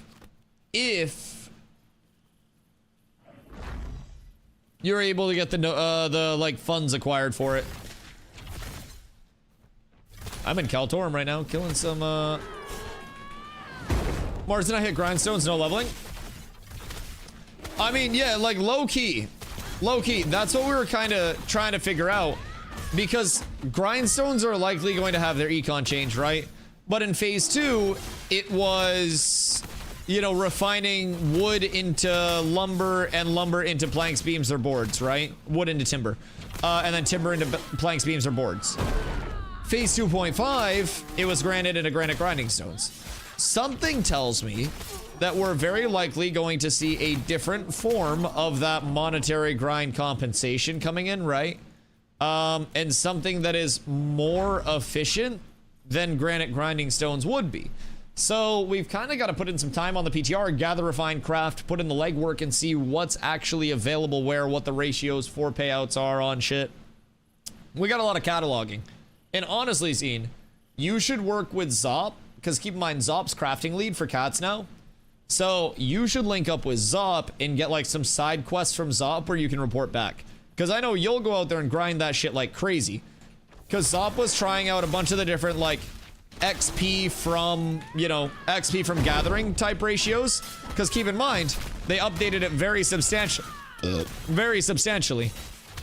And Zop was getting some really encouraging numbers from picking fucking daffodils. Like, if you hit epic, you're getting a few thousand XP, and then refining high rarity is also giving you a good chunk of XP. So yeah, I would definitely say link up with Zop, because you guys could probably get some very Insano style info out for the start of P3. And keep in mind, it's not like crafting and gathering and refining just doesn't level your character anymore because of that, right? Like, you level quite well off of that. I think that's a huge opportunity if we're able to get established early and get people pumping through that. I think it's absolutely something that could give our people a whole lot of accessibility to like early levels on the casual standpoint, like our solo players that don't want to group up, that don't want to degen, don't have the time to. People just hop on and know they can hit a shitload of gathering. Oh, hell yeah. Hell yeah. It's going to be massive for our casuals. So we got to figure out like what's good, what's bad. Wanted the crafting heavy because it makes no sense for me to brute force my BZ to level. Yeah, I mean, bro, honestly, I think people are sleeping on the gathering refining route, like in terms of leveling, because you're going to supply the guild crafters at that point too. Like, that's going to be huge. So it goes deeper than just having everyone in the guild hit 25 as fast as possible, because if we hit 25 and have gear, but we don't have any like crafting, any gathering set up, any income set up, like any econ for the guild, we're all going to be broke as a motherfucker. So it takes a lot. It takes a whole lot.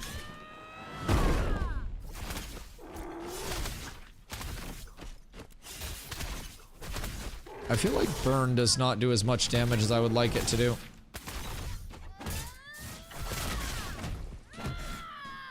I don't know why, but it seems like it does very little damage, if I'm being honest. It's like a 2-tick. And I'm sure I'm probably supposed to like stack multiple instances of burn and whatnot, but I don't know. I don't know, man. Oh, it might also be based on, is it based on my magic damage even when it's on a fizz book? Wait a second. 100% fire damage. Interesting, and that would probably be under my magic power, so that makes sense. So that would be why my burn is doing quite literally nothing, even though I'm using an energy spell book. So we use Chiller Volley. That's about it. Very intriguing, very intriguing. So I'm assuming that would be like bleed being bad on a caster, because bleed would be based off your fizz damage? Right? At least I think. Bleed applies bleeding. Bleeding probably based off fizz. Maybe. Maybe that's cope. Maybe it's not. I just took 70k making 300 salves and collecting through the double processing gathering XP. Yeah, I mean, keep in mind, that's not going to be available like on server launch either, right? You're going to need nodes and like node prog and everything for that. Especially having like commissions up and shit. But even just something as simple as starting it out by like going to the independent novice areas, right? and getting set up there. Like, if we have apprentice level gathering and refining on everybody before apprentice level is even a thing, we've got a surplus of mats in the guild storage all ready to go. Like, man, that's gonna be massive in a way that we can't even really describe. I gotta kill this last mob, and then I gotta get ready to go over to live. Which works out because I'm getting flashbanged again right now. Boop, boop. Oh my god, it's so bad. Alright, Douglas, we'll be at the lab infinity pool. First 3 weeks of fresh. Let's go, baby. Let's go. We need the big grind. That's what matters. That's what fucking matters. Did you link up with Zop to, like, officially do one of the trade skills? Or are you gonna be supplying the trade skillers? Like, are you doing alch and everything, or are you just trying to supply? I don't know. Okay, do we know who we have that's on alch and stuff right now? Want to do alch? Yeah, I figured you would want to do that. Bop, bop, bop. And then we go... Yee! Zine's currently jotted down for alch. Okay, massive, massive. Yeah, so we just got to figure out, like, what we got to do to get Zine set off on, like, the right foot, so to say. And if we can get him ahead of the curve, I feel like consumes are going to be omega important early as well. Like, keep in mind, if we're getting strength and consumes out, like elixirs and shit, massive for PvP, massive for guild versus guild, like, and salves are great and all, but like, if we can get elixirs out, we can get that buff food out. Oh, I hope they make the other consumes easier to make because rubies are crazy to get for health. I don't think you worry about HP that much, honestly. I think you just try to make as many mana salves as possible because rubies are going to be used for a lot of other things. I don't know what you need for mana salves or what, but I would say mana salves and then like the actual stat things. If it's like a contest between like health and mana, and that's the solution. Mana salves are just daffodils and silver. Oh yeah. Yeah, I would say just mana salves then, because people are going to use mana salves more frequently anyways. Like, we're going to have healers in groups, but like, people will run out of mana more than they run out of health. All right, I'm going to get water. I'm logging in to live, and then we're running over to stack zones for PvP. Be right back.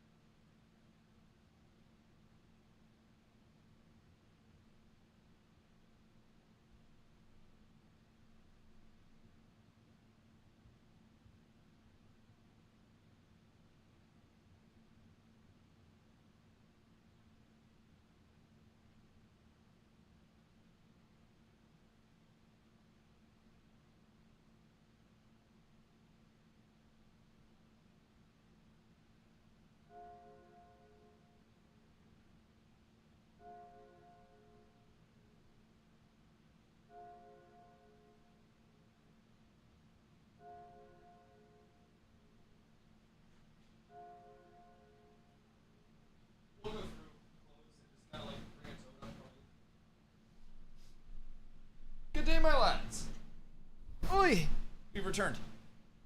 How are we all feeling today? Never used a salve in my life. Well, that's because you a bitch ass. What do you mean you've never used a salve in your life? I be hitting my hyphen key with my thumb so fucking much to pop salves mid-combat. Like, salves are juice. Now, I will say, I don't use salves in PvP because I'm not a bitch ass hoe. If you're using pots in PvP, well, you use a hoe, and you deserve to be called a hoe. Don't use salves in PvP. That's very bad. That's very, very, very frowned upon. Unless otherwise agreed upon. Oops. Okay, so you haven't played MMOs before, in all fairness. So there's basically an unwritten agreement where duels are very typically baseline, which means no consumes, no scrolls, no food buffs. Like cooldowns and gear is fine. So it's even to the point where some people, like another one of the like really good tank players, Draco, he likes to do naked duels. So whenever Draco and I duel, we take our gear off and we naked duel, like we keep our weapons on. But like naked duels lower a lot of the gear diff and kind of make it as close to a mirror match as possible, especially between two of the same classes, because gearing can make a whole hell of a lot of difference. I was rogue and didn't need him with mana poison. That is very true. Yes, rogue has incredible sustain. Yeah, that's absolutely a facto. I mean, tank, like, I have to run on my longbow, refreshing follow through and inner fire whenever I'm solo. But like when I'm in groups, and I should probably have that for this, whenever I'm in groups, I switch over to inspiring bullseye, because inspiring bullseye puts out the crit damage bonus to everybody in the group. So that's personally fucking massive. But yeah, I run refreshing follow through. Refreshing follow through is, in my opinion, the best mana sustain that we can get. It's about it. Like, there will be times in PvP where I run out of... Fuck, I left my water in the kitchen. There will be times in PvP where I, like, run out of mana entirely. And I'm just sitting there left-clicking motherfuckers for, you know, for mana. And that's a big part of the reason, too, why I emphasize, like, if you're having problems with sustain, you're not getting finishers and extended finishers off. So, like, all of your finishers and extended finishers restore 0.5% of your max mana plus 10. Restoration increases to 1% of your max mana plus 10 for 10 seconds after casting an ability. So, that is 1% of your max mana plus 10 for 10 seconds. That seems quite nice. And it's 0.5% of your max mana plus 10 for 10 seconds. If it's not after an ability. I think. The wording's a little confusing. But basically, finishers and extended finishers after casting an ability go absolutely insano style. And there is technically a way where you can cheese this and get the most efficient mana regen out of it as a tank. So if you really want to, you can do, excuse me, you can do like grit or vengeance. A lot of the time I will grit in between the finisher and the extended finisher, especially when I'm setting up, because you get 33 courage as a tank on your finisher and your extended finisher, those last two hits of your combo. So I pop a grit in between the finisher and the extended. It uses courage. I get the courage back, so I'm not like missing out on the courage gain, and it's also an ability, so it's maximizing the most out of my refreshing follow through buff, and then it's sustaining my mana. So I do a lot of like small things like that tied around my weapon combos. So when other classes are like, Dusty, we don't even have time to get weapon combos off, I'm like, brothers, you're missing out so fucking much. And I feel like tank is something that absolutely benefits a lot from getting combos out and like finishing combos proper. But maybe other classes just genuinely don't benefit as much from it.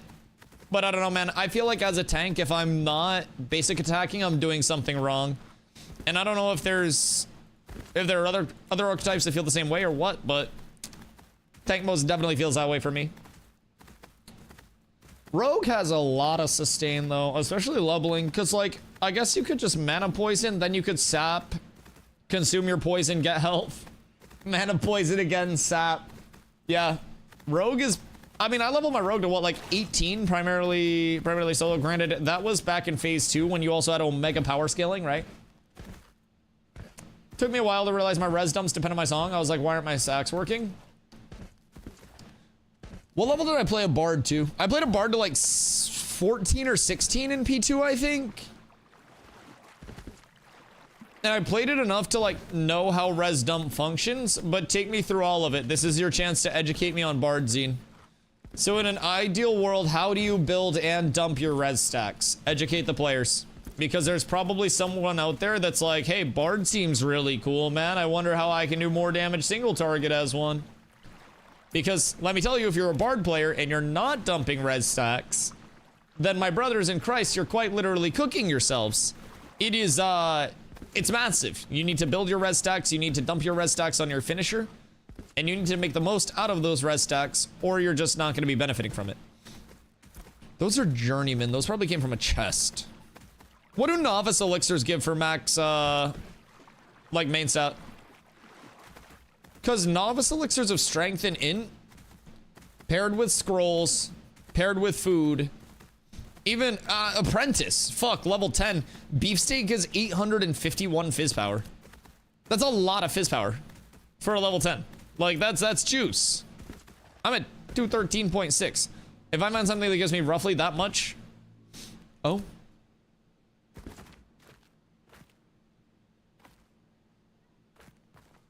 Uh-huh. Yep. Yeah, that's my bad. Maybe I should have been looking where I was going. Perhaps. I played Bard and don't know what you're even talking about, but I only played Bard for 2 weeks and made it to like 14! No! Okay, Zine says, you increase all chances of finishers in your weapon class. Depending on your melody, the dumps will dump the melodies buff extra. The level 5 upgrade in the skill tree explains each melody on the right. And so depending on your melody, the dumps will give the melodies buff extra. So what do you mean by that?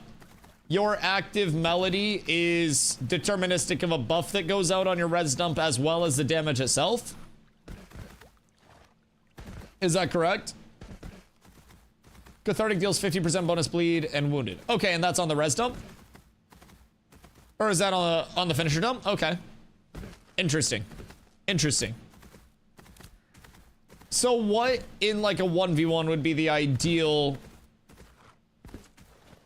song to have out for most dumps in like a 1v1? And that's only impacting yourself, correct? Cypher, hope you're having a beautiful day. Join to see you inspecting the Mount's taint. Hold on. Hold on, it was a full undercarriage inspection because the mount had just fallen from a very high place, and this is technically not my mount. Emu has my fox, and I have this as collateral, and I'll fucking kill it if anything happens to my fox. I will absolutely execute this thing. Do not think that I fucking won't. I'll submit him to a fucking insta-kill shelter. Send him to Pirate Software's Ferret Rescue.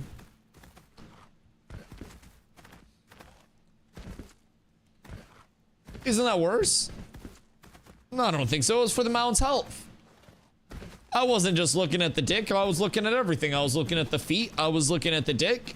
Well, that doesn't make it sound any better.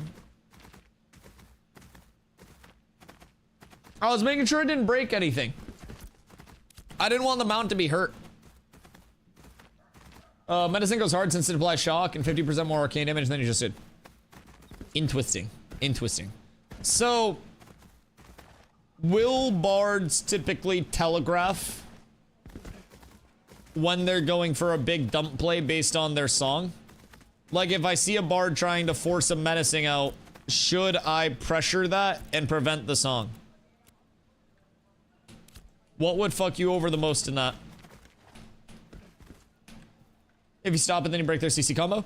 Yes, yes, yes, yes, yes. So a lot of what I try to do against bards is basically walk forward on them and stop them from being able to pressure and like, and not pressure, but like get the space to actually get full combos off and get their ideal res dumps off. So my entire thing against bards is how can I make it so you cannot combo me? So. Nice shade. How you doing, my friend? How many people are playing Friday at prime time and it's just empty? Are you worried? No, not at all. A lot of people are over on the private test realm right now. So this is the live, like, alpha version, basically. This version is getting wiped on the 26th. and every playtester has access to the PTR and this version. So a lot of people who are already leveled and geared are basically on the PTR. A lot of new players are over here. So if I went to like a new starting zone, there would be more people than it being empty. But this is also kind of like the valley of the content, right? Excuse me, I'm a bitch.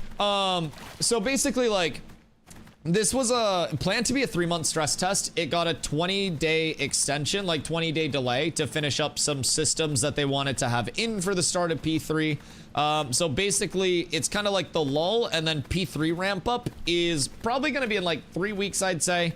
26, providing no more delays, will be likely when you see, you know, the instantaneous just population jump up. And then you'll see natural like ebbs and flows of content. Like, it's not going to grow like this through phase 3, but you'll still naturally have like this, right? It'll be a dip when the content's completed. And then when a big update hits, hopefully the people who came back, or the people who left and more people, will come back, and then you just grow the pop throughout P3. So it's an ideal scenario, of course, but I think that right now, of course, like, we're getting ready for a community PvP event, so we're gonna have some people out here. It's not gonna be hundreds of people by any means, but enough people to get some good PvP reps, have some fun content going. But it's definitely like you notice, the lull in content right now. So Summoner went September to October on live for that deployment, according to Steven and Margaret, and then on PTR, we don't know exactly when it's going to hit PTR for the initial testing. We have seen GMs using Summoner on the PTR, though. So the abilities work and shit like that. So we've seen the Nakua and the Pyrai are like in the character creator on PTR. Unreal Engine 5.6 on the PTR. Dynamic gridding's been tested multiple times on the PTR. Should be active as well for phase 3. And then from there, it's a lot of changes that are also active on the private test realm. Entirely new movement system that gets rid of the, some people really like this, some people really hate it, but the egregious, like, bee-hopping and sending your momentum and skimming across the ground and stuff like that. They added friction to the air to slow people down in the air and make sure that people aren't just, like, you know, abusing bee-hops like crazy. So different movement system that I think will be a lot more palatable for, like, a lot more players. As much as I love the bee-hop movement system, I do also think that after playing the new movement system, while it's less flashy, it's less crazy, I think it's a lot healthier for the game, if I'm being completely upfront with myself. I think it's a much better movement system to play on. It's much more fun for PvP. Abilities actually matter a lot more. And I think a lot of, like, players who are coming in as newer players or casual players will very much enjoy not having to bee-hop 17 times to compete in the simplest form of PvP. So, I like that. Whole shitload of changes though. But yeah, Summoner, I'm hoping that we see it soon over on the PTR. Rogue PTR to live deployment was a little over a month. So if they're aiming for like September to October, getting it earlier in August would be indicative of September. Getting it closer to September would be indicative of October. So the earlier the better, of course. And when Summoner does drop on PTR, I also think there will be a bunch of playtesters over there comparatively to, you know, the fewer people who had access when Rogue hit. So we could also see kind of like a quicker evolution from PTR to live. What are cat girls being added? Yes, the Tolnar. Yes, yes, yes. What if I told you you could also be a big titty dragon bitch? You're not just limited to cat girls here. That movement looks wonky as fuck. Are you talking like the momentum carry and stuff like that, Jeffrey, over on YouTube? Like how you can just bee-hop and kind of like skim across shit? Yeah, like there's still movement abilities that are meant to be like impactful, right? But right now there's no air friction. So like Vera's a vacuum because your characters don't have to fucking breathe. So if I really like send myself in movement, I can just keep like bee-hopping and tapping and kind of like avoiding the slowdown, like the friction of colliding with the ground. So they realized that after a while, and on the private test realm, the movement system that should be in for phase 3 actually has air friction, has diminishing returns on your bee-hops. So it's a lot less of just like, oh, I'm gonna send myself off of here and then just, you know, go crazy and move this far.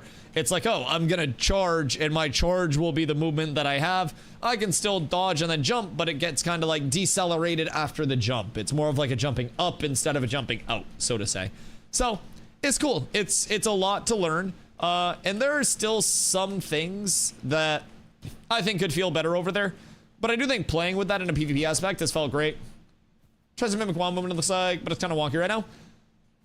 Yeah, I mean, in terms of like Mimic WoW movement, I think that'll also be kind of like a tab target thing. They're also like, it's just kind of like a WASD camera drag tab target. They do also have a couple different options though for the movement. So if you hit Z by default, that's going to bring up your action combat mode. So it's not like a hard reticle where like I pull out my bow and I shoot here and it goes here. It's like a soft lock system. So still through the tab target, but a little bit more of a, you know, left click to basic attack, right click to block type shit. Gives you like the direct tied to your mouse movement without having to hold down right click. Then they give the tab target classic accessibility. I like the tab target a little bit more after playing, you know, a bunch of WoW my entire life and also playing New World for the past 3 years for 7,000 plus hours with full action combat. I went back to tab target. I just like the precision of it. But I do personally like a lot of the movement system provided by like sprinting through the, you know, the active stamina management, the dodge, which gives you half a second of 100% evasion rating. Those things are nice takes on the traditional tab target system, in my opinion. They keep it very fresh. And in fights, I do actually feel like I can outplay people more often than not, based on the movement system, especially as a melee. So, add that to the Varus flat theory. It's also the bottom of the ocean, and we're all fish. I mean, crabs are the peak of all evolution, from what I've been told. They plan on wiping for phase 3? Yes, they plan on wiping for phase 3. And in the meantime, though, keep in mind, if you do want to check out the build like that's going to be closest to phase 3 haze, that's going to be the PTR itself. So right now, the private test realm has no leveling vendors or anything like that. But a lot of the time, the private test realm will have either Guy or Gustavo, and they'll have like leveling books that you can purchase on your character for free. Gear sets that you can grab. Right now, they're doing a little like weekend event where the people, well, the person who gets the most gold, the most experience, the most raw materials, and then if you submit a massive exploit with reproducible steps before anybody else, you can get a mount skin that will be like a transmog permanently tied to your account. So a lot of people are over on the private test realm doing that. They wiped everything over there, so they're having people start from level 1 in the Riverlands, and there are no boosts or anything. So that's actually kind of fun for people who do want to grind that out, try to get a mount skin that will again be with your account, you know, the entire time. The mount itself, as well as a skin, was originally sold as a pet. I guess wasn't going to be sold as a mount in terms of like the full skin. So that's cool. Good chance to earn that if you do really want that. It is also a journeyman mount though. So it is the, where the hell, Shatterclaw. It's this guy, kind of like a red wolfy type beat. So he do be cool. He do be drippy. Pretty rare drop as well. We do have one, funny enough, over here waiting to be trained. So if anybody knows a journeyman animal husbandress that wants to train one, pull up, hop out. Should be a fun time. Used to be fun, now it just feels ass. Are you talking about the movement, Leon? Because the movement itself, yeah, no, I agree. Like, it's fun with, you know, the haha absurd, I can get away from everything. But when you look at the integrity of the combat itself, it makes so many things more impactful to not have the haha, I can get away from everything on live, right? And playing on PTR with the new movement put that in perspective very heavily for me, where it was like, damn, grapple works a lot when people aren't just going, huh, huh, and like getting so far away from everything instantly, or when people aren't just going, wee, and like getting out, you know? It's very nice. Everything feels a bit more meaningful, so to say. So I like that a lot. What's going to convince WoW players to choose Ashes? I don't think anything necessarily has to convince them to. I think they're in two separate sectors of the MMO market, and not every WoW player would like Ashes of Creation. I think while they're both MMOs, Ashes is very heavily rooted in the open world. Instance content is only going to be narrative, and it's not really going to be this like spammable get your bis through that.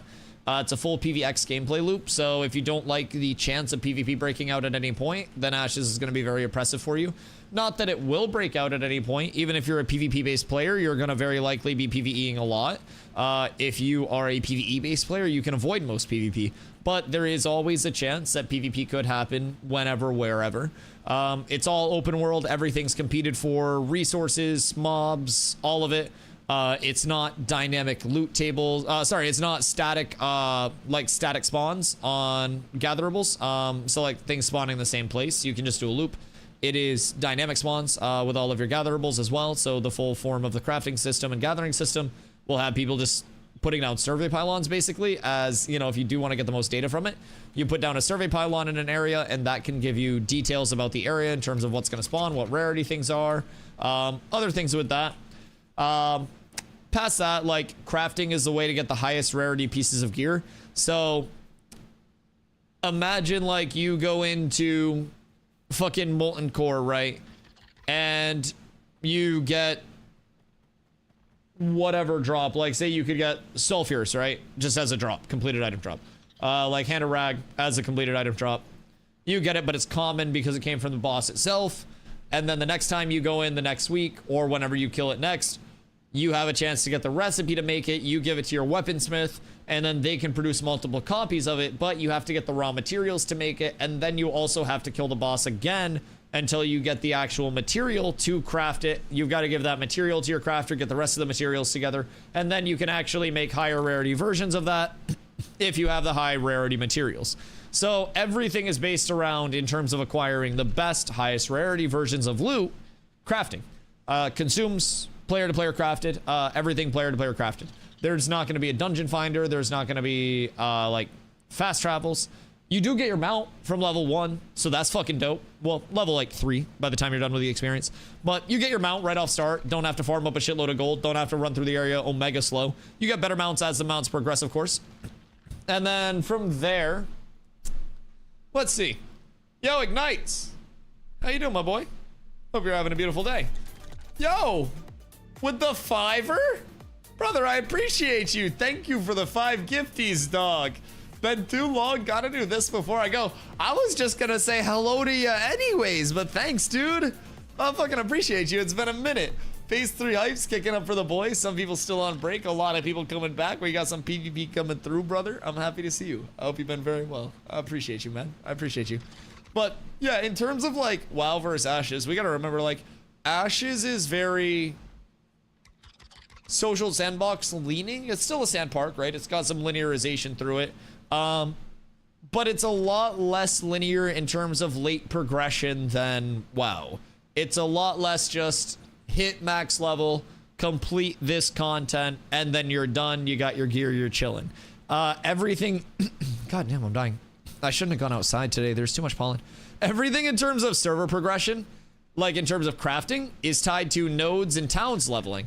And when a node or a town hits level 3, it only has a few plots throughout it, right? It has 6 plots on the PTR, but those are empty plots where you actually have to fundraise materials and gold funds to stand up a building in those plots. So you have to specialize certain towns like within certain loops of crafting gameplay. Before you have those buildings stood up in those nodes, you don't have access to anything higher than level 0 base tier crafting, gathering, refining. As more buildings get stood up, as more buildings get leveled, you get access to higher tier gathering, refining, and crafting, but multiple nodes have to work together over the course of the entirety of the world to make sure that you do have access to all of the gathering, refining, and crafting needed to complete the entire cycle of crafting everything in the game. So, cannot do it in one node. Have to have a lot of people working together, have to have a lot of people that are bought into the entirety of it. It's a lot. Being a mayor of a node is an entire like gameplay loop in and of itself. That's like a fucking full-time job, believe me. It's a lot. It's a lot. But I don't necessarily think that anything will convince WoW players to choose Ashes or anything like that. I think that the healthiest genres are those where there's a coexistence of multiple titles within the genre that are all successful. MOBAs have always had League and Dota both doing quite well, coexisting synonymously, friendly rivalry between the two, but at the end of the day, both exceed, you know, all expectations year after year. You've got, in the shooter scene, I mean, that's in fucking shambles right now, but you used to have a metric fuck ton, but you've got the giants of CSGO and Valorant still holding true, the geriatric shooters, and, you know, you've got others in the shooter genre as well, but, like, in genres, a lot of games can typically coexist, and if things can coexist kind of like harmoniously, right, I think you can bring a lot of players into the genre as a whole, and it's got to be a lot less like tribalistic, so to say. But I think people will probably just give Ashes a try at some point anyways because of the social systems. I think it's more about like what would push players off instead of what's going to convince players to try it, because Ashes has systems for quite literally every player. Whether you want to be a completely casual gatherer, refiner, crafter, whether you want to be a traveling merchant town to town, whether you want to make things and supply people with consumes, gear, craftables, gatherables, whatever, right? You can do essentially whatever the fuck you want. And Ashes will be a game where you are able to, along the way to max level, have multiple different loops. $100 entrance fee. If you're a broke boy, just say so. Just kidding, that was a Pokemon reference. No, I totally get that for playtesting, right? But keep in mind, $100 entrance fee is for Phase 3 access and like the rest of development. On launch, this has a lower entry fee than New World did on launch at $15 a month for a sub. Your initial 30 days of playtime comes at $15, 50 cents a day for playtime, and basically people will be able to hop in month 1 of launch, even if they didn't play test before and they're waiting for launch. And it's a lower cost of entry than a large majority of MMOs historically have been. A lot of them you're paying box cost, you're paying sub cost on top of that. So anyone can join the PvP event except for you. No, I'm kidding. Come through. Yeah, anyone's more than welcome. We usually give people some time to get out here. I think Streg just got back and was making like coffee or some shit. But yeah, anyone's more than welcome to come out. I think Stregma's trying to post a little bit of global messaging about it, so we can try to get more lads out here. I would assume a lot of people are going to be over on the PTR right now, but I'm hoping we can at least get a couple of evenly balanced teams pulling up. I think Vaughn's out here, so maybe we can get some more Emberbeard people out here, but we'll see. There are not going to be a fuckload of people on live right now, though. I will say it's going to be another, I'd say probably 3 weeks before people get hyped up again and get in that like pre-phase 3 everyone's coming back type shit. So only level 9, but I will say I'm enjoying the game so far. I love that. Yeah, I think the depending on like what you're going with for your progression, I really did immediately enjoy the early difficulty of progression. Like mobs hit much harder than a lot of mobs do in early games. It seemed to hit the ground running a little bit with like, oh wow, mobs actually have abilities and mechanics and can cast things, instead of just go hit this thing that attacks you once every 2.6 seconds and does nothing else. I'm a cleric, so it wasn't that bad. Nice. So are you kind of getting like a nice fluid experience? What's on the PTR today? So they reset the PTR, no gear vendors, but they started the 3-day event where people can get the Shatterclaw mount transmog for their account. So if you're one of the 4 people that has the most experience gained, the most gold gained, the most raw materials gained, or you report an exploit or like a massive bug with reproduction steps, then you can get the mount like permanently as a skin tied to your account. So pretty cool over there. God, I found the auto walk key. Yo, I have mine bound to caps lock, so sometimes people will message me in game and then they just get yelled at as a result. And I always feel bad, but I'm too lazy to turn that shit off. But caps lock is just, it's so ideal. I don't use it for anything else. It's just nice and cozy. It's right there. It's a quick pinky and we're good. Yeah, auto run is my savior. It is such a convenience. There have been times where I just full AFK to like grab water or something, and I look at a good path, I set myself on the auto run, and I just fucking send it. I don't expect fast travel, and I calculate the risk, and I accept it if I mess up my line. But yeah, so Strag, PTR, everyone's wiped, no gear vendors. They want people spawning in the Riverlands. I, being the bad boy of the Ashes of Creation scene, spawned in the Anvils like a real man. Unhold downable, unfuckwittable, so to say. So Anvil's first time user experience coming out of the mountain was actually kind of fun. I enjoyed it a lot. It's pretty linear, pretty smooth. Diabetes on holidays, crazy. Are they gonna add flying mounts? So flying mounts do exist, but they are meant to be extremely limited, and also be something that have a lot of kind of like systems to them. Now, part of the reason is because Ashes is always a risk-reward game, right? The more materials you have in your inventory, the more of a pinata you are if you die. Overcooked my gnocchi. Oh, Carlo actually made a banger gnocchi dish a few days ago. No, that was probably like last week at this point. But that shit slapped. But basically, like, Ashes always has risk-reward. So if you have a bunch of materials, When you die, you drop 25% on your ashes, and then you know, 25% goes into the abyss. So if you were just flying around place to place, that would take away a lot of the risk reward. If you got guild decked on and everybody had flying mounts, you would just go up into the air with your flyers and fly around so nobody could get you. There would be no terrain interaction, no world interaction. People would just run through and scope out all of the high tier materials from up above in terms of trees. And they would just pick out those trees because the canopies of a braidwood look different than oak and ash and larch and hemlock. So flyers are genuinely like meant to be a large short-term power multiplier. Basically, right now, mayors... Oh. I got fucking assassinated.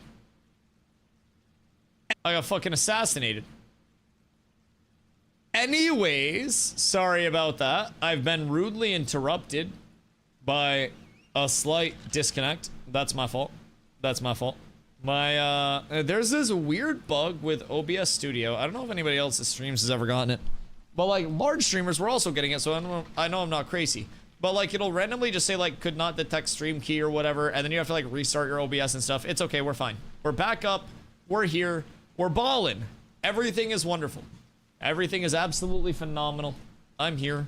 Make sure you guys refresh if you're cooked. We made it back, we're safe. Anyways, we were talking about flying mounts.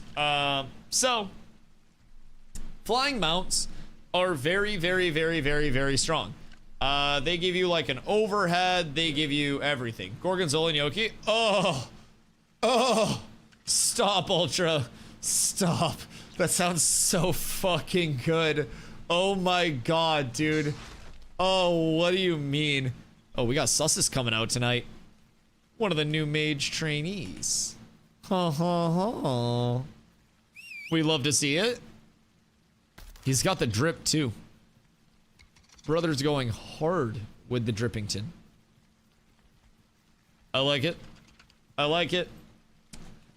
But yeah, so with flyers, right now, I suck. Stop. You're gonna do great. With flyers, mayors of every tier 3 or higher node will all have a flyer for testing purposes. Long term, it will only be the mayors of the highest tier nodes. So like the 5 tier 5 nodes, if there are 5 tier 5 nodes, there will be 5 flyers. If there are no tier 5 nodes, there will be no mayoral flyers. So that's from the node system itself. There will be at most 5 mayors with flyers. Those flyers have to be re-upped by winning the election each month because there's a monthly election for every single node that starts on the 1st of the month. Every node's in their election process right now. With that being said, there will also be 5 guild castles throughout the map. Those guild castles owned by guilds. The GM of the guild that owns a guild castle will get a flyer for the month that they own the castle. They have to defend the castle in a siege. So, if you lose your siege, you lose your castle. Lose the benefits of it, so on and so forth. And then you have mounts that can drop from extremely hard content as extremely rare drop rates. If you find one of these, it will be in an adolescent or egg form, and it has to be trained through an animal husbandrist. And that animal husbandrist, when they train it or tame it to a point where it can fly, will then give it to you if they don't scam you, but it has a lifespan on it once it's tamed. Probably 15 to 30 days, somewhere around there to coincide with the mayoral flyers if I had to wager a guess. So, basically, there will be at most on a fully developed server 15, maybe 20-ish flyers at any time. Flying mounts will also have to be summoned from a very specific place in the node itself. Farm him, reaped, dead, fucking idiot. You're the idiot, Spoofy. Flying mounts will have to be summoned from a building within each node if you decide to build one, called a royal stable. I can call in my ground mount wherever, whenever. If I want to call in a flying mount, and if I have a flying mount, I would have to launch it from a royal stable long term, and that mount would then have like a stamina bar or a gas tank, I call it, where you could fly it a certain distance, a certain amount of time. And then from there, it's got to recharge. I'm not good at math. I'm not very smart. I'm fine at math. I've been doing quite well. I've been doing multiplication mad minutes recently to brush up on my skills. The multiplication is the fun stuff. It's that division that I don't really fuck with too heavy. Give me a level 1 and I'm on your ass. Brother, just make a level 1 exclamation ashes and do exclamation guild and then come play. We got 3+ weeks until a wipe. So it's on the 26th, full wipe, new servers, fresh start. You hop in now, you're covered by a 90-day period where you can get a full refund if you don't like the playtest and you just want your money back and you want to wait till launch, or you hate it in general. No hours limit. You can play as much as you want to for 3 months. August 26th hits. If you hop in now, you have a little bit of knowledge based on what you're doing. You're in with the community. We're already 200+ deep confirmed actives. We've got EU presence. We've got NA presence. We've got EU leadership. We've got NA leadership. We have a 24/7 presence around the clock. Boys, exclamation guild, exclamation ashes. Join Cats with Apps. Get the best content in the game that you can possibly get. We fight against the best of the best. We fight with the best of the best. We open content up to as casual or as competitive of players as, you know, want the content. So if you guys want content, very simply, get your asses over here. Get the content. You will very much enjoy playing the game with a community that actually cares about the content. So, I highly recommend it. Private test realm is also active right now. Best of the best of the best. The best of the best of the best of the best. This looks like Arcage. So Steven, the creative director of Intrepid, was a large Arcage enjoyer. And despite being quite literally like a zillionaire, he hates pay to win and has said that pay to win will never come into Ashes of Creation and pillage it like it did Arcage. There will never be pay for convenience. There will never be pay for progression. There will never, ooh, food. There will never be pay to win. This looks delicious. Oh my God. Okay, I bet I'll like it. This looks fucking insane. Carla's making healthy food, and this looks really good. But yeah, there will never be any form of like your IRL money determines how strong you are, how fast you progress, anything, unless you're breaking terms of service. Which at that point, I mean, fuck it up, Buttercup. But it is meant to be a direct level of like you invest your time into it and you get more out of it. And if you're not calculating your time investment well, or you're not putting in the time, then you have to kind of like, you know, gauge what you want out of it. You're not going to be like a super competitive PvP player by only putting in an hour a week, you know? Heard about that. I think I played in a siege against him on Arcade like 10 years ago. That's crazy. I've heard so many people that come in and just hear about Ashes and they're like, oh yeah, I used to play with or against Steven in Arcade and shit. It's kind of cool. Because one of my favorite things about Intrepid, like the developers of Ashes, I played New World before I played Ashes. And it was quite apparent that the New World developers did not care about or play their game in any way, shape, or form whatsoever. And over here, the Intrepid developers, a large majority of them just play in the community, either like outwardly or undercover, so they can get organic feedback and information on things. It's kind of fucking crazy to think about, like how genuinely involved they are with everything. And it makes me very happy. Ultra, what up, goat?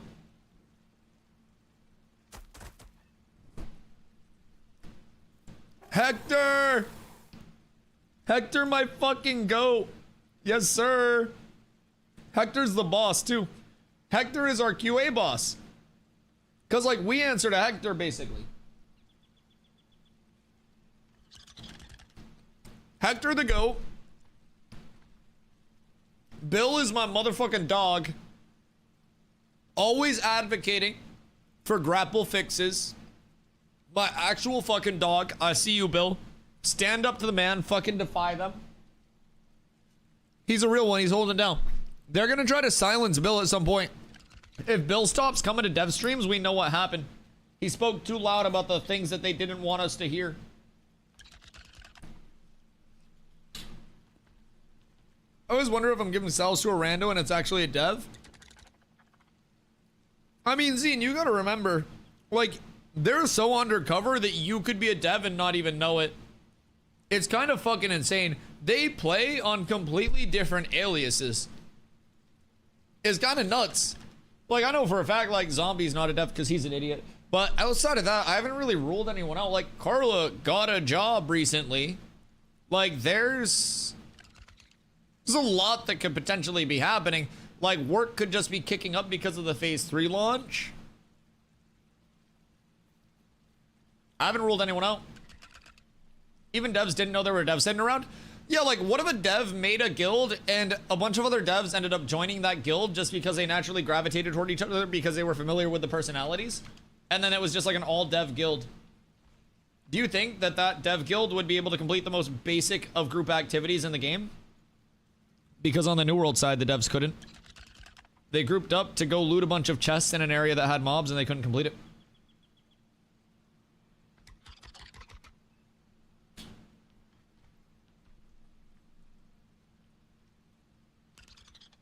You're kind of fucking insane? What, like mentally? Yes.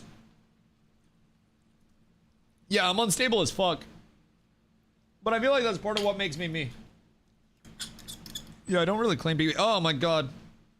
No, it's just metal on metal scraping. I have a clip from the last night with the 3v1.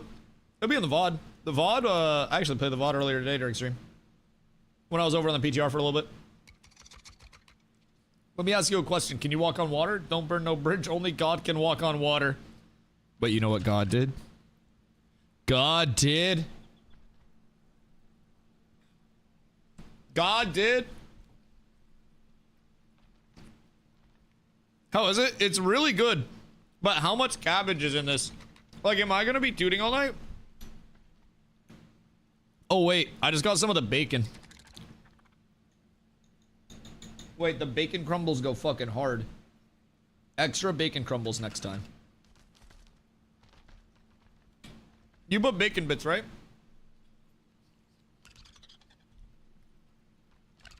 Wait, yeah, that goes crazy. Yeah. I'm like halfway through. So, like, what's in it? The sriracha's good? Yes. What, like, was a sriracha?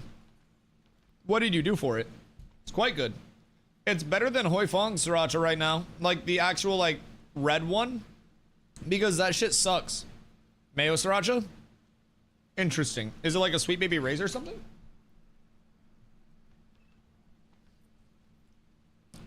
Who make? Because I feel like... You mixed it? Oh. Interesting. It is good. It came out very good. So, like... You took mayo, and then you took sriracha, and you put them together? You're unbelievably talented. I feel like I don't give you enough credit.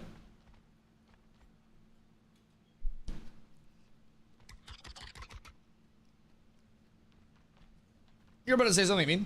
No, so I was asking if it was Sweet Baby Ray's because it actually tastes good. And I feel like Hoi Fong sriracha, like the one with the rooster on it, since they changed their pepper supplier, it's been sweeter than it's been spicy. I've talked about this before. This isn't like a new revelation. You've heard me rant about this. But like, I feel like sriracha nowadays is too sweet if you get like the actual like known sriracha brand. And like, it's not like it's supposed to be omega spicy, like it's fucking sriracha, but it's basically like ketchup. Better than a store mix. I can see why. This shit hits. Like, did you just use the Hoi Fong, like the bottle with the rooster on it that's in the pantry? Or did you get a different sriracha specifically for this? Because I feel like this tastes spicier than just like the Hoi Fong that's in the... am I even saying it right?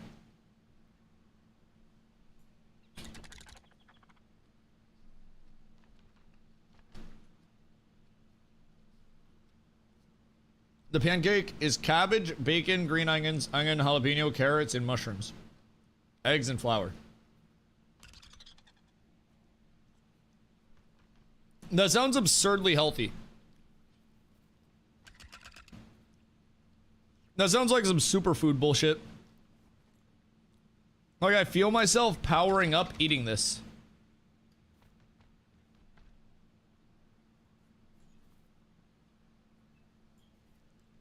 What do you mean? She did like cabbage pancakes.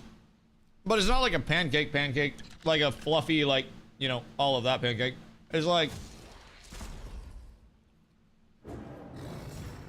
it's just veggies and a little bit of bacon. I know the bacon goes hard. I will say, when I get a bite of the bacon, that shit is bliss. Chat, we need another bard. Like, if we get one more bard, this is actually balanced as fuck. I believe in these teams so much.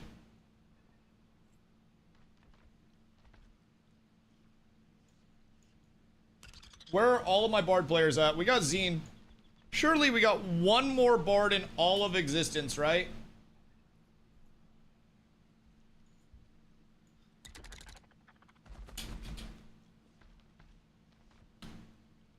Ate 2 of them? What did I have? Did I just have 2? Blight's on the way. Perfect. Message Strag for invite.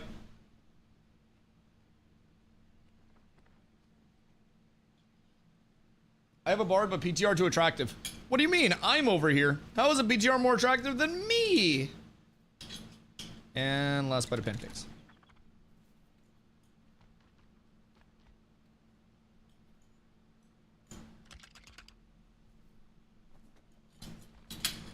Yeah, that's just slapped. Alright, I have to go get my water, because I left my water out in the kitchen. I'll be right back.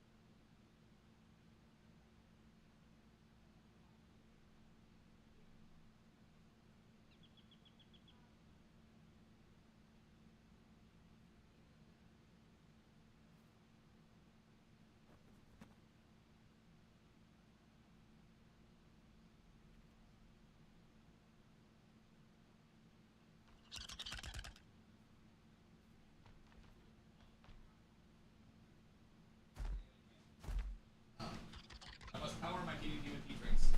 PvP tring. Alright, we're back. You stole 2 P-Trings? Jesus Christ. Ah, I want this one. My god, that one's sugary as shit. Bruh. It's a banger P-Tring. I'm shocked you turned that down.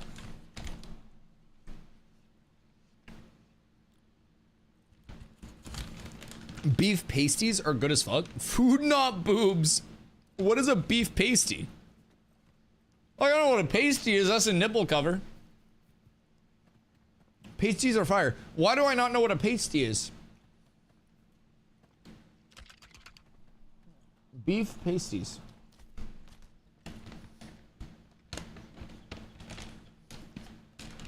Beef pasties are savory hand pies filled with meat and vegetables. Oh, is this like a pot pie? No, wait, what is this? It's like an empanada? But like a pot pie? Hmm? Hmm.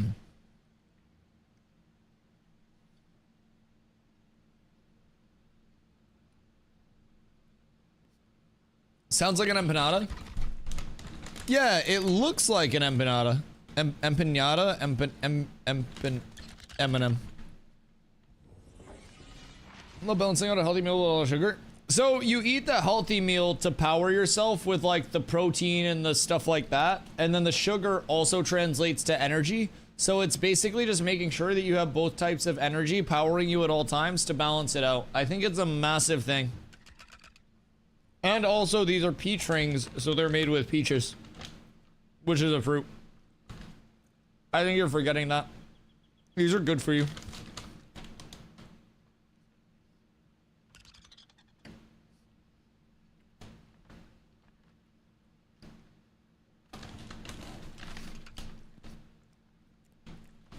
carnivore. Yeah, but like, don't you have to take supplements if you're eating carnivore? I also feel like my belly is already shambles enough. That much meat gotta sit heavy.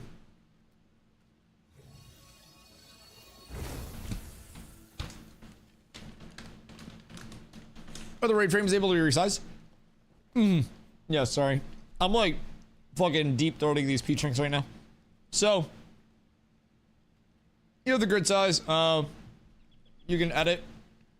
You can change the scale. Change the anchor of everything. So like, size them up, size them down, whatever you need to do.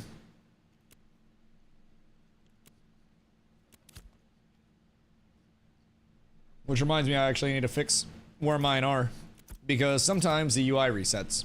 It's a little buggy right now, especially going back and forth from PTR to live, but looks damn bulky. Yeah, some of them do be a bit chonk. Now, hovercasting is also a thing in Ashes, so like, you know, just hovering over somebody if you're using a friendly ability. Just being able to do that instead of targeting him and finding him there. So, I do like that, but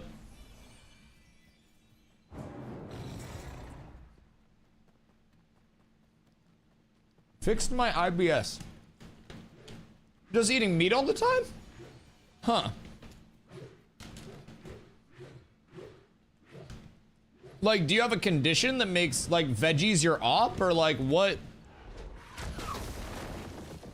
Is there a medical reason for that? Or is it just, like, just worked?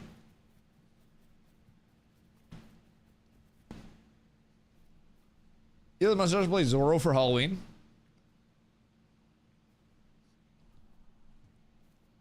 Do I? I feel like I need way more definition than that. But I mean, if we go back to like,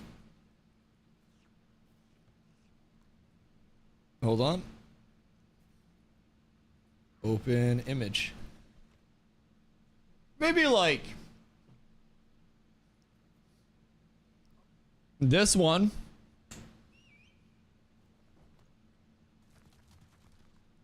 That's more of a good fit.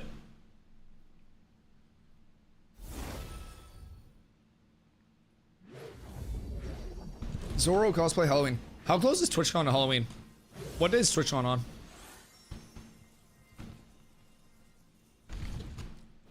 But yeah, keep in mind too, Lion, UX stuff is all probably going to change and be optimized a little bit over time as well. 20th ends. There's no way they're not doing like Halloween themed stuff somewhere, right?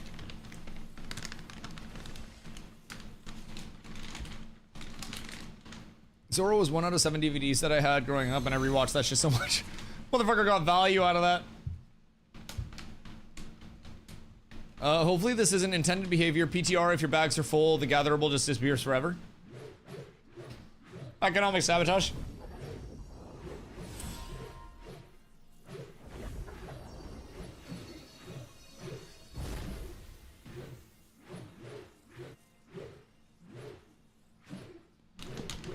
I believe Zop also found some weird interactions too, with having like full bags and stuff. I think he said he had infinite copper because of one of the interactions, which is intriguing, to say the least.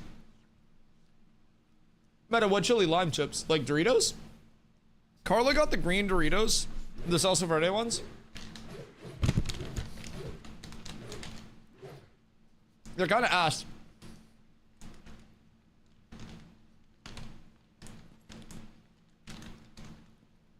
And like, by kind of ass, I mean they're ass. Tell the story of last night. Oh, I told chat earlier. I got hungry in the middle of the night, and I was sleeping naked because yesterday I was wearing my short shorts that had the little built-in dick holder. So I was freeballing yesterday. So when I took off my shorts to go to bed, it was just dick time. So throughout the night, I got hungry and I went out and I grabbed some Doritos and I tried to be stealthy, but Carla has the ears of a goddamn fucking like burglar detection system.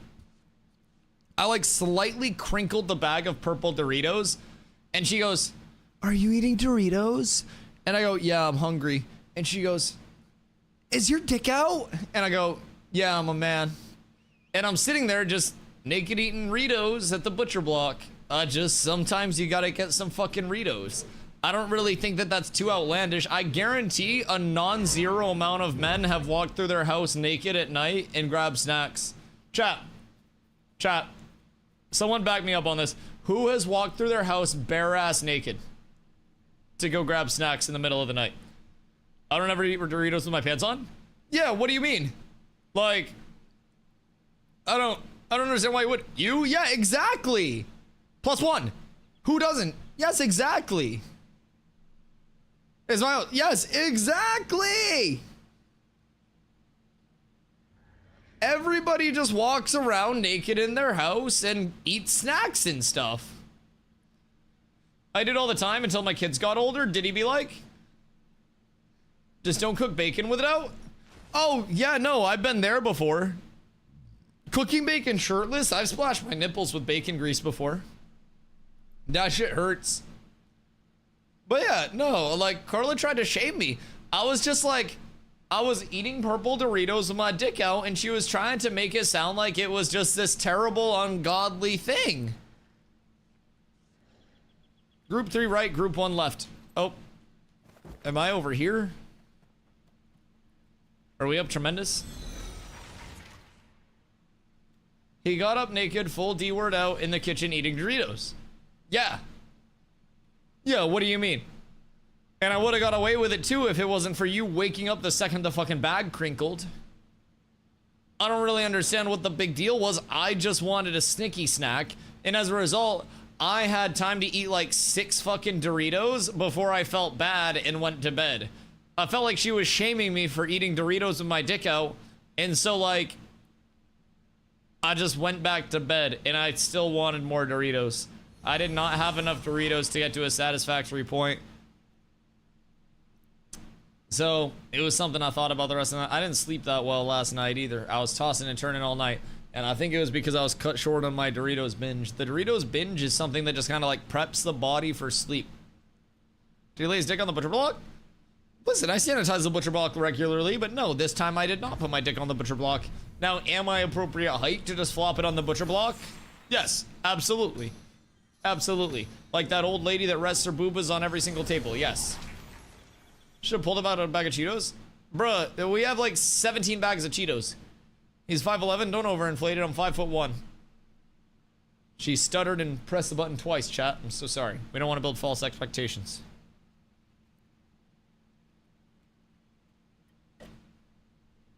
This is a 10-ounce mason jar.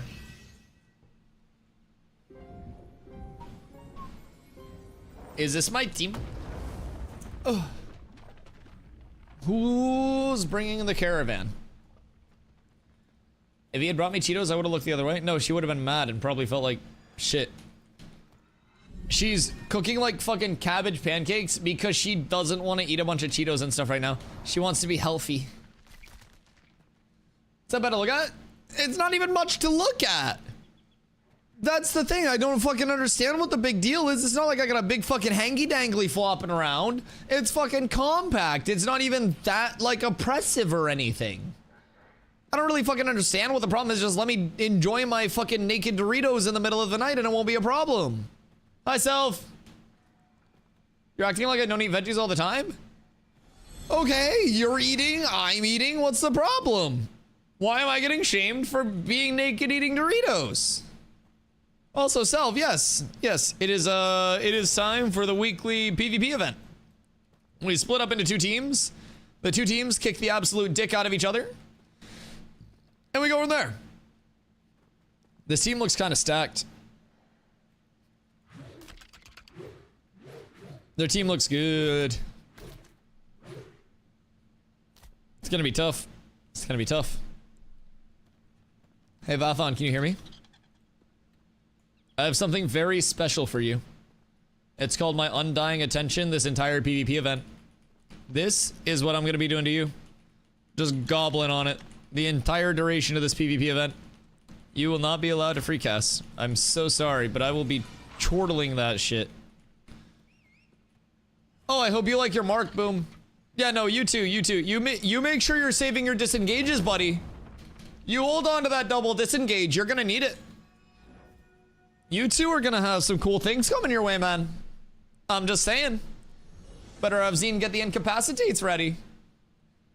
Yo, Mastered, how you doing, my friend? Are the servers open right now? Yes, servers are up Thursday, Friday, Saturday, Sunday, and Monday right now, down Tuesday and Wednesday until the 26th. That is when they go 24/7 with the new servers on the 26th.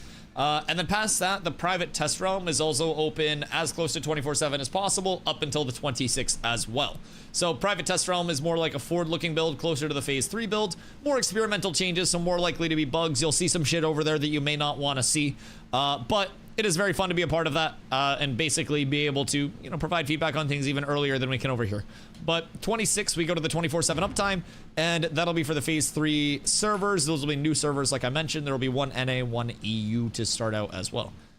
That is Stregma's caravan, so we are going defense. I did it on the smartest man alive. I am genius. Oh, what the f... Nice. Grapple's so good. Boy, oh boy. I love grapple. I can't wait for grapple to totally fucking work tonight. Grapple always works so well. It's such an awesome ability. If we really think about it, like, it works 1000% of the time, pretty much every time. All right, I am in comms. I must yap. Because we're going to have to put a lot of pressure on people very, very, very quickly. How many do they have? 9? We both have 9? What do they have back here? Who are you? Boom! Boom! I got something for you. Do they have 10? That would make sense. 9v10 actually isn't that bad. I'm trying to see how many supports they have, though. I think they just had 1 bard. Because if that's the case... If that's the case, I've got something for Zine as well. And I think he's really going to enjoy it. I think he's going to have a ton of fun with it. We'll get them all warmed up. Get them all used to being the pin cushion. Oh no, there is another bard.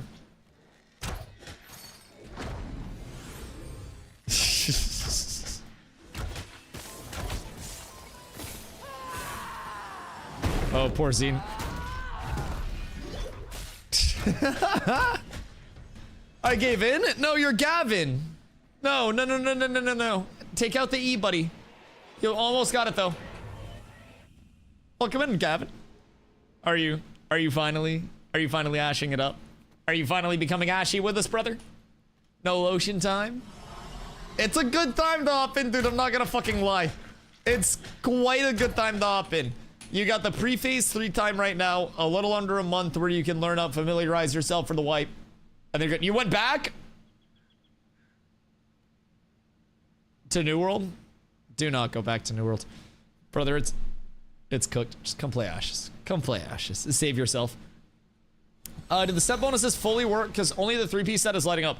Yeah, they should be. It should be, like, each piece of the set bonus should cumulatively add in. It's 358 on most of the things. I don't know necessarily if you're going like a Rosarium Guard set or anything like that.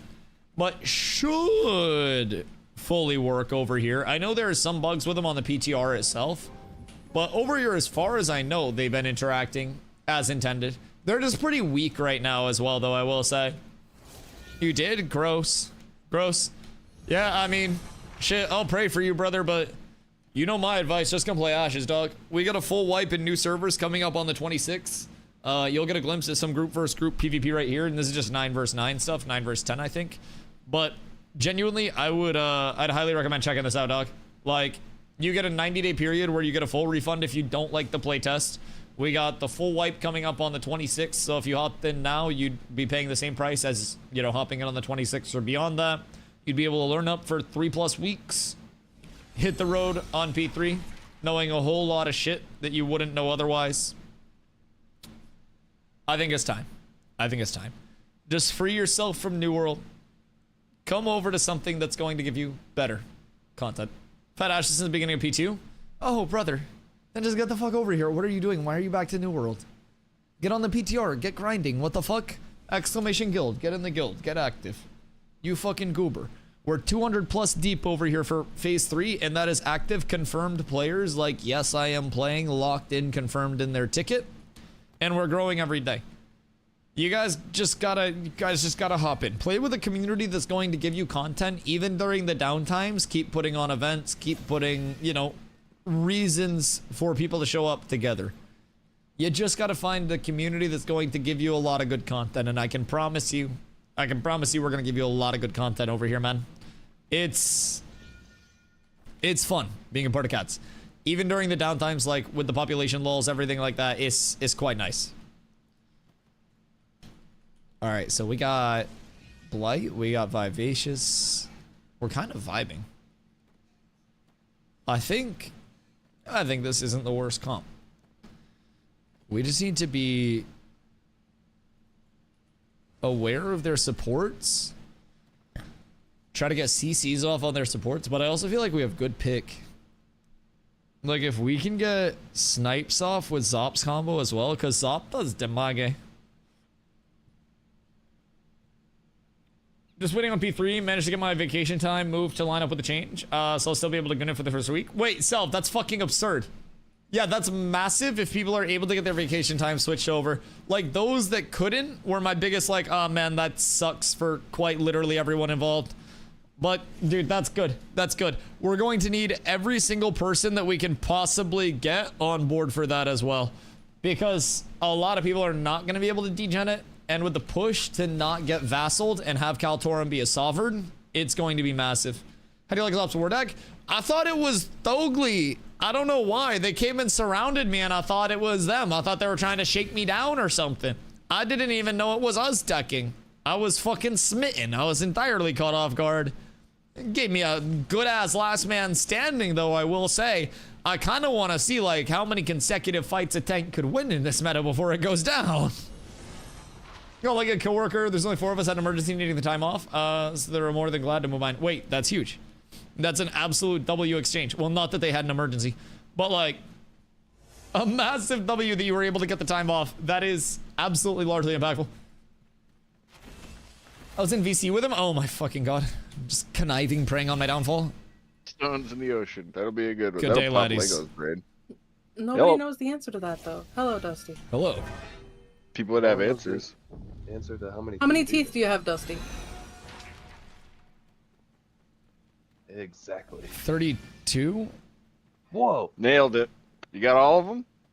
All of them. I don't have my 4 wisdom teeth, so I think I have 28. 28. 28. Yep. Yeah. Okay, Only so had 28. 2 wisdom teeth. I would have been, like, my mom would have been mad at me. She's a dental assistant, so I'm probably supposed to know that. Just like, I don't know, genetically or something. You nailed it, though. Yeah, you nailed it. Zop ballparked 18 to 24. I was gonna say, well, I was gonna say 28, and I was like, 28 doesn't sound right, and then I was like, I'm missing 4, so let me just take a chance on this. Oh shit, I think they're all ready. They're ready. Are we Oh, ready? we're I doing guess it? we're ready. Yeah, Alright. we're ready. Let's fucking do Teeth this. They're on. way out in the middle, but Alright, cool, we're all here. Just I'm gonna take space on officially this left say side. go. They have 1 stealth on the left side. I think booms are only ranger. Look towards Vath and their squishies. Trident's fighter. Vath is gonna have blink out, but I'm gonna try to get a pull here. Vath, no blink. I tripped his blink. I tripped his blink. We can get ready to send on Vath soon. We have big vines here. Start to walk in on Vath. Take the Vines space, are take the right. space, take the space. Move up on this left side. You see Boom and Vath here? left side, left side. Boom's getting a snipe. Yep. Oh my god. What are The the uppies. uppies? Oh my god. Uppies. I love uppies. Boom's weak. We gotta push it and take the space. We can't just sit back. If we sit back, they're gonna get a Start good going jump. out on Trident. Trident's deep on me here. Oh, Nope, back. right is in the Behind middle of us. nowhere, Try to- just tracking down sus. He's point. dead. Root going out on that right side. Bathon is the only one caught in it. Okay, did we get one there? We got one there. Yeah. Look at Ultra, look at Green Cross. He's a little far forward. Ultra has no blink. Can you get a vines on Green Cross here and then we just send on that, please? 15. Okay, 15. Okay. I'm gonna try to get a. I'm fine here. I'm gonna pull on him at 5. Any quick top off. I'm gonna pull Ultra now. Never mind, it doesn't work. Let me know when you got vines. I can go in, get a wall and everything. All right, I'm going in. Drop it here. Yep. I got a wall on this. Everybody full send on Ultra. Full send on Ultra. Everybody get in, kill Ultra. Full send, come on. Look at Green Cross. Everybody on Green Cross. He blinked out. Go to the left side. Go on boom. Go on boom. Left side Green Cross. Right into Boom's all around him. behind. Everybody get in Yeah, here. Back on burn 3 of us down.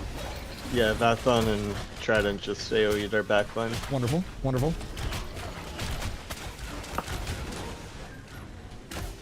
You guys just get decimated on that trade? Yeah. Nice. Yeah, Nice. that trade like wiped out half of our team somehow. Wonderful. Wonderful. So was it just good. those two? Nope, root. There 2. had to have been more, but like there had to Interesting. have been more to it, but that was the major contributor to it, I feel Word. like. We gotta be like a little more aggro when we have good single targets out and be willing to like, if we go on somebody and we get them a little bit low, we gotta like walk up and take the space instead of letting somebody just go. So if we get somebody's like movement abilities out, so that first pull where Vathon used his blink to get out, we want to look to go in on people once their movement abilities are out, and that's kind of like the big opportunity that we can get there. So I think we had a couple kill opportunities that we probably just like, if we go on somebody, maybe look to like commit a little bit more without over committing, so to say, and just like take the space as we pressure them a little weaker. For sure. 23 here. Wait, you had 23 teeth? What happened to your other 9? Were they all wisdom teeth, or are you just incredibly smart?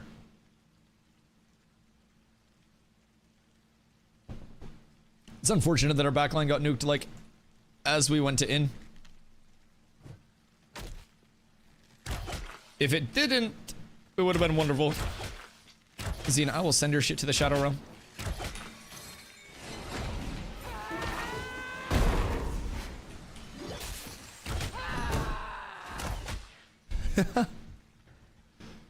Brother got the 10 HP out there. Good fight, Zine. Good fight, good fight, good fight. Almost had me. Back against the wall. Literally back against the wall. It was you versus me. I was cooked. Did you got uppies? Oh, we probably don't need uppies, if I had to guess. I would say anything to help people survive would be quite nice. Because I think a couple of them jumped in on our backline and just nuked our backline. So I think I gotta be a little bit more cautious and maybe like peel our backline a bit more conservatively with this comp.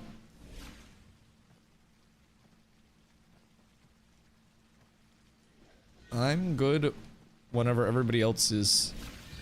I think we're missing one star. Are we? No, we have everybody. Oh, Blight's right there. Okay, cool. I feel like we might need to get squishies a little bit more off guard too. Maybe see if I can find one too far forward, walk up, see if they overcommit on me, and then try to pull them back a little bit. Maybe even like get a pull and then drop the vines on my pull or something. We definitely have the potential to get everything swinging our way. It's just getting the initial momentum on the targets and then pushing it up from there. Who's not ready?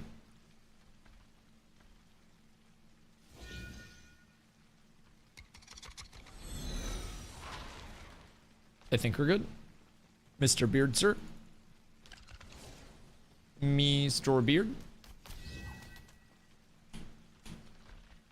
Okay, he's good. I think we're all good, right? I don't think they're playing too aggro around pulls either. I don't think their tank tried to grab anybody in that time. So I don't even think I need to outwardly like play forward and try to like space that. I think I just need to keep space like on our back line, not overextend, kind of bait them in and like counter them when they go in, because they're probably going to send pretty deep with the fighter. And maybe we can get good picks and stuff. Are we good?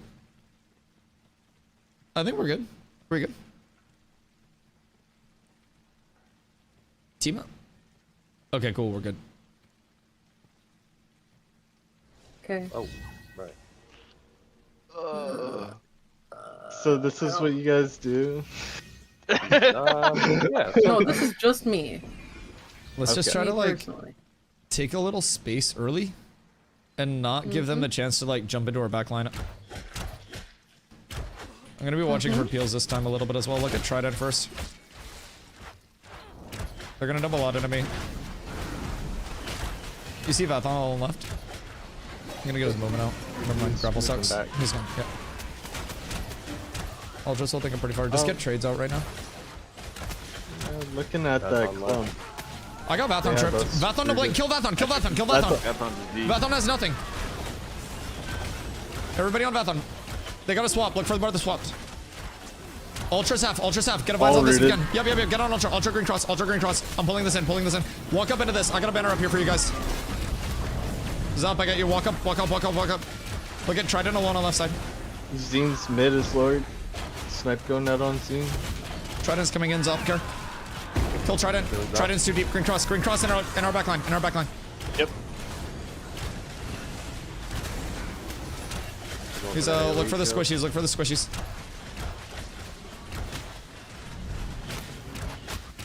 I have no grab because I have 1.5 million silences. Yeah, moving back here. Looking for a root. We in just that gotta reset middle it a little bit. portion. Look at Vathon alone on the left side. They're gonna full send on this. Yep.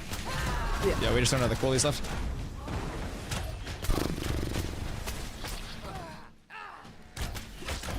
Oh, we should have killed Vathon there. That was so sad. That was sad. Yeah. Yeah. He the got a good swap. kinda- Yeah. Good swap, good heals. I thought we'd be able to get him with the wall and everything. It's kind of tragic. That's okay. Good try. It's close. It's close. That's so tragic. I have no idea how he didn't die there. I thought that we 1000% had Vathon just full cooked there. That would have been such an impactful pick as well. Went out, caught him, detalied indoor backline and got out to fucking tell the tale. Bro, that actually just genuinely makes me like sad at my core human being. Okay, well they relog and run back. I need the power up. I need the super secret juice. Chad, give me Dusty W booties for good luck, please.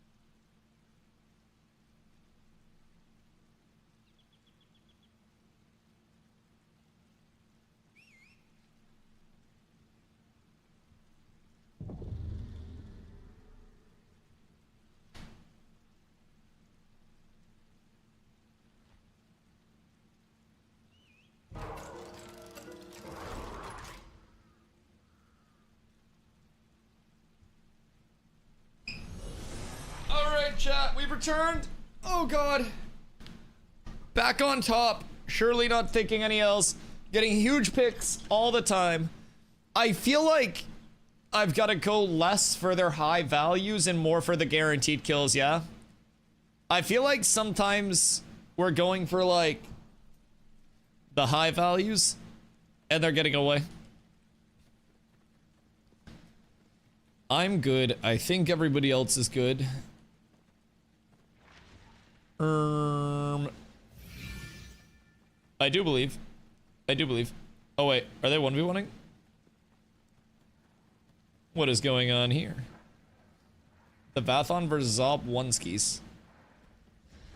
The counter telly goes out. The cock misses rough. The chain lightning. Bzz. That's tragic. Although Zob looking low. GG. Alright, Mage vs. Mage 1vs do not look the most enjoyable. It just looks like everybody's so fucking squishy. I don't know, but tank 1vs also on this TTK are so ungodly long. It's the opposite end of the spectrum. If you have two tanks that are like built up beefy, it's just this never-ending dichotomy of like self heals and sustain. It fucking sucks. We probably could have res Zop, right? That's okay though. I'm sure we're fine. I'm sure everything is absolutely fine. Chat, how do we think Vathon does against a tank? Do we think that he has it in him to do fucking 72,000 HP worth of damage after all my self heals, my mitigation, my indom, my shields? Tank is so fucking dumb right now. I can't wait for the regear to come through. Being able to die again just like makes the game more fun. It just makes it more enjoyable. I feel like right now I feel too tanky to the point where I just walk in and everyone just ignores me and kills everybody around me. Like I haven't even fucking died in these scrims yet. Like I did, I think I'm full durability on everything. I haven't even taken a durability damage. My armor doesn't even need a repair, which I'm fine with, but also I miss the days of risk reward as a tank. I feel a little too beefy. And I look forward to the days where I'm a little bit more impactful yet again. Okay, we go.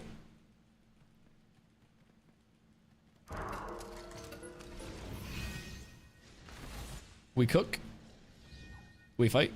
We duel. Everyone's doing okay gear-wise over here. We got some people with some HP. That's nice. Everybody's actually tanky as shit. My god.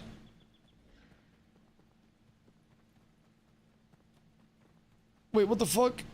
What is that message? Who yapping about what? I don't know if I want to go back into VC. They talking about the weird shit over there. Alright, I think both sides are probably good. Mayhaps. Mayhaps. Can we... I think we're good. Okay. The readies are coming out for both sides, boys. We're up absolutely fucking tremendous. The waiting is the worst part of these, I swear to god. It's like 17 minutes of waiting for a 2-minute fight right now. This is normal. Yeah. Okay, Yeah. I'm I'm ready. I'm waiting. Fucking amateurs, let's go, huh? Do you Get think your we should head in look the for one of their game, bards? I don't really like that's initiating on bards, but Look at Cuspar. look at He's Ultra. AFK. He's Ultra's a mage. Trident's really far alone on left. Yeah. Yeah. Tripped forever. Okay. Pull to 0. Look at Boom. Boom's deep. Green cross. I'm gonna pull him back in. Boom pulled. Boom tripped. Boom Silence. safe. There's all you slowed. Boom is very weak. Swap one out. Look for the swap. Look at right. Green cross. He's too far forward. On this left side. Green cross. Okay, go Vathon. Let's regroup and try to make space. Up, I'm with you. Ultra's too far. Ultraman's Yeah, in Ultra's our- way too far right now. Ultra has no blink. Ultra dice. Nice, nice, nice. That's a good trade. Look at Trident. Don't let Trident get back out. Oh, I'm looking at I'm Casper sorry. right now. I'm done. They got the res on Ultra. Yep. I think we're mostly dead at this point, so I'm just gonna try to kill Ultra again for fun. God damn it, all their supports are on Ultra. That's so sad. What got you there, Strag? I didn't break the chain with my my dodge roll and I disengaged off of it and I tripped myself somehow. So Ah, that was yes. pretty awesome. Got you. Got you. Okay, so just got like pulled in. I and then love caught. that. I love my escape ability never giving me a good escape. It's amazing. It's okay. That's the one time that grapples actually worked. Okay. Yeah, that's hard to recover from at that point. I feel like I didn't even have time to react to that to like get him there. Yo, what up, back? How you doing, my friend? Can you tell me about your guild? Yeah, I mean, we have a lot of people came in at the start of phase 2 with the intent to just kind of see how things were. I came over from New World with a lot of competitive experience in New World, thousands of wars over there. So a big passion for PvP, but over in New World, it was really hard to get new players in like the casual community involved in things as well and like give them a spot. So we came over with the intent not to just try to like facilitate our own growth, but also kind of like build out the community around us, open the door for like competitive minded players who really want to try to grind and get better and improve, but also open the door to people no matter how competitive or casual they want to be. So basically, we don't have an application process, it's just an onboarding. If you want to join the guild, you're in. We do activity checks to make sure that people are going to be good, but there's no level of like experience needed. There's no level of you have to be this active. Our top 2 guilds, there is that because those are the PvP focus guilds. But we have a lot of nights like this where we open it up to like not just our guild, but a lot of people from other guilds throughout, from Polar to Emberbeard to Fungi to everyone in between. And a lot of people just come through, hang out, PvP, try to learn the game, and we don't really, like I said, just kind of hold it against people if they're not the greatest or they don't really have ambitions to be the greatest. So we try to get on the top end of content as much as we can, while simultaneously not having the elitist attitude that kind of like shuts people out of content. So we're willing to, you know, sacrifice a little bit on the competitive end to be accessible to everybody. And fortunately through that, we have a lot of very competitive connections that allow our top end to grow and fight on that top level. So it's nice. But events like this, you'll notice that there are 3 people even from like our guild that are on this team. Other than that, it's all people from different guilds. And then over on their side, like we've got people from EU, we've got people from Polar, we've got people from our guild, more people from Emberbeard, people from a lot of different guilds. So we're always just trying to stay active with as many people as we can all the time and just keep content flowing, and we're just trying to help people learn shit. Alright, we're going. All right, I think we can get the burst, like, because we got a kill on Ultra, and we just have to make sure that we're not getting picked out early. Look at Ultra again on the left side. He's screen cross. Move left. Make sure that Trident doesn't have the angle to hop in. They're gonna wall. They're gonna try to go in off this. On left. Breaking it. I'm pulling in Boom. out. Boom's caught. Boom's tripped. Green cross up front. I'm trying in the back Pulling of me. off Trident. Trident's wall. I'm on Trident. Yep, kill Trident. Go Trident. Still tried it. Nice. Got him. Walk up a little bit. Take this space. Move up. We're gonna fight for this space so they don't get the rest. Shaka. Book on the left. Book on the right. Sorry, wrong way. Look at this right side. They're trying to get the res off. I got you, Strike. They just double res. We gotta take a little bit of the space. Trident's still down. A lot of them frozen. Careful, they're about to pulse on this. Looking at right. Moon on left in the back line. Moon on the back line. Yep. I'm in this. Rooted on that left side. Look at Zine. I'm pulling Zine in deeper. Try to make sure that you guys don't overextend here. We gotta get back and play that. We're down 2. We're fine. We just need to get a burst. Move left. Look at right. Bathon's in our back line deep. I'm gonna get a trip on this. I have nothing. He's gone. Just try to hold this last space. Moon.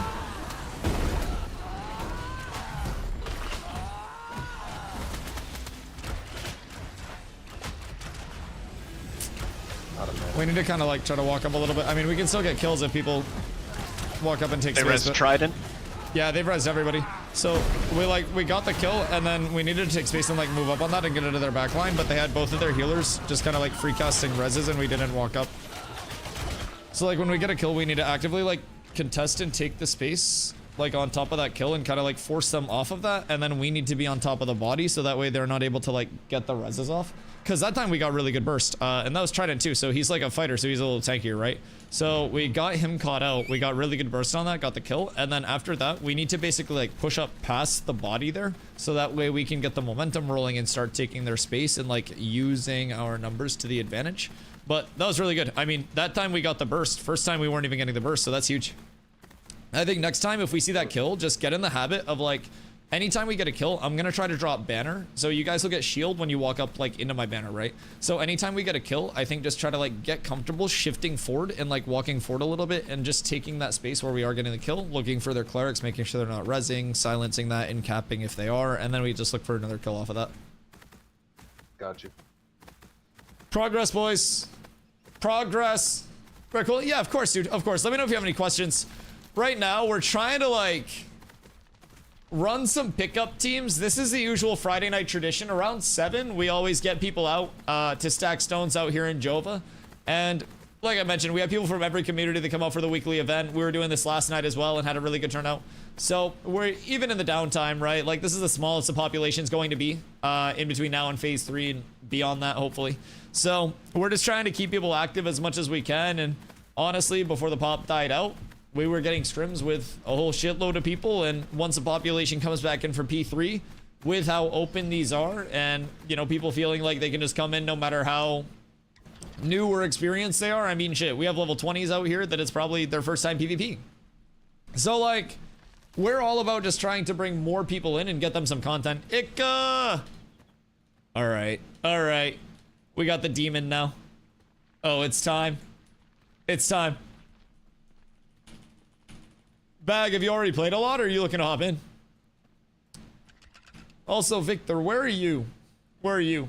Because we need the help on this side, my brother. We're getting cooked out here. We need a little bit of some good pop, I will say. Because if you were on this team, like their team, I'd just be pulling you in every time, but you're not even over there. I need my Victor. I need the squad.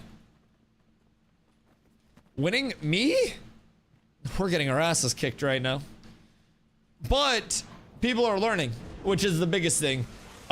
We were originally not even bursting the targets properly, so now we're bursting targets. We got a couple good kills the last couple of rounds, and we went over like taking space after a kill and kind of like moving up and contesting the areas where you're getting the kills, right? So if we kill somebody here, we want to be walking forward and then contesting the area where we just killed the person to make sure that they're not going to be able to get in range for reses, find their clerics, look for incapacitates off of the kills, because clerics will typically be going for reses. And then if we can get incaps on the clerics, then we can burst another DPS while they're incapacitated, and then we just snowball off of that. So just trying to like get in the habit of it myself more, and also point out like when we can do it a little bit better. Because that time I got one of the trips on one of the clerics, but I think the other cleric then went for the res and then clutched up with the res. So we just get more people in the habit of it, get more people familiar with it, and we ball from there. What are you up to tonight, Z? It's like, the fuck? It's like 3 a.m. for you or some shit?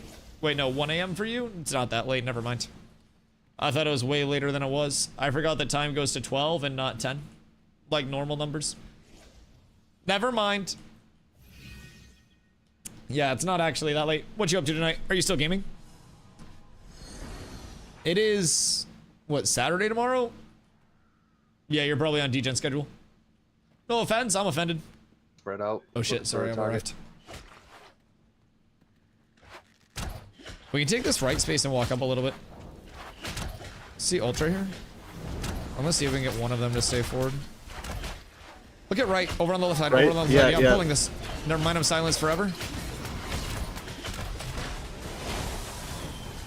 Look at Vathon. Vathon's in too deep. Vathon. I gotta trip on Vath. We gotta burst this hard. Nice, nice. Move up, move up, move up, move up. Yep, move up. Walk in. I got a Getting banner a going root up. up. I got a banner going up. Roots down in the middle. Yep. We're gonna look at the right side. Look at Boom. Look at Merc. Look at Boom. Look at Merc. I'm pulling in Boom. Green cross. Look at Boom. He's tripped. He's out of that. Look at Ultra. Ultra's very far forward. Ultra's very far forward. Got dazed on Merc. Oh shit. I'm gonna go in on Ultra soon. I need a little lovin'. I have a pull in 5. I'm gonna pull Ultra in 3, 2, 1. Pull Right, Ultra now. far Never right. mind, it doesn't work. Did they get that res up? Ultra has no blink. Try to get a res up if we can. I'm gonna try to take some I'm of going the for a space. res. I'm going for a res. I'll try to hold the space. You're in our route. That's it. Looking at crew board. Think, No, that's unfortunate. that's what. Heals on Dusty. Heals on Straggly if you can. Vathon's weak. Vathon's weak. Go on Vathon. He has no blink. He has no blink. Vathon. Sun, sun, sun, sun, sun, sun, sun. No, they're too much. Ultra's low. Ultra's low. We do not have a lot of sustain left. That's unfortunate. Good fight. She got shot by Boom. Yeah, Boom hits hard. I mean, his name is Boom. Yeah. It makes He doesn't sense. I feel like, yeah. Ranger has a he does really well good single with his, target combo. He does really well with his positioning. Like he's always looking for that opening. The snipe that, petties go sicko too. Yeah, I get focused. Papa Shambles, my boy. Yo, how you been, dog? Things have been going amazing, man. You know, the vibes are same as always, man. Just trying to get more people into the PvP scene of a beautiful fucking game, and now I actually have a game I can be excited about, man. We got a full wipe coming in 25 days now, thank fucking God. Phase 3 servers, 24/7 uptime instead of Tuesday, Wednesday downtime. A new server for NA and EU, dog. It's the best time to hop in. How was Iceland? Oh my God. It's fucking gorgeous, dude. I'm shocked you even know. Yeah, it was beautiful out there. My first time ever flying like internationally or anything, so I knew none of the processes. I still have a whole bunch of like rocks and shit that just sit on my desk, just you know, different volcanic rocks and stuff that I didn't smuggle back from a foreign country. A whole lot of shit. Hi, Boom! Meow to you, sir. Meowdy. But yeah, man, Iceland was absolutely fucking unbelievable. Like, everywhere that you looked, you were just seeing forever. Japan bound for 4 years and a month. Wait, are you actually? Carla and I are unironically looking at planning a Japan trip for next year. That is so fucking funny that you mentioned that. Carla and I just started like the rough planning because the Iceland trip was great, but it was more of like a vacation trip than like a content trip. And it was like a group of 7 of us, some of whom didn't really want to be on stream, blah, blah, blah, blah. So I didn't stream all of it, right? But the Japan trip would be like very content based and very fun based. Let me know when you guys are over. Yeah, dude. You should DM Carla on Discord, or I can have Carla DM you. But like we'll get info about like what part you're at and stuff, or like where you're gonna be. I don't know like how big Japan is as a whole, but Carla usually plans out all the routes and shit, and I just go, yeah, that sounds good. And she goes, is there anything you want to do? And I'll go, I want to see cool stuff. Like 3 hours north of Tokyo. Okay, I have no idea where we're even like starting or planning to finish or anything. I think the plan is maybe around like April, if I had to guess for timing. Carla, Papa Shambles is back. And I don't know if you heard, but he's going to Japan. He's going to be living there. So, we're up tremendous. Oh, wait, are you both going? Wait, that's massive.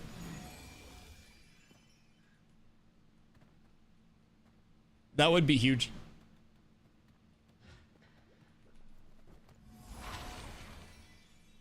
I don't know. I mean, at the very least, we get Mr. Papa Shambles himself. Anything is possible. But I feel like there are so many people that live in Japan for whatever fucking reason, like within the scenes of the games that we play, that depending on where they live, we're probably going to have like guides of each region. You're excited for it? Wait, you guys are both going? Wait, that's fucking huge. Yes. Yeah, come through. Just in time for nobody Good day.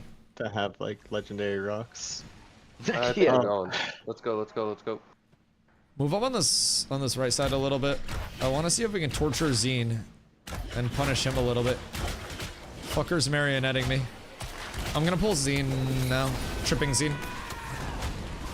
Oh, I'm dead. Looking at that one.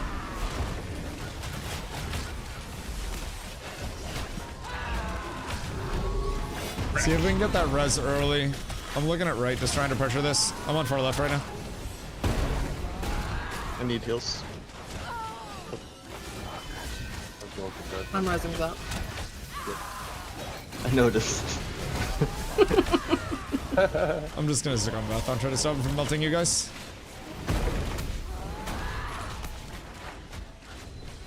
I'm melting. More people are just melting. Like, unironically, they're just melting.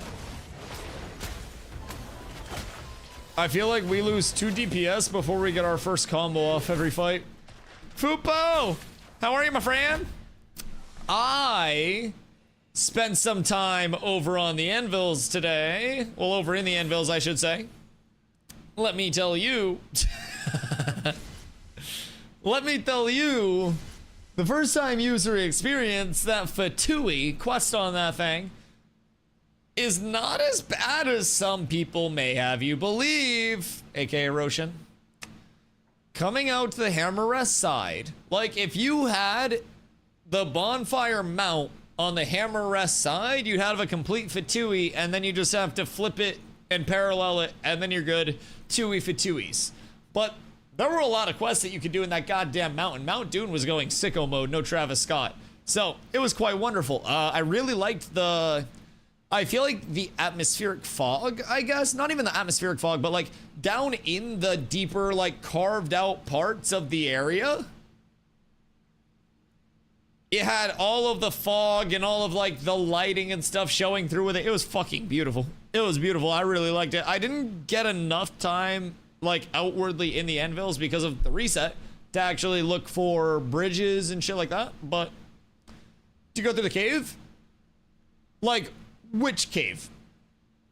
Are you talking the bonfire side?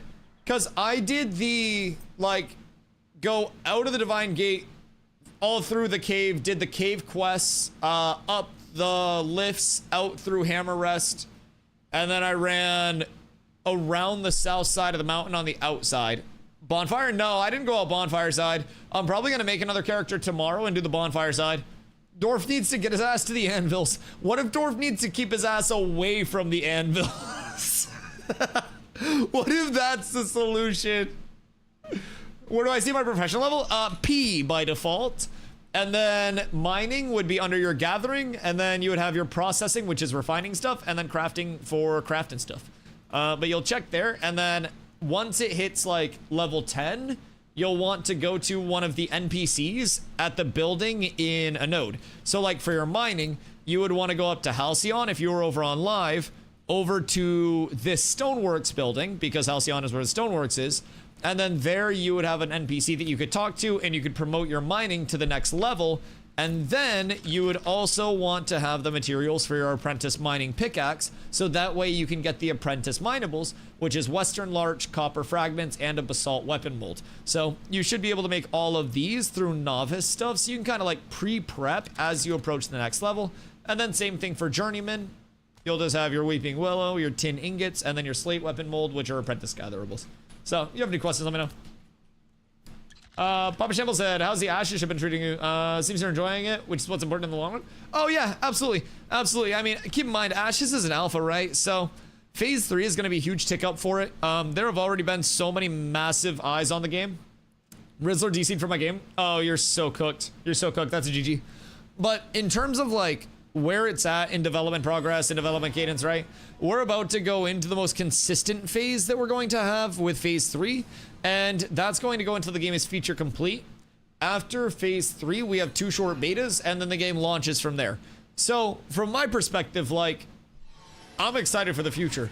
I've been streaming with 2 downtime days, like, still streaming every day, right? So, early on, before the private test realm was playable 24/7, I was basically doing a fucking talk show for 10 hours a day where I couldn't even play the game. So it's just getting easier for me. The community's amazing over here.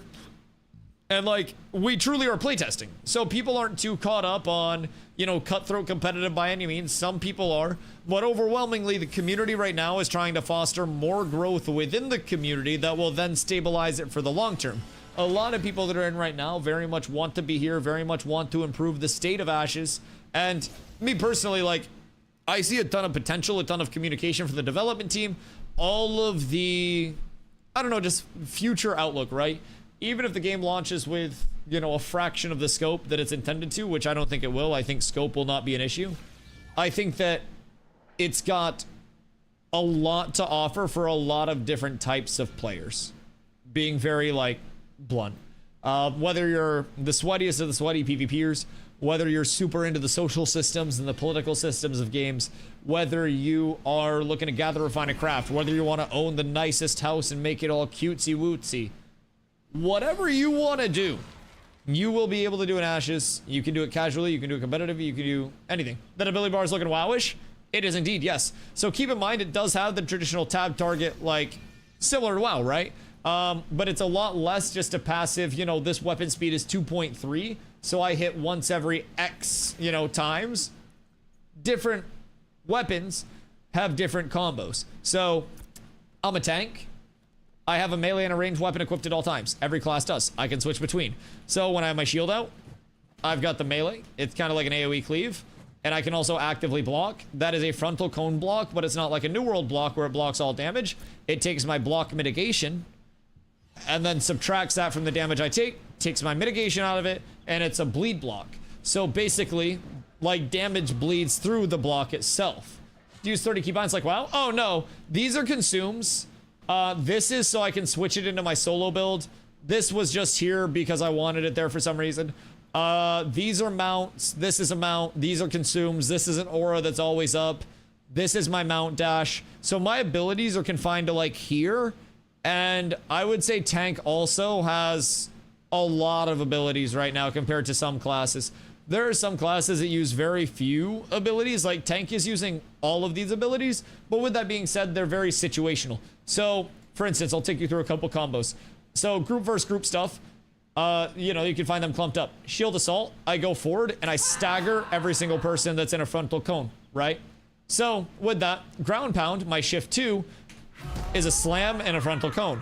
Anybody that's staggered is tripped for 2 seconds. Frontal cone CC trips them onto the ground. Combo that I'll use very frequently. So then we have some single targets. My 3 is a single target trip. My 4 is pulverize. So with pulverize, I move to the target. It's a 10-meter range and hit them for a lot of damage. Vengeance has 3 charges. If I hit a target 3 times in a row, it stuns them. And then slam is just like a damage dump. Very simply put. So those are my damaging abilities for the most part, and that's like my core damage rotation. Oh, hold on, we got PvP. 1 sec. I've arrived. Alright. Welcome. Blessed weapon on strike. Yeah, I feel like we could cook Zine very easy here. Yeah, I got Zine grab. Split up. He's rooted. Yep. Don't overextend on this. They're countering on our backline. I got a banner on you guys. Look at this left side. Get ready to push up on. Get ready to push up on this left side. We're gonna have to full commit to this. Get ready to just full send in on Vathon. Everybody move in on Vathon soon. Go, go, go, go, go. Everybody go in on Vathon. Take the space, take the space, take the space. Walk up on him. Walk up on him. Commit into this, commit into this. Be confident, be confident. Just stay on Vathon, stay on Vathon. Pressure it, pressure it. Just move up together, move up. All right, everybody get ready to turn left on boom. We're gonna turn left on right, and moon in 3, 2, 1. Go to moon. Okay, keep this pressure on left. Boom, keep this pressure boom. on left. Green yep, cross, go on boom. cross Go on is boom. still Keep there. forcing him off. Keep forcing him off. I'm pulling boom over. Keep our healers up. Giga's weak. Look at Vathon in the back. Kill Vathon. Vathon, no blink. He got out of that somehow. Right in. Try to keep us safe. Sob Scott. Root on the right. Yeah, they're pushing up left too hard. We're gonna have to give a little bit of space here. Merc is up in this shit. What a legend.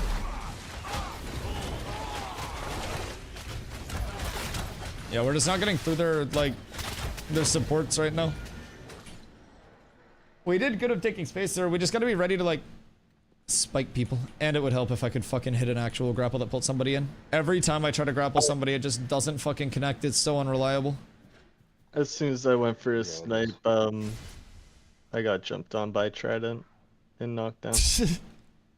So. Yeah, that's the life. Anytime I can, I also look for rangers that are mid-snipe. Those are the only people that actually get fucking pulled, dog. Anybody else, as soon as they move, grapple just doesn't work. It's okay, dynamic gridding will be done soon. Okay, so in terms of like the 30 keybinds, like everything's kind of situational. So my damage abilities were here. These are just mitigation buffs that I can put up that cost courage, which is my class resource. My 6 is intercept, so I kind of like go over to an ally. So Vivacious is over here. I can intercept onto them. It brings me over to them, and then they and I gain 10% of my HP as a shield. My R is protect, so I use that directly after intercept. Protect transfers 30% of the damage that the target takes to me instead.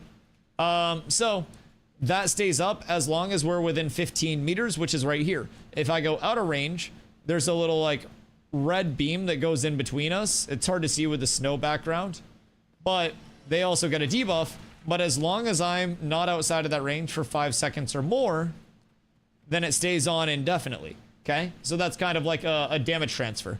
I pair that with my 5, so it's basically anytime I switch to a new target, like I go to Vaughn, 6R to peel him, and then I have Aegis, which is 5. So Aegis is a little damage dome around me that transfers 20% of the damage that everybody takes around me to me. So I can protect, and then I can Aegis on top of somebody, and 50% of the total damage, 30 and 20, all gets redirected to me. They get a shield. I have absorption field. It's a 90-second cooldown, but that throws the banner on the ground and gives everybody in the banner 15%, 1-5 of my max health as a shield. So if I intercept, 10% max health, 50% damage redirect, 15% max health, I'm giving them 25% of my max health, redirecting 50% of the damage that they take back to me. So those are kind of like my supporty type abilities. Indomitable Spirit gives me more max HP and healing received, so it's kind of like a last stand type ability. Shake It Off is a self heal and a CC break. It's 50% net damage over the last 4 seconds. So if I take 1,000 damage and then shake it off and then get healed for 500, the Shake It Off heals me for 500, heal heals me for 500, I'm at, 1,000 healed.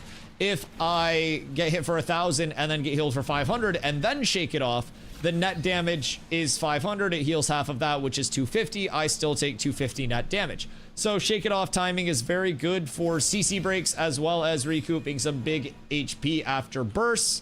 And then from there, we have Reflect, trip somebody that hits me, and I get mana back, charge, wall, grapple. Those are, pretty fucking straightforward if I'm being completely honest. They don't really need much explanation. Tank. Tomahawk. I throw a tomahawk, and if it hits them in the back, it does more damage and trips them. So, just kind of like situational range with Shift R and Shift T. This is a trip if it hits them in the back. This is supposed to pull them to me, but it never fucking does! That wasn't me. That wasn't me. Wasn't me at all. Real question I have for you though is when was the last time you indulged in the bell? I haven't had Taco Bell in months. Carla lives up here now, so we make like actual good food. We've been on a healthy kick. I don't think Carla would let me have Taco Bell at this point. It's been literal months, dude. I've been clean for so long. Freddy asked if I use an MMO mouse. Nah, Logitech Deep Pro wireless. Hold on. Good day. Bathon's up. I might be able to get Trident caught him. Yeah, I'm pulling Trident. Never mind, it didn't work. I'm gonna wall Trident and fuck him. Bathon on the right. Okay. Let's be on the wall. Everybody get ready to throw AoEs here soon. If we can get a root, get AoEs on it. Yeah, root left side. Sorry. Right, AoEs, throw your AoEs and get out. Throw your AoEs and get out. Grapple never works. Stay alive, just stay alive. Shotgun's up front. Yeah, look at Shocker. Silence forever. Yeah, people too far back. We're just letting Dusty right on the left. I hate saying that. Push your roof on the right. Push your roof on the right. Yep. They're going on me heavy. I'm fine. fine. On Bathon. Never mind, you broke the site. I'm on boom with you guys. Yeah, they're just I'm just baiting. trying to sit in their space. I'm going for red. Careful, sir. Never mind, I'm getting targeted. Look at Trident. Look at Trident. Way in the back. Way in the back. Forever.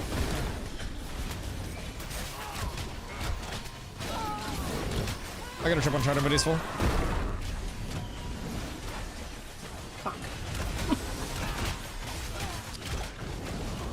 You guys are getting very far back right now. I feel like we're not getting through their supports efficiently. As soon as we go on one target, they're moving all the way to the back. And then by the time we've readjusted 3 times, they're diving. Right. I think one thing as well, our burst isn't like doing anything because I feel like we're not in capping supports. So we go on a target and instead of like the target dying, they have wings, they have everything available for the targets. They have swaps. And anytime like we're trying to move up, like you guys get jumped and I'm getting hit with incaps, so I can't peel for you guys, I can't wall for you guys. I feel like a lot of it is like while we're trying to burst, we also have to have like the accessory going around the burst. And it's been like one or the other. We either have really good support and sustain in the fight, and we can't like piece both of them together right now. Yeah, that's a fair assessment. Do we lose here? Or We can always just redraft teams as well. I don't know how many people are dipping, but we can always just redraft teams. I feel like that's one thing that a lot of groups can struggle with as well, is not only like coordinating the burst, but there needs to be so many like back end things happening to actually secure kills in this. So bards can switch their HP with somebody else's instantly. Clerics have massive amounts of healing that they can just drop instantaneously. Everybody's got CC breaks. Everybody's movement is absolutely sicko mode. I feel like it is an entire process in itself to try to secure any kill right now. Any kill. But you just got to coordinate a little bit more. I'm going to put a note for feedback. The tank grapple really needs to be broken more, just as the limits of how much it needs. Listen, if tank grapple actively starts pushing people away, I would not be surprised. Genuinely. If I could take somebody in melee range and push them further away with my grap, I'd expect it at this point. It's just canon. It just makes sense. Come here, fighter player. Come hither. We've got time before the draft. Pikachu, I choose you. Oh, shock root. Oh, really, meow? The clerk 1v. I like it. Wait, what the hell? Oh, why the 1v2? Hold on, I'm fighting the cleric, I think. Hold on, I think, brother, I think it's me and the cleric. The third party's cooked. That's so unfortunate. I'm just trying to live my life, dog. It's okay though, we ball. Everything's perfect. Everything's absolutely wonderful.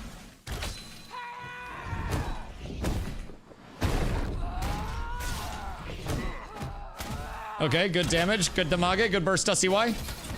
Gotta try to pull him out of that. We gotta try to keep the anti-heals up here. We gotta keep all of the anti-heals up here. We got a trip lockout coming up at 3, 2, 1. Now?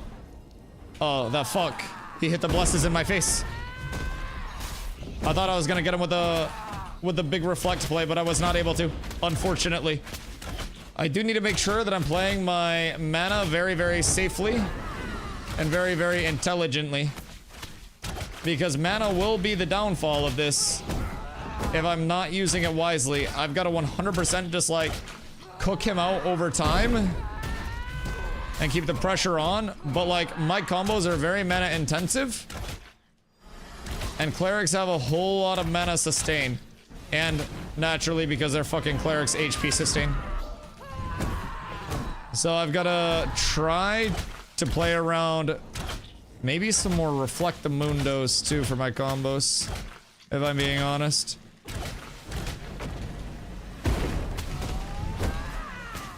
Because if I can, that's gonna open up a whole lot for me. I just gotta keep this. Should we go to Taco Bell? We can't afford Taco Bell. I'm a poor full-time streamer trying to play an alpha full-time.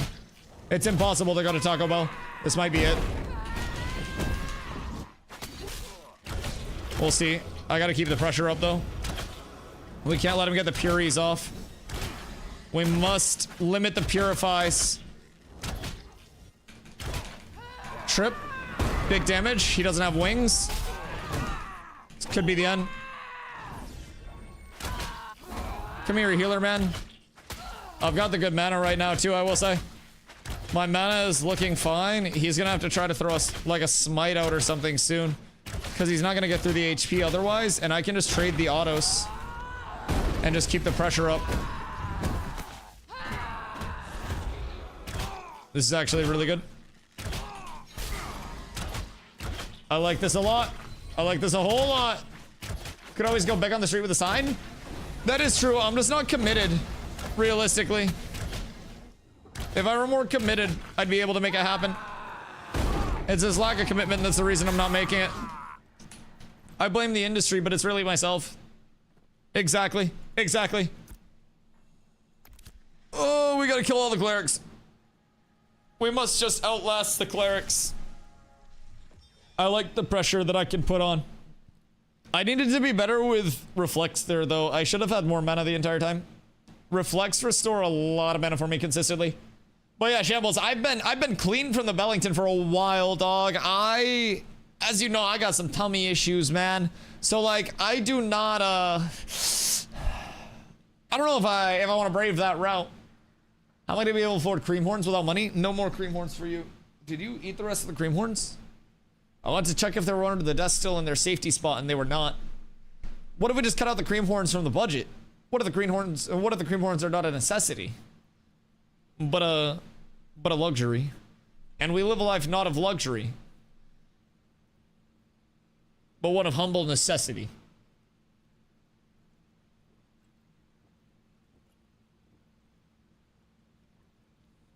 Be scoping out some good eats? Oh, dude. Dude. It feels kind of weird that you're saying yes, Papa, to another man. Anyways. Yeah, no, that'd be phenomenal. That'd be phenomenal. Fight Vathon? I'm fighting my inner demons. Hold on. Wait. Hold on. Sorry.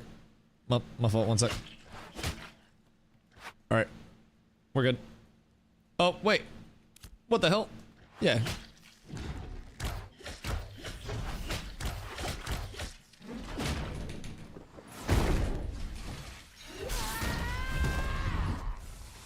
All right. Boop, boop, boop, boop. Yes. Or Vathon.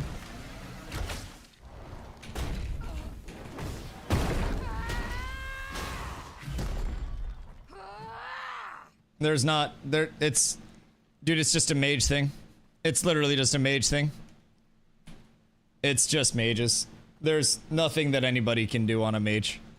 I'm sorry, but you could put Jesus Christ himself on a mage, and in this gear set, I would just win. It's just the gear. It's the gear and it's mage as a whole, dog. I don't know what else to say, but it's just the mage. Vathon's an amazing player. I've fought so many good mages that are just like, what the fuck do I do against that? And I'm like, you don't.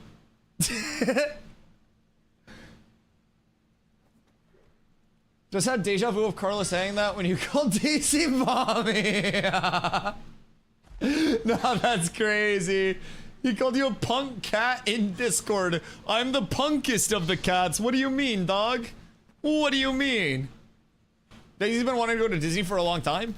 Okay, so I'm very vocal with chat, Papa Shambles, that like, I have a terrible fear of heights. Like an actual phobia where I will just get very scared. And if it's for content, I will consider going on a roller coaster and stuff like that. If chat talks me into it and probably bribes me. But like, outside of that, fuck that.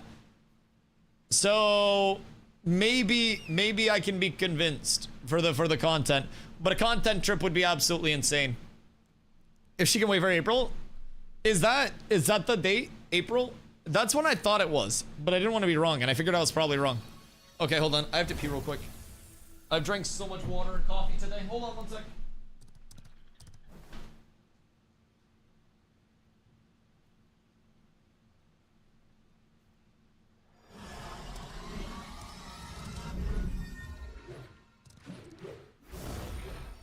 cat with abs is absolutely S tier.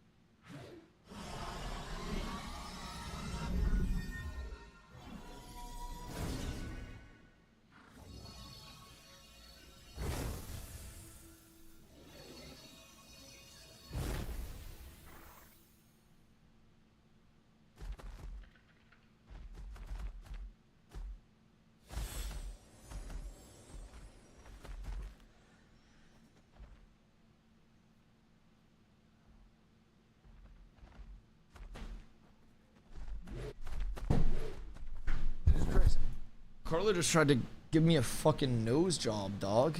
Oh my god, ow. She like headbutted the bridge of my fucking nose. I went in to say hello to her after I went pee, and I shit you not, she just like pulled back and fucking headbutted my shit. I heard it crunch. Oh. I just got like fucking rocked. It's like a Fortnite headshot sound playing somewhere. Jesus Christ. Ow. Oh, and I come back to lyrical bardcore being on. Oh, lick my fucking nuts. Yo, Tequila. Thank you for the follow. Much love. Welcome in. And Kelly or Leon. Brother, there's one in Japan. Don't yell at me, Trident. There's quite literally a Disney in Japan, right? And I'm assuming that would be... I didn't know what was in Japan.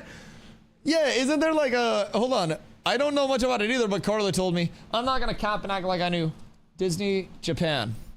Tokyo Disney Resort, located in Urayasu, Chiba, Japan, is a theme park and vacation resort offering two Disney theme parks, Tokyo Disneyland and Tokyo Disney Sea, along with Disney hotels, shopping, dining, and transportation. Carla, my fucking nose hurts. You fucking headbutted me in the beak.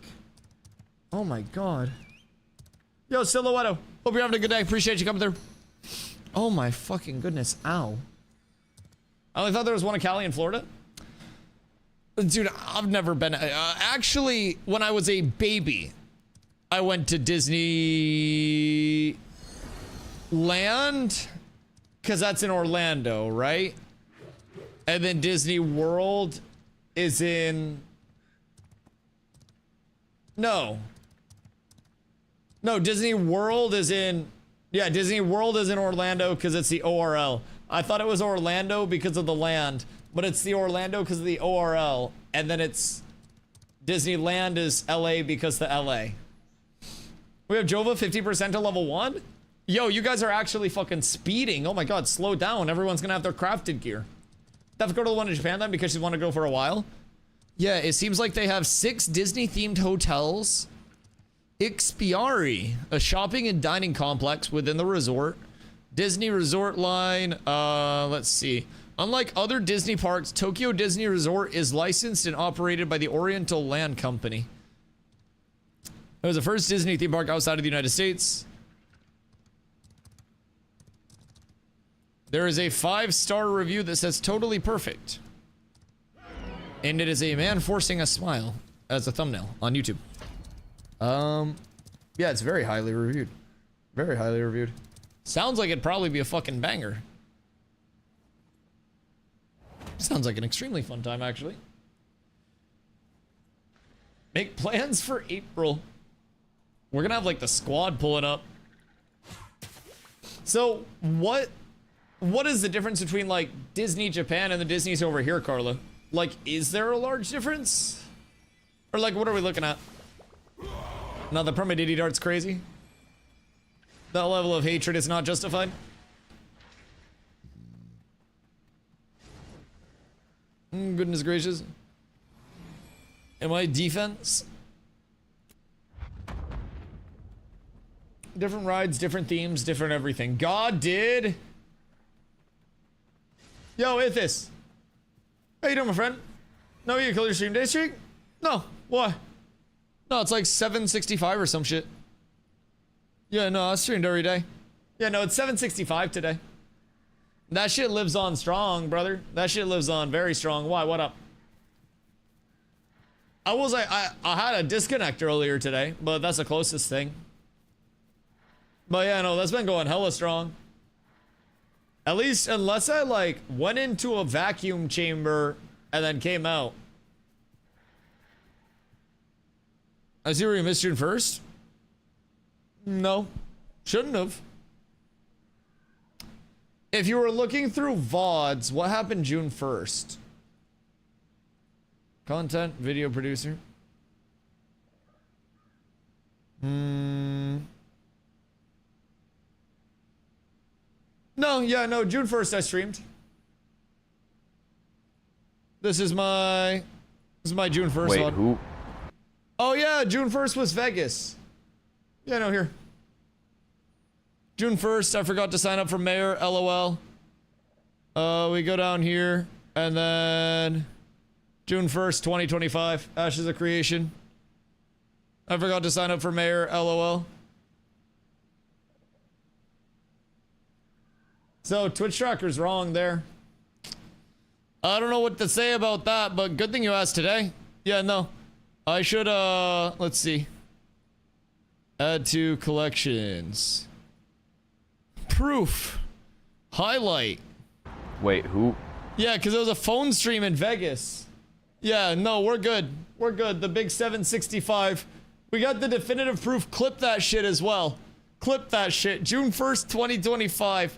I'm gonna message the Twitch tracker people. And I'm going to see if they can fix it. Because that is an unjust being done among me. Yeah, so I went on 2 trips actually. So I did the weekend in Vegas at the start of June. And then I did the Iceland trip in the middle of June throughout my birthday. So through both of those, we managed to stay like streaming through everything. Like these are the Iceland VODs. So yeah, Iceland, you're IRL. Yeah, Vegas was also a little mix of IRL and everything too. But it was dope. It was dope. It was very fun. Now keep in mind, I picked a very good or bad time to hit the Dupinski. Not like hit the Dupinski in terms of Ashes, but like go on the trips, right? Because a lot of people were leaving the scene anyways. But like by the time I left and went back from the trips, I went from like 170 average viewers to like 80 average viewers, and then it ticked down from there a little bit and then went back up from there. So that's good. But I came like as the content cycle was like dropping down like crazy for Ashes. So I was like, well, that's unfortunate. I wanted to disgrace it regardless. Yeah, absolutely. I mean, I just consider myself ungodly lucky to be doing what I'm doing, man. I'll be completely honest. I'm able to stream full time with a game that's in a fucking alpha. It is guaranteed like going to get better and improve, and will always be working towards a more complete launch. And once it launches, like the sky is literally the limit, right? And through the remainder of development, it's going to continue maintaining momentum, receiving momentum. Like a lot of the largest names in gaming have already played Ashes of Creation and liked it to various degrees and extents, right? And I'm really excited for it, man. I think that while everything is quiet right now, it's just a chance for me to try to kind of like solidify myself even more within the community, and hopefully, you know, hopefully build up the community as much as we can in that time. So I'm really just invested. The community and I over here are very excited for the future of it. And like I said, man, it's not every day that people get to, you know, live out their fucking childhood dream of streaming full time and shit. So I just try to enjoy it as much as I can. It's definitely not something where it's guaranteed that 3-5 years from now I'm still streaming full time. So I just try to do it as much as I can while I'm able to do it, and hope that I get the most out of it and maybe give myself the best chance to keep it going. Why do you look like the younger brother of Dean Winchester from Supernatural? Probably because Carla just headbutted me in the fucking nose before I came back into the stream room. Probably got me looking like I just fought a fucking Wendigo or some shit. Oh my god. She like actually headbutted me in the fucking bridge of the nose. It crunched. I thought it was gonna bleed. Oh. Hello, PvPers. Hello, Hello. PvPer. What's up? Okay, so we have what, 7s now? With a Yeah, something like that. Yeah. Yep. Vivacious Sitting right is behind you, wait controller for a root. dead. Hold it for just one sec. You see Zine up here? Follow Dusty Yeah. left. Follow They're so Dusty split. left. Yeah, just push up left. Push Yep. up left. We can just push Push up past left. them. It seems like they only have 5 Push them people. left. Wait, one of them's on a mount. Vathon was AFK. Rid it. Okay, that makes sense. Our King Vathon was AFK on his mount. Bomb sniped me out of stealth. I'm with you guys. I'm with you guys. I'm with you guys. Fruit. Stand on the banner. Oh, Stand on the banner. go. We're gonna have to walk into them in a second. We're ready to go on Ultra. 15 I got seconds Ultra to next trip. root. Burst Ultra. Burst Ultra. He's weak. Yeah, he got burst. I got him hold. I got him hold. Pulling Ultra back in. He has nothing. Trip on Ultra. On We got Lucas. boom in the middle of us. We got boom in the middle of us. Yep, focusing boom. I'm looking at boom. Trying to secure Yep, me. yep, yep. I got him. Focus. I got freaking. Oh, I may go down here. I'm trying to get you out right. Good scene. I'm on Mega CC Oh, I forever. tried. Yep. Jeez Louise. Sorry. Pulling Zenit. Zenit's gonna be a tough kill.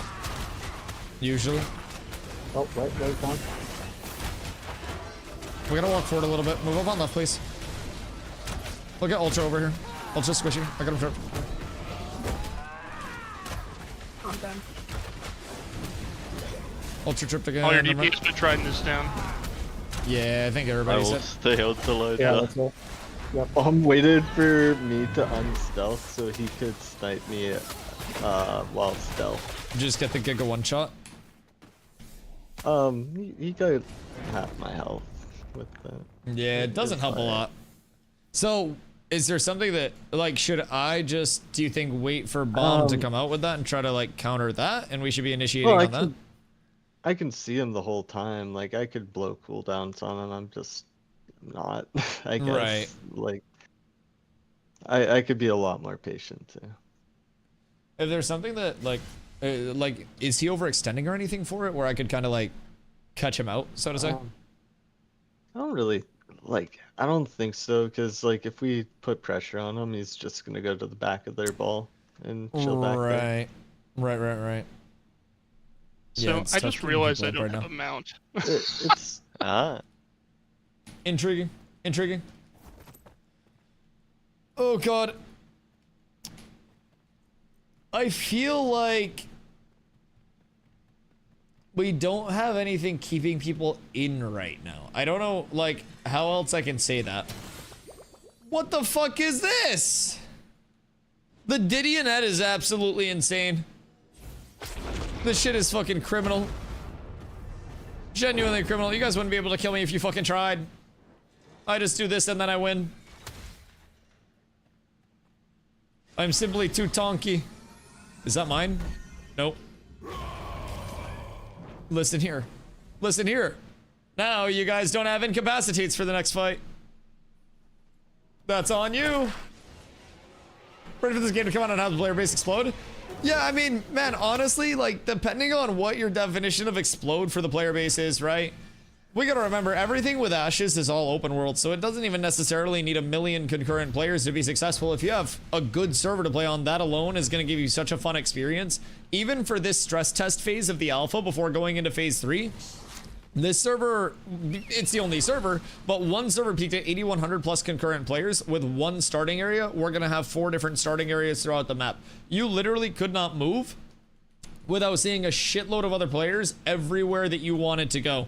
It was unreal congested. Every mob grind contested, every questing spot contested, every single aspect of gameplay was completely contested. And it was a blast. I think phase 3 is also going to ramp up with a lot of that too and give us a bit of that same feeling, right? It's definitely going to be a very active server. There's going to be an NA and an EU server, and I think player base just continues to grow through phase 3. And really all it takes is a couple of very large streamers hopping into the player base multiplies, right?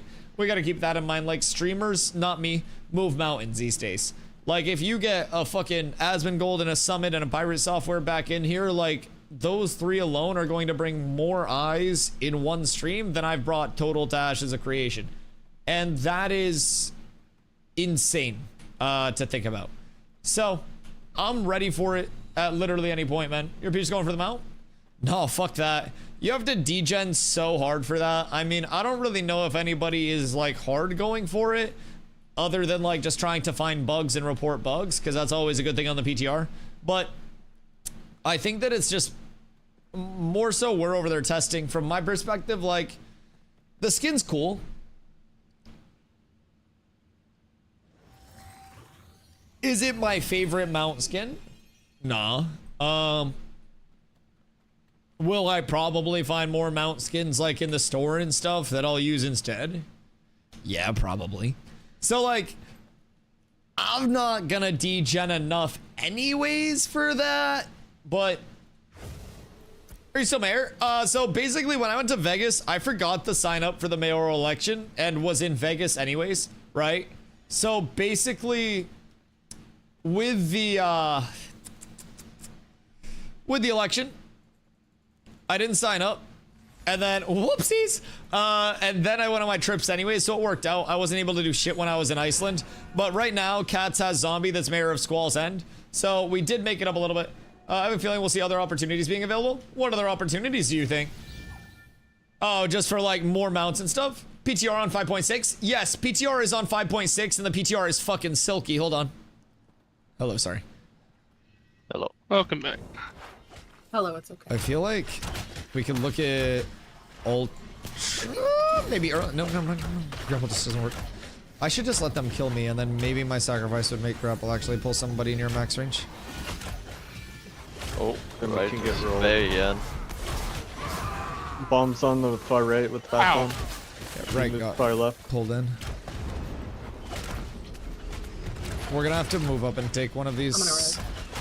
I'm gonna look at Vathon. Pulling Vath. Tripping. Vathon's blink is down. Look at Vathon.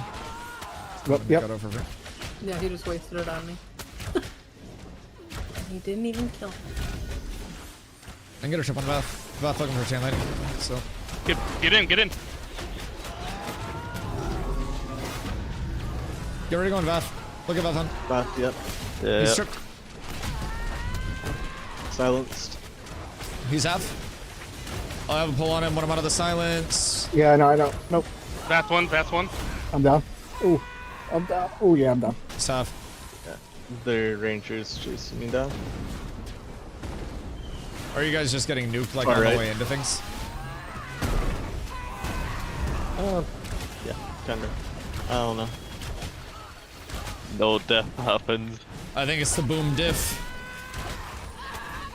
I don't know what his damage numbers are looking like, but I feel like Mine are about the same. It's just he gets to have other priorities other than him.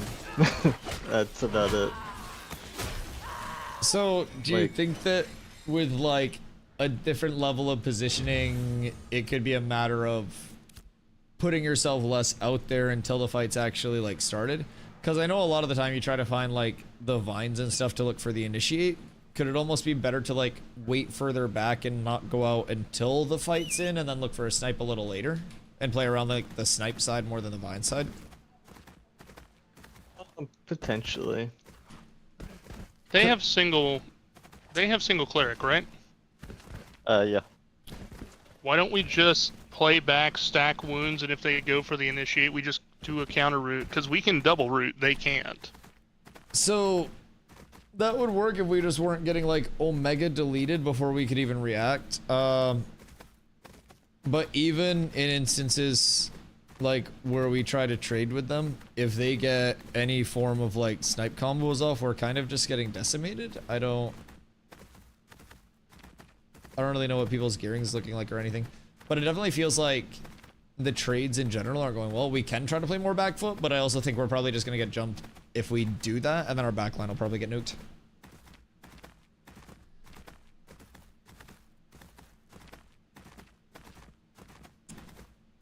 I don't know. Scorpion mounts still Giga Chad. The Scorpion mounts are fast as fuck. So like, the Scorpion mounts are currently a little borked. So between like the baby Scorp and this Scorp, they're both 185 move speed. the thing about it is the move speed is also mirrored into the water itself. So like, most mounts are supposed to have a different land and water move speed. This is just 1-to-1 the same. Future bug squishing events later in P3, most likely? Yeah, absolutely, absolutely. And I'm wondering too, if we're going to see more of the, I don't know, because in theory, isn't like every skin that was purchasable in the pack supposed to be findable in game as well? Not like every skin, but like the mount skins and shit like that supposed to be huntables primarily? Because I know that the Shatter Claw is available already through Journeyman Animal Husbandry. Some people got the Snorse and shit with their pack. Like, there were a few different packs that had a few different skins that are already available in game. So, I wonder if they'll do bug squashes that also feature, like, unavailable other skins. Because I was really excited when they said the Shatterclaw mount was going to be, like, an exclusive thing for the 4 people that had, well, for the people that had the most XP, the most gold, the most materials, and bug reports with reproduction steps, right? But then I was like, wait a second. Chat told me it was Journeyman Animal Husbandry, and I'm like, this is not hype. This is just something that people will get a week into the server progression, which is still cool. It's still like a rare drop to actually get. But I don't know, it wasn't enough to make me want to completely degen it. When I also have a slight theory that there will probably be a live event coming soon, maybe around the 4th. If it's just mounted, is what it is. Well, it's a mount skin, so that's cool. I mean, it would stay with your account perma, but like skins are also like no pay to win or anything like that, right? So skins are just a transmog that goes over your mount. If I have a 135 horse, right, 135% move speed horse, then I put the skin over that horse. It still has the horse's speed. It's the skin for the mount. It stays like bound to your account through everything. So you get like the actual skin. I'll be okay with a mount if it was the same as the base horse, speed-wise. Oh, well, like an actual starter mount. Yeah, I mean, I think the skin system is just better though, because then if somebody really likes a mount, they're not like, you know, they really like the aesthetic of a mount. It matches their gear set, whatever it may be. They're not kind of like gimped by using a slower mount. So it would allow you to have, you know, the best in slot gear, transmog the way you want, have a mount that complements a fit while also having the best mount too. I kind of like the way that they're doing it, where it's just kind of like the body kit, so to say. Just not a fan of the most XP, most gold style events. Yeah, I'm sure they'll do more in the future, because I don't necessarily know, like, what they're measuring it off of. I mean, oh shit, hold on.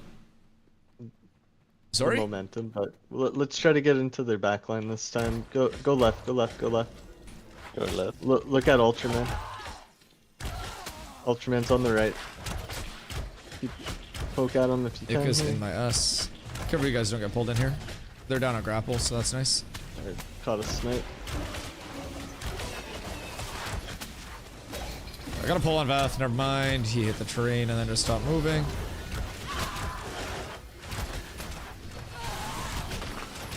Pushing Vath on back. That's a huge group in mid here. Look at the right side, they have two 15 seconds to next route. Ultra's half. We can walk in on Ultra a little bit. I have a pull ready. If I get it, we can probably kill him. 5 on route for me. Go left here, just go left. Fuck the tank. I'm trying to split him up a little. The boom is hard left. Boost sniping. I'm pulling. Route. Dive in. Everybody dive in. Get to the back. Get to the back. Oh, their support's locked down. Look at Ultra. Go on Ultra.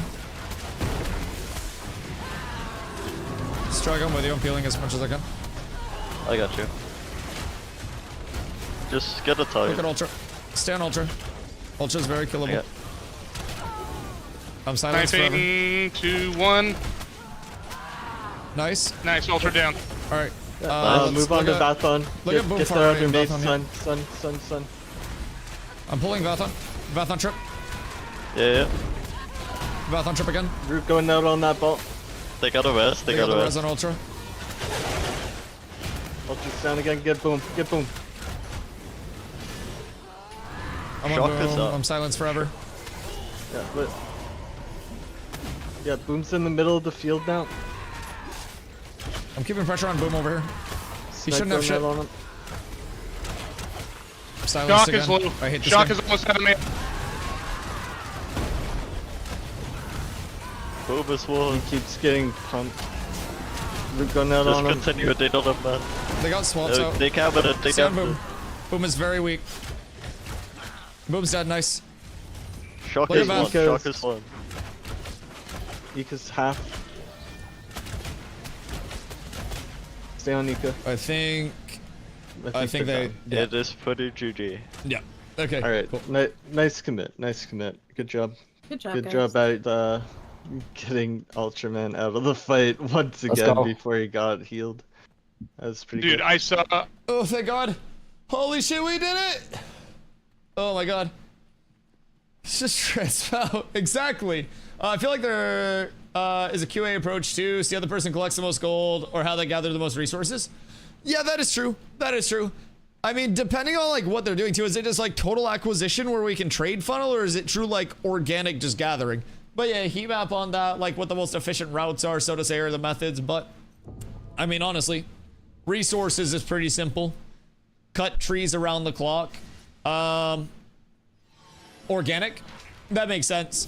And I'm sure they have all of the data on their end to see like this character like looted this much this or that, right?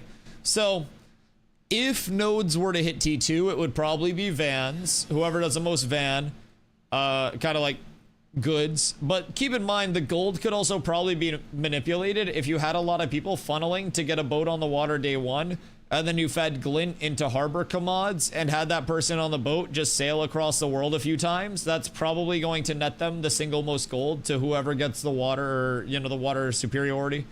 When I'm talking about the water tech, yeah, no, there is no water. The water's a lie. It's only desert. Keep in mind, Voil, the water tech is viable day one now because you used to have to wait on caravans to get the shit over to the boats. But now they have harbor commodities specifically that are available at harbors that are exempt from the caravan and node system. I'm just putting that out there.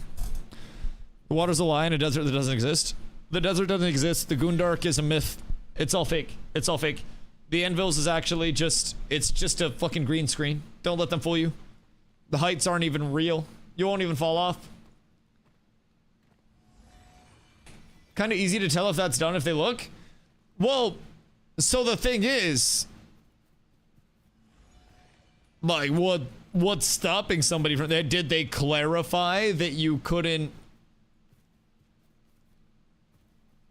like, lose a harbor crate or something? I don't necessarily think they did, because you could always be out at a harbor with your 20 gold and your oak hull getting ready to put your boat in, and you could always see some lad out there with a crate that just happens to be flagged up for PvP, and then kill them for their crate, and then maybe put the crate on your boat, and then maybe launch your boat. I don't necessarily think... I asked if it's against the law to kill someone that drops a million materials, if that goes to my data. I just don't know how they'd police, like, I had a crate on me at a harbor that I was gonna run myself, and then I died to a person that had a boat, and then they got my crate, and then they ran it 7 times. I get it, like, maybe they don't want that, but, like, that's gonna happen. At least it's probably going to happen. I guarantee somebody is able to get a boat out before day 2. If they're actually trying to. Even with a community our size, we could have day 1 to boat very easily with the gold funnel. And I don't think that would necessarily disqualify somebody as long as you're doing stuff like, you know, starting out of the Riverlands, right? You're good. Or maybe like caravan and harbor stuff doesn't count, but you could also just launch your boat out of the Riverlands harbor too. Even going here to here for your first one would be good. I don't know. I don't know. It's a cold world out there. Now, they better be, you know, counting their blessings that they didn't offer a mount skin that I actually wanted, or I would have gone crazy with the 48-hour stream. I wouldn't have even needed 3 days, by the way. We don't even need the full 72. It would have just been a 48. Oh, I'm deafened. Good day, I'm here. Hello here. They might have an AFK. They have an AFK. Is it Bathon? Nope, he's here. Yeah. He's here. His controller just died for a sec. It's controller. Don't worry, I'm just poking Ultra. I'm just letting him know I'm here. Big root middle. We're fine. Yeah, bombs up far left. Zine doesn't have slide. I'm gonna pull. Oh, Wow. shit. Oh, okay. Oh, That was really impatient on my part. I Zine's should have called the coming. root earlier. Careful here. I'm silenced forever. You have no peels for a sec. Far right is. Can we free. get a Back res bomb on is right by right. chance? Try to contest a little bit of the space. I can walk us up.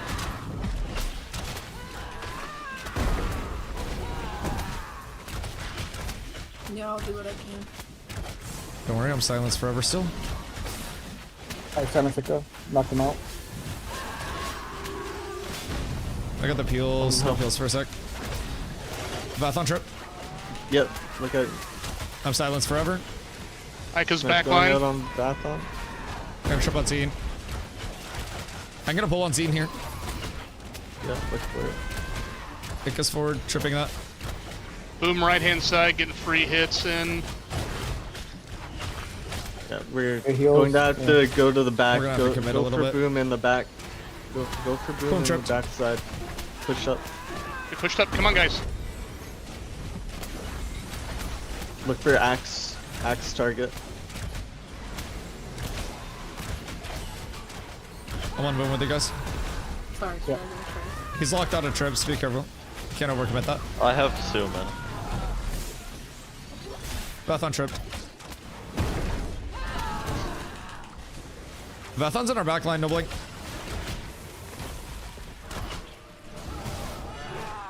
Ooh, Okay, never mind, you had take blink. that trip out. I'm gonna pull. I gotta pull. I didn't have mana over the wall, no! My pull actually worked for once. Is Ika just mana draining me? Yeah, he is. What a cunt! I was wondering why I didn't have fucking mana. I fucking hate this game so goddamn much. I wanna go play Hello Kitty Island Adventure. No, damn. Everything sucks.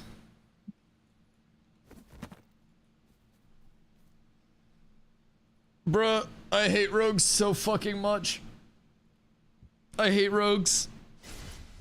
They just mana drain me now. Between the incaps, the silences, the mana drains. Brother, what in the fuck am I supposed to do? I've got my hands and my feet tied, and my objective is to suck my own dick. And I just cannot, I can't physically make that happen right now. My god, I would rather it just be the next time the kill meta where I can just fucking die. Some people are into those first two things. Well, and the third thing. Go roly-poly? I'd have to do it backwards at this point. I'd have to fucking do a hand bridge. We're down horrendous. You listen here. You listen here. Uh-huh. Yes, yes.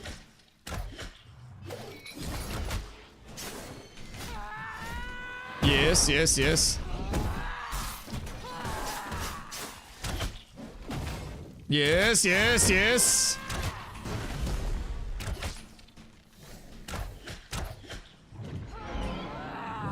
Yes, yes, yes.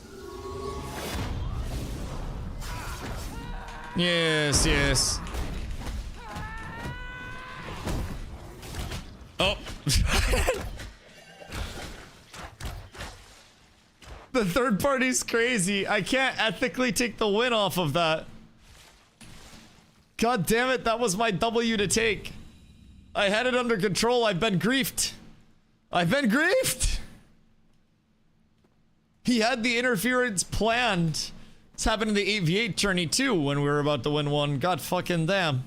It's crazy the lengths that people will go to. Not so much the third? What do you mean? Not so much the third. You wouldn't even have to go outside if you could pull off a maneuver such as that. Tanks in PvP just feel like a pylon, they get in the way, but if you run it over, it survives with minimal to no damage, and they just pop up back up like nothing happened. Yeah, I mean, tanks can be a lot of tempo. Like, we peel very well, we can do a lot of things. On the private test realm, in my opinion, it feels way more impactful because our fucking grapple actually works 50% of the time over there. But if you're trying to grapple someone from anywhere outside of like 10 meters on live, it's just not gonna fucking happen. Like this grapple probably wouldn't work with Ika standing still. It's actually miraculous. Holy shit. It brought Ika almost all the way over. I only had to run a little bit. My fucking god. With both people standing completely still, the grapple can work. We're up tremendous. Almost work. Need more? Yeah, pull up. Shit. Does it have to do with having immunity? Yeah, the grapple has immunity to fucking functioning. Yes. I'm glad you noticed. What in the fucking hell? Oh, it's because of protect. God heckin' darn it. Pew. 50% of the time it works. Bro, if it worked 50% of the time, I'd be fucking ecstatic. Keep in mind, it works about 50% of the time on the private test realm, and I love it on the private test realm. I don't need grapple to just be a death sentence. I need it to be a punishment if people overextend. But right now, somebody can overextend further than the kid that got Harambe killed and can still get out with no fucking punishment because grapple simply doesn't work. It's absurd. And I'm hoping the new movement system over on PTR that slows everybody down from a fucking Fent-infused rage will be able to actually, you know, make grapple function again. Hey, can you stop silencing me all the time? Hey, come here. Hey, come here. Hey, come here. Moin Tarvo! How are you, my friend? What are you up to today? Should I just blow him up? I could probably blow him up 100 to 0. If I really wanted to.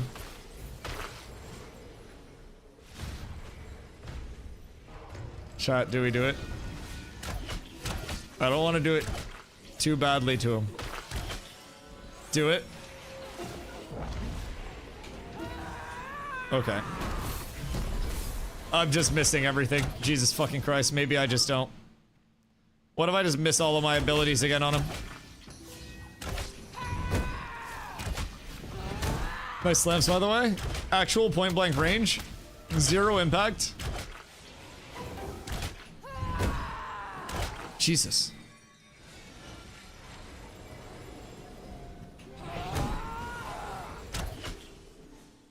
Sometimes I wonder how close you genuinely have to be to get melees to work.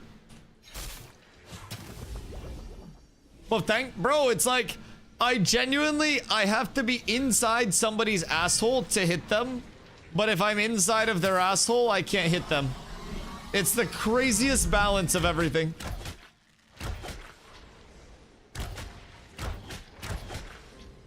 Although... Oh, wait.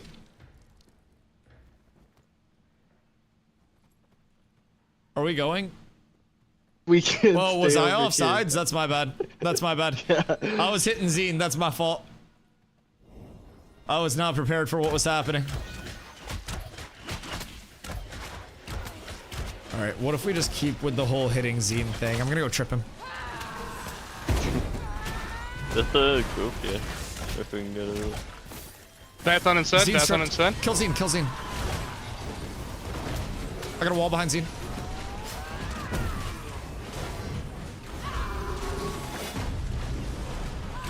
I'm looking to go on Vath. Bathon silence. I'm also silenced. Boom's in snipe. Sniping. Yep, I'm on Boom, Yeah, but I'm silenced yet it. again. My debuff bar is a fucking lexicon on this point. Like, it's insane. We have Vathon on the right hand side coming in. Yeah, he's looking to shatter. He's silenced. Poking that bump.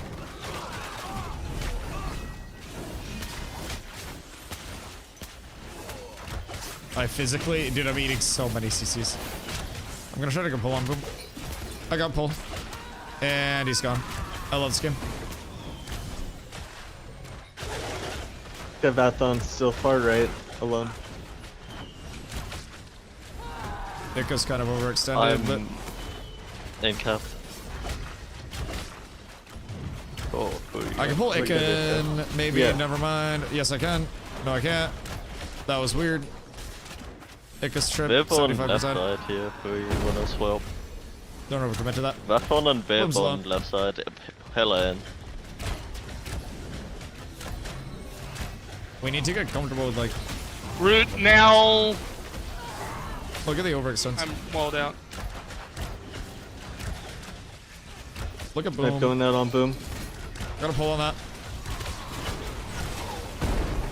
Okay, nice. Big trip in their backline. Walk up on this. Kill Zine. Purchasing. Root into. Green cross, green cross. Zine's diamond. I got half 13. I got a trip on Zine. No mana, no Trip on roots. Zine. Yeah, mana's out. Yeah, I went just shot auto root. attack Xeno. Auto attack Xeno. They have no mana I got a banner on you guys. I can get a pull on Zine. Yeah, play good. Pulling Zine. Trip on Zine. Nice, dead. This Alright. is the end for me. This is the end. Oh! No, I got a CC for you. It You're is good. not poking on shock root. Look at Ika. Green cross, green cross. Yeah, looking at it. Ika trip far right if we can get it on that. They found a Look at Vathon. Vathon's alone. Vathon's alone. Kill Vathon. Nice. Rooting those three when I stand up after an hour. You're good. Never mind. Fuck, I got him still, I guess. Let's go. Look at Ika. Melee 5. Let's go. Stick out there, Bart. I was gonna say, just kill Viv. He's has at least 2 points. He's dead. Nice. I am just meleeing everyone. Snipe going on shock. Oh, no, man. Okay, GG. Yeah. No, kill Nerdle. They Kill were him. down Just one that kill side, him. though, right? Kill Nerdle. And we Kill had the him. offsides. It was probably the offsides. I had the advantage. I was in their huddle. I heard their plan. We knew their movements ahead of time. They weren't able to actually formulate it together without me snitching. Offsides on the tank is fucking crazy. I didn't even know we were about to go. I just got caught out in a bad spot. But we made the most of it. We actually made it happen. Thank fucking goodness. Also, made me remember that I still had the wrong build on. Because I went to peel a couple of times and instead of having Aegis, I had Rush of Courage. And I may or may not have kept popping Rush of Courage and not properly peeling. But that's okay. We made it all work. That's fucking beautiful. I got seemingly all of my misses out during the duels, which is a wonderful problem to have. The mid-air kill was also very satisfying. Disengage takes you so far. What is this? What's up with the cape? Yes. What can I do you for? Gee, I wonder why Steel Shield and Beast Warden's prod got nerfed to shit. Probably because every fucking fizz in the game was using it. You listen here, bucko. Alright. Fine. Fine, you and your advantage dodges. Yeah, that shit's super balanced. Why don't they just make it cost no stamina? Honestly, why don't they just make an advantage dodge? Like, refund your stamina. Just plus 10. Fuck it. It doesn't even need to have like a negative stam cost. You're out of stam, you get advantage, you dodge, it gives you stamina, and the person you're targeting just fucking dies. Let's give Rogue all of that loving, because I feel like that is exactly what they deserve. Every single thing in the game should go Rogue's way. Right, Ika? Don't you diddy dart me.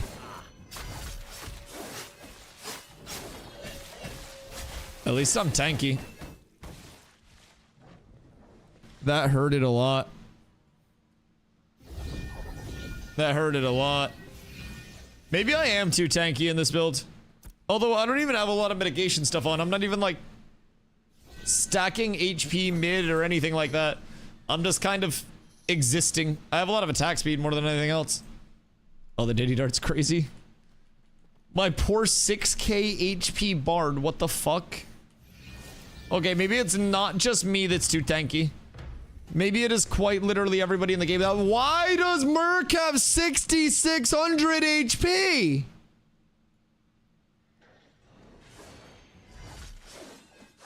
What? What the fuck do you mean?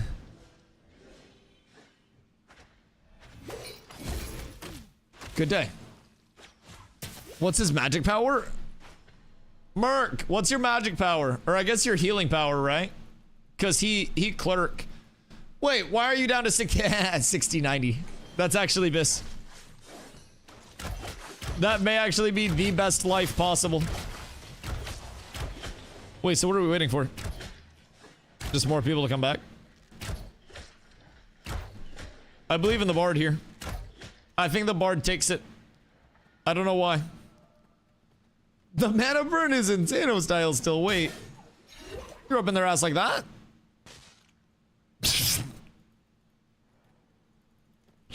Poor Ika. Tommy Hawk is unforgiving. Aaliyah, another rogue. Good day. Have a tomahawk. All of the necessities. Every rogue gets one Tommy Hawk to the face. Tarvo, I'm doing wonderful, by the way. I appreciate you asking. We're in our little community PvP night. We do one each week where we invite everyone in the community, like our community, the extended community, everything in between, to come out and just get some reps in down here each Friday. So we're just trying to keep the, you know, keep the vibes alive as we go into Phase 3. Why have I been calling it Phase 3 so much, bro? I swear to God, I have been saying Phase 3 way too fucking much lately. I don't understand why. I don't understand where it came from. But holy shit. Anyways, just trying to keep people getting more reps, getting more familiar with things as P3 rolls around, man, and hopefully... Oh. Oh no. Oh no. Oh no. Aaliyah was a little overextended, I do believe. We'll hit that in the VOD review a little bit later. Strike hits the ready after that as well. That's absolutely insane. Do they need one more DPS? Did they lose one? Or do they have an extra? How many do they have now? Do they only have 6? I think they have... Oh no, they have 7. It's 7 for 7 now, right? Because they have Ika and Boop. Oh. Nah. Sorry, I went to see how many people they had. I didn't know if we were up a person or not. No, it should be fair. Word. It should be even. Alright, everybody sprint in. We're going at him face first. Vathon's controller's dead again. Nice. I'm just gonna walk directly into their back line and occupy space here. They can't stop me. I am eternal. I'm going on Boom. Yeah, snipe going on them. I'm silenced forever. I gotta pull on Boom. Wall on Boom. Snipe going on them again. You okay? Silenced. I got peels on you, Struck. You're good. Back up a little bit. Okay. Yeah, We back. have... No mind. Oh, Vathon in Okay, we're big good. middle of us. I can look to get a pull soon. I got a root on that back line. Oh, Vathon's half. Ika's trying to fucking Bonnie Blue my mana pool. Repeat, I'm repeat. pulling Vath, I'm pulling Vath. I'm going in on this. Get back here, Vath. Switch. Zine swap, Zine swap, Zine swapped. Zine. Get the burst on him. That's Oh, we're not quick enough. It's fine. yeah. We're Take pushing him back. silence. Just make sure we're staying up. I can get another pull on Vathon. They're not gonna have switch for this. They're snared in that corner of the hill. Venus half. Yeah, I'm looking at Zine. I'm just trying to run Vathon down and make sure that he can't play the game comfortably at all. Snipe going out on Boom. Another snipe going out. I see Vathon. See if we can bait. Vathon and Boom both half. I'm marionetted. I'm pulling Boom. I'm pulling Boom. Boom's in snipe. Vathon. That's one. Come on. Finish him up. He should be very, very, Come very close to on. dead. There's no feasible way he lives, right? Swap came out. Go to Boom. Mid Lord on Boom. Should die. Boom's very weak. He's gone forever. Careful up there, right? Yeah. Boom's Ika's super weak inside. on Ika's left side. inside. Yeah, he's We're line of so sighting the far. hill. Boom's half. On Axe. Big root. Big root. Vathon and Boom both weak as shit.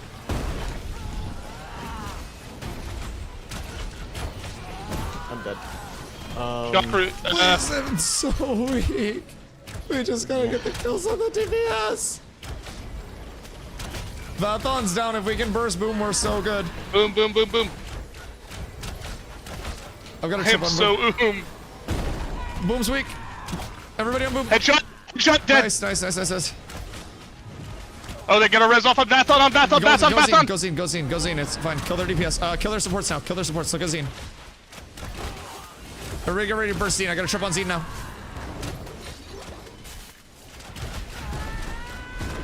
Bruh. Zine's so far. Okay, nice.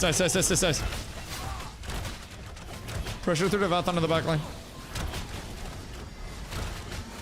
Merc, I can't find you to peel you. Oh, you're so far away from me. He jumped down the hill. That's so unfortunate. Dude, as if they, like, line of sighted on that hill. That might have. I was gonna say that might have been the furthest I've seen a fight in Stack Stones go outside of Stack Stones without being a forfeit. But it technically was a forfeit. I just wasn't trying to be like. In the world of sumo, we'd be champions right now. I'm throwing that out there. What the hell, bruh? I can't believe A, they ran so far, B, we couldn't finish either of those fucking targets off at 25% for a year and a half. Oh my god, that makes me so sad. Charge from Fed quit lead? I have no idea. I mean, Fed hasn't been active for a bit in phase 2.5. So I wouldn't, like, personally, I always assume that any community that is actively taking a break is dead until proven alive. Taking a break and quitting the game are the exact same thing until you show intent to actually return by returning. And we have not seen Fed active in a recruitment sense in game. We haven't seen them active in a presence in game.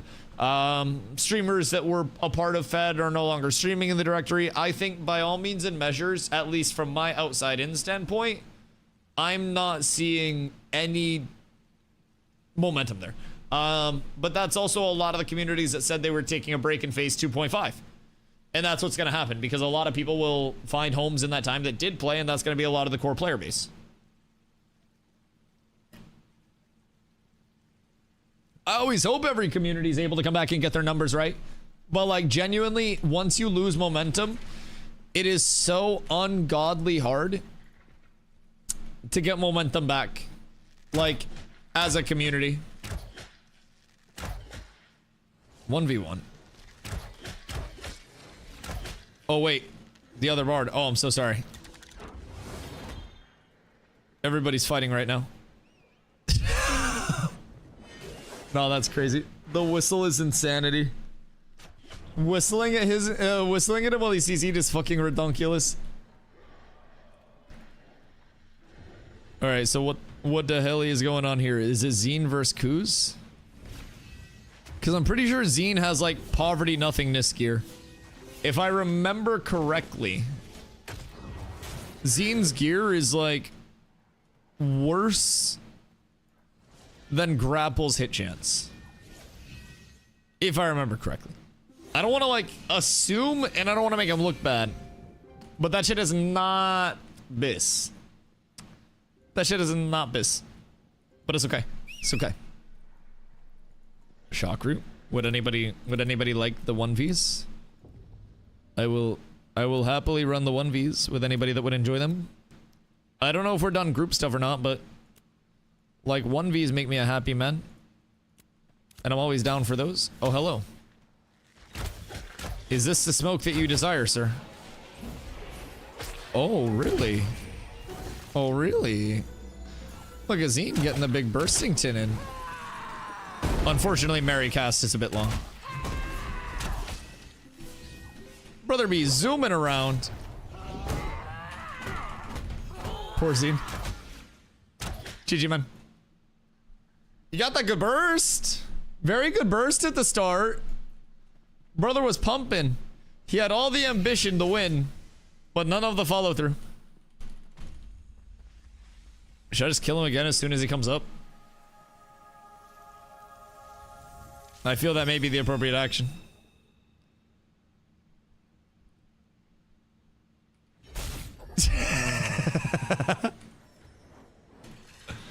Poor Zine.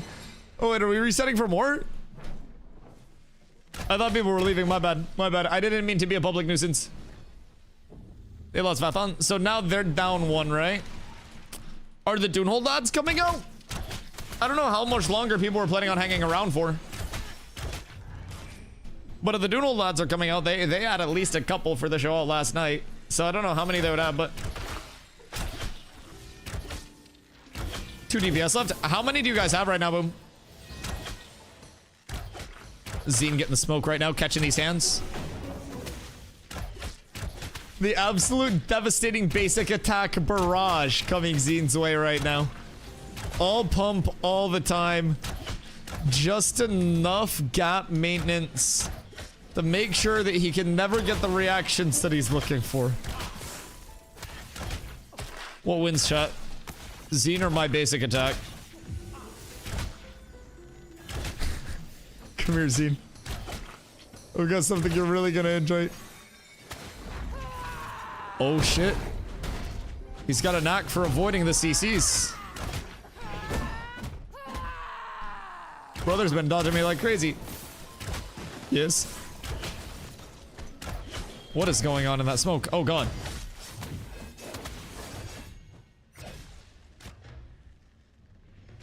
I feel like Rogue actually just puffs up a cloud of dust and kicks the shit out of people. Like those old cartoons where there's like the cloud going and somebody else gets pulled into it and then they just also get the shit kicked out of there. Oh, Strag, do you have more people coming out here? Because if Stragma has more people coming out here, then that's absolutely Bissington. That's wonderful. That's some of the best news I've got all day.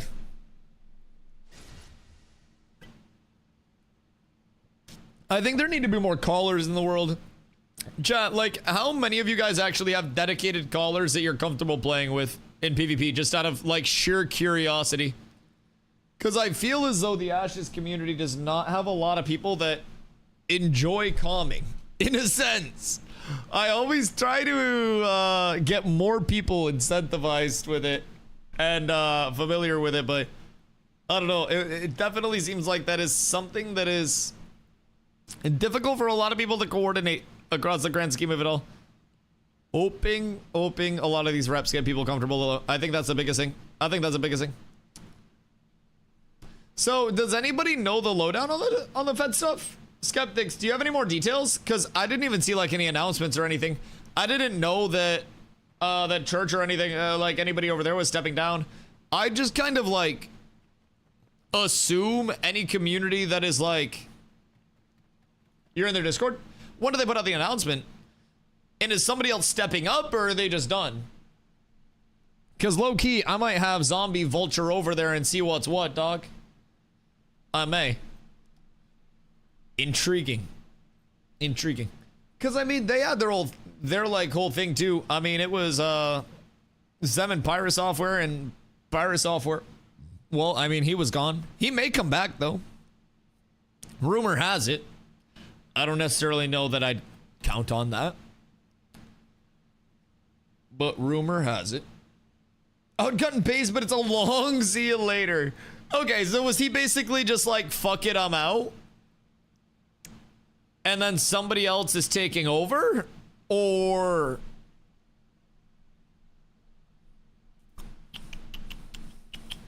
whatever this music is, this shit's a bop. I'm hoping that they're able to actually kind of like solidify and stay active. I feel like anytime leadership starts shifting around though, you take the chance of the entire vibe of the community changing entirely. And that can be a very, I guess, rough thing for some people to go through. I think there's always a certain level of like, once that does happen, you take a chance of, again, just the core essence of what made your community what it was in the first place. Going away, people not vibing with it anymore, people just feeling like it's something else. After 8 years of leading Fed, the writer is stepping back from leadership to focus on family, work, and personal time. They're turning 40 soon, Yeah, that's the MMO scene, and no longer want the stress of managing a gaming community. Fed's day-to-day won't change. Current active leaders will take over, and there are openings for anyone who wants to help. The writer will still be around casually, and thanks everyone for making Fed such a great community. Oh, so they're still gonna play, they just don't want to be like super active leadership stuff. I mean, honestly, just start streaming and leading a community, then you have an excuse to not do any of the hard work. I didn't say that out loud, though. I do some of the hard work. I do a little bit of it, just not much. Just cut and paste and ask for ChatGPT. I mean, hey, that worked well. I mean, I get it. Yeah, so it's just a typical, like... Just a typical... I cannot game my entire life for 12 hours a day, every single day type shit. I mean, that absolutely checks out. That absolutely makes a lot of sense, I think, to me and a lot of other people. I mean, that's honestly why I try to degen as much as I can on stream right now, in case I hit the point where I'm like, okay, well, I can't do this anymore. I got, you know, sponsor billaries and stuff. And I'm like, I'm hoping, you know, that what we have here is able to continue, but it's a lot of work to run these things. Absolutely. Absolutely. Everybody that runs a community knows the stresses and the extra, like, everything that is associated with that. And people that haven't run a community before, like, don't know how much goes into it, you know? Street still lead? I would assume. Street seems super active as well. 3 fit energy, find another fighter balance. Honestly, it's almost 10, so if you can fill my spot, that may be wise, because I'm gonna have to be up early as shit tomorrow to go to a family yard sale.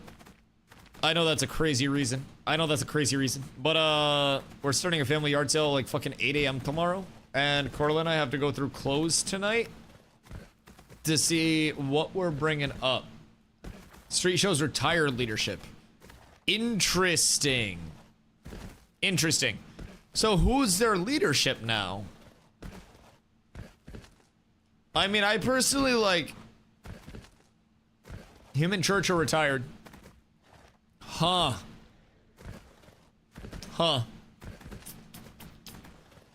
That is it's intriguing. Cause that's like multiple leads that dropped out. Kyle and Alicat. Well, I'm hoping they're able to pull it together. I will say, like I mentioned, like, I mean, Fed was such a large presence on Lilith, and before the merge and everything, like, Fed was truly, you know, putting it out there like they were one of the top guilds. But his letter says, and Street retired from leadership as well. Yeah, I mean, that's a huge change. I don't necessarily know,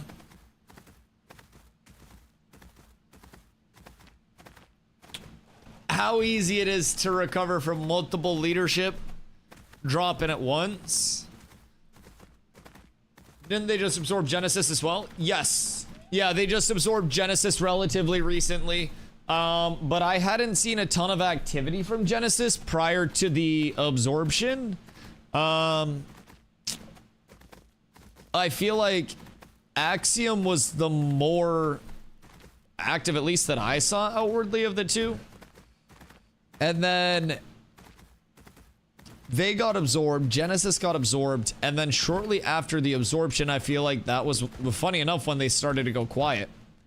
But I feel like they were one of the communities. I mean, shit, like phase 2.5 to player bases in Ashes was quite literally like COVID to small businesses. Like, it cooked small businesses. And this player base got cooked by 2.5. There are a lot of guilds that had to shut their doors because leadership didn't want to go through, like, the, you know, the stresses of company leadership in an alpha, whatever it is. That absolutely makes sense. I think a lot of people will get back into it when it's in a more fun spot later on, closer to launch. But genuinely, any time that you are trying to lead a community, you are opting in for so much work constantly that it is going to be something that follows you, that breaks into your personal time, that does a lot. And it genuinely takes an around the clock thing. I mean, there's a reason why we have so many people that are extremely involved in the way that they are for Cat's leadership. It's because anytime that I'm streaming, if something happens, we need to have people who are readily available to deal with shit instead of you know, getting caught behind the stream stuff. And I'm thankful that Cats has a very good leadership core that's all bought into stuff, but it's a lifestyle more than a job. Yeah, absolutely. I mean, it genuinely, like, breaks into everything that you do. You will be looking in tickets and reading tickets and not even responding to them when you don't even, you know, register it. Your doom scrolling becomes Discord at that point. Like, you sit in your guild Discord, you catch up on every bit of content that you can, you make sure everybody that's talking needs everything, like has everything that they need. You make sure that every single fucking thing is coordinated, or it just isn't gonna work. It's absurd. Like any high-end or passionate job or starting your business, really? Yeah, absolutely. Absolutely. And for some people, though, you know, a hobby is exactly that. Some people start the community leadership thing as a hobby. And, you know, if you're starting a business, there's a hope that you get, like, you know, you bank your life on that type of shit, right? Starting a business, you have the hope that that business blows up and you have the monetary support of it for generational wealth. Starting a guild in Ashes of Creation probably isn't going to blow up with monetary wealth for anybody. And, you know, I fucking say that as somebody that's putting in thousands of hours to this shit, right? I don't know. I think, like, well, there is a certain element of, like, yes, it's a passion project. Passion projects that have a chance to support you at a certain point are also passion projects that are a lot less likely to lead to burning out and more failure because of, like, oh, I ran out of money. Oh, darn. Now it's like, oh, I'm running out of non-gray hair on my fucking head. Remind me to never accept any lead position in a community. I mean, some of it can be really fun. Don't get me wrong. Like, if you enjoy what you do, then it's a lot less stressful and a lot more just like, I want to be this involved in this community and be active as a part of this community. But genuinely, there was a point in New World for a while where before they convinced me to make Cats and bring it back to New World, I refused to do anything leadership. I was burnt out on leadership. I didn't want to be involved with leadership. People would always ask me to be an officer and a class lead and this and that. And I was just like, nope, I don't want to do it. I show up, I war, and I log out. That's it. And then I go play OPR and I stick to myself. And it took a lot of convincing from a lot of people to get me to step back into community leadership. And it's been trying at times, especially with the player base being the way that it is right now. It's incredibly hard to keep people active in Ashes over the course of everything, but, you know, we try to do what we can leading up to Phase 3 and beyond that, so we're just, like I said, we're just trying to do what we can, man. That's the biggest thing, and if we keep doing everything that we can, then hopefully it's enough. Have realistic into time for that. My job life might become worse in the next years, then better when it comes to time demand. Oh, yeah, it's a large thing, man, and a lot of the reason why I'm able to, you know, be in leadership without wanting to rip my fucking hair out is because I'm unemployed. Like, it's quite literally a job for the unemployed, the people that work at home, or the people that are so rich that they don't have to work anymore. Congratulations, those are your 3 qualifications, and I happen to be the unemployed type. I just happen to be lucky enough to be here streaming so people don't give me shit for it, right?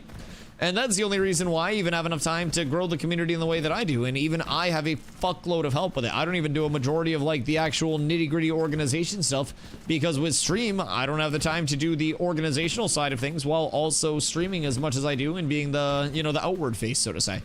It's a lot to make a community function. And I also don't think that any one person can solo carry a community. And anybody that acts like they do, well, they're just wrong. Very simply put.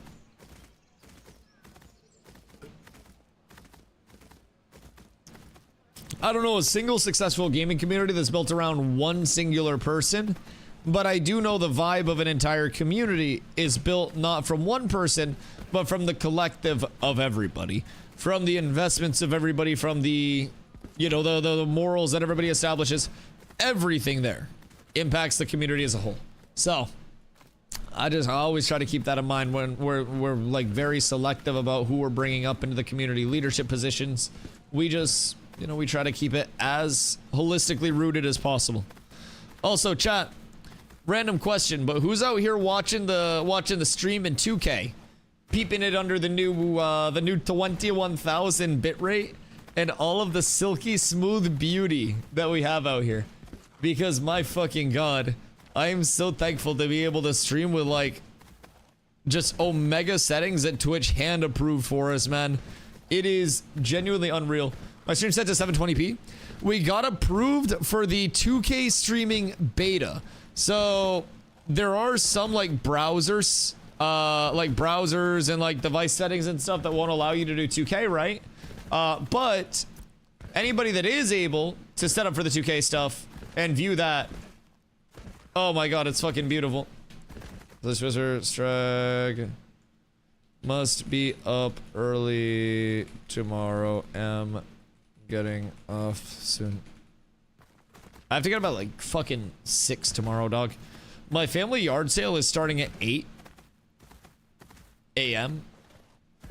and we have to go through my stuff and see what we want to sell before we go up. We've got to make space in my clothing, so to say, in my repertoire of clothes, my wardrobe. And we've got to be up early as shit. Got like an hour drive up there for the 8 start, so we're gonna have to go through stuff, get a tote ready tonight, have it all in the car, wake up, get coffee, go up to my parents, get stuff set up, chill up there for the day, catch some sunlight, catch some vibes. Hopefully make a couple bucks, that'd be nice. But organization is key. Organization is absolutely key. And right now I simply have too much shit that we can't organize. It's a big problem. 1440p is nice. Dude, I'm so happy that we actually got it. 1440p, 60 FPS. And keep in mind, the bitrate is also a huge thing for streams. If your bitrate is bad, then your stream will just look very pixelated, right? And, bro, it looks crispy at 21K. Because previously, I was streaming at like 7500, and 7500 bitrate was going over what Twitch had allowed. So now we're at a point where like most streamers are streaming 1/5 of my bitrate. Like 4,000 to 5,000 like is very, very average on Twitch for people's bitrate. And so streaming at 21,000 bitrate is absolutely fucking absurd. I'm finally at the point where I'm getting like, I thought 6K was normal. 6K is the max that people will, or the max that people can stream on Twitch. But basically you can push through higher. Sometimes if you're not partnered, they don't like that very much though, and they'll throttle your shit. So when I got partnered, I started streaming 7,500. And then from there, with this new, like, the beta acceptance, we're at a fuckload. Over on my OBS right now, we're putting out 21,033. And it kind of like ebbs and flows in between 20 and 21.5. But the amount of bits, it's insane. It's fucking wild. But yeah, I mean, even on your end, like if you're still an affiliate and not partnered, you can still stream like 6,000 still fine, right? It's just, this is a different level of things. This is quite literally the cleanest stream quality that Twitch offers. And if you have it on 1440, you will not see a better looking stream. I mean, this is a Sony A7. This is the fucking god setup. This shit's absurd. So I'm very happy that I'm finally getting my money's worth out of like the dual PC, out of the, you know, out of the whole setup. It makes things look nice. Tickle bits. Yes. The tickle bitty rate is the best bitty rate, I will say. My Firefox says let me select it. Yeah, I don't know which browsers let you select it, or if it's like a certain version, because I have an update available for Chrome, but I also can't select it on my end. I can only go to 1080p 60, and then it says your browser settings, software, or device do not support 1440p, blah, blah, blah, blah, blah. So I don't know. Maybe it's a browser thing. Update your browser, it says. So, running Opera, and I have it on 2K. Ooh. I'm assuming it looks, I'm assuming it looks silky as fuck over on 2K, if I'm being completely honest. Between like the bitrate, between like the increased resolution, I'm assuming that's just crazy. I'll have to go back and see if I can watch it like on mobile in 2K or anything like that, because I haven't even been able to see how it looks. I just set it up before stream today and was like, man, I hope this goes live. So it's working. Seems like YouTube's been functioning with it as well, because I think YouTube, you can technically stream up to 4K or something like that. Like YouTube video encoding, I believe, is a lot better than Twitch's. But that's okay. It's absolutely okay. I don't mind. I don't mind. I won't hold it against them. Firefox has no update yet and I refuse to use Chrome. Wait, why the Chrome hatred? What's wrong over here? I mean, Chrome's fine with me. I don't necessarily have like a ton of issues with Chrome.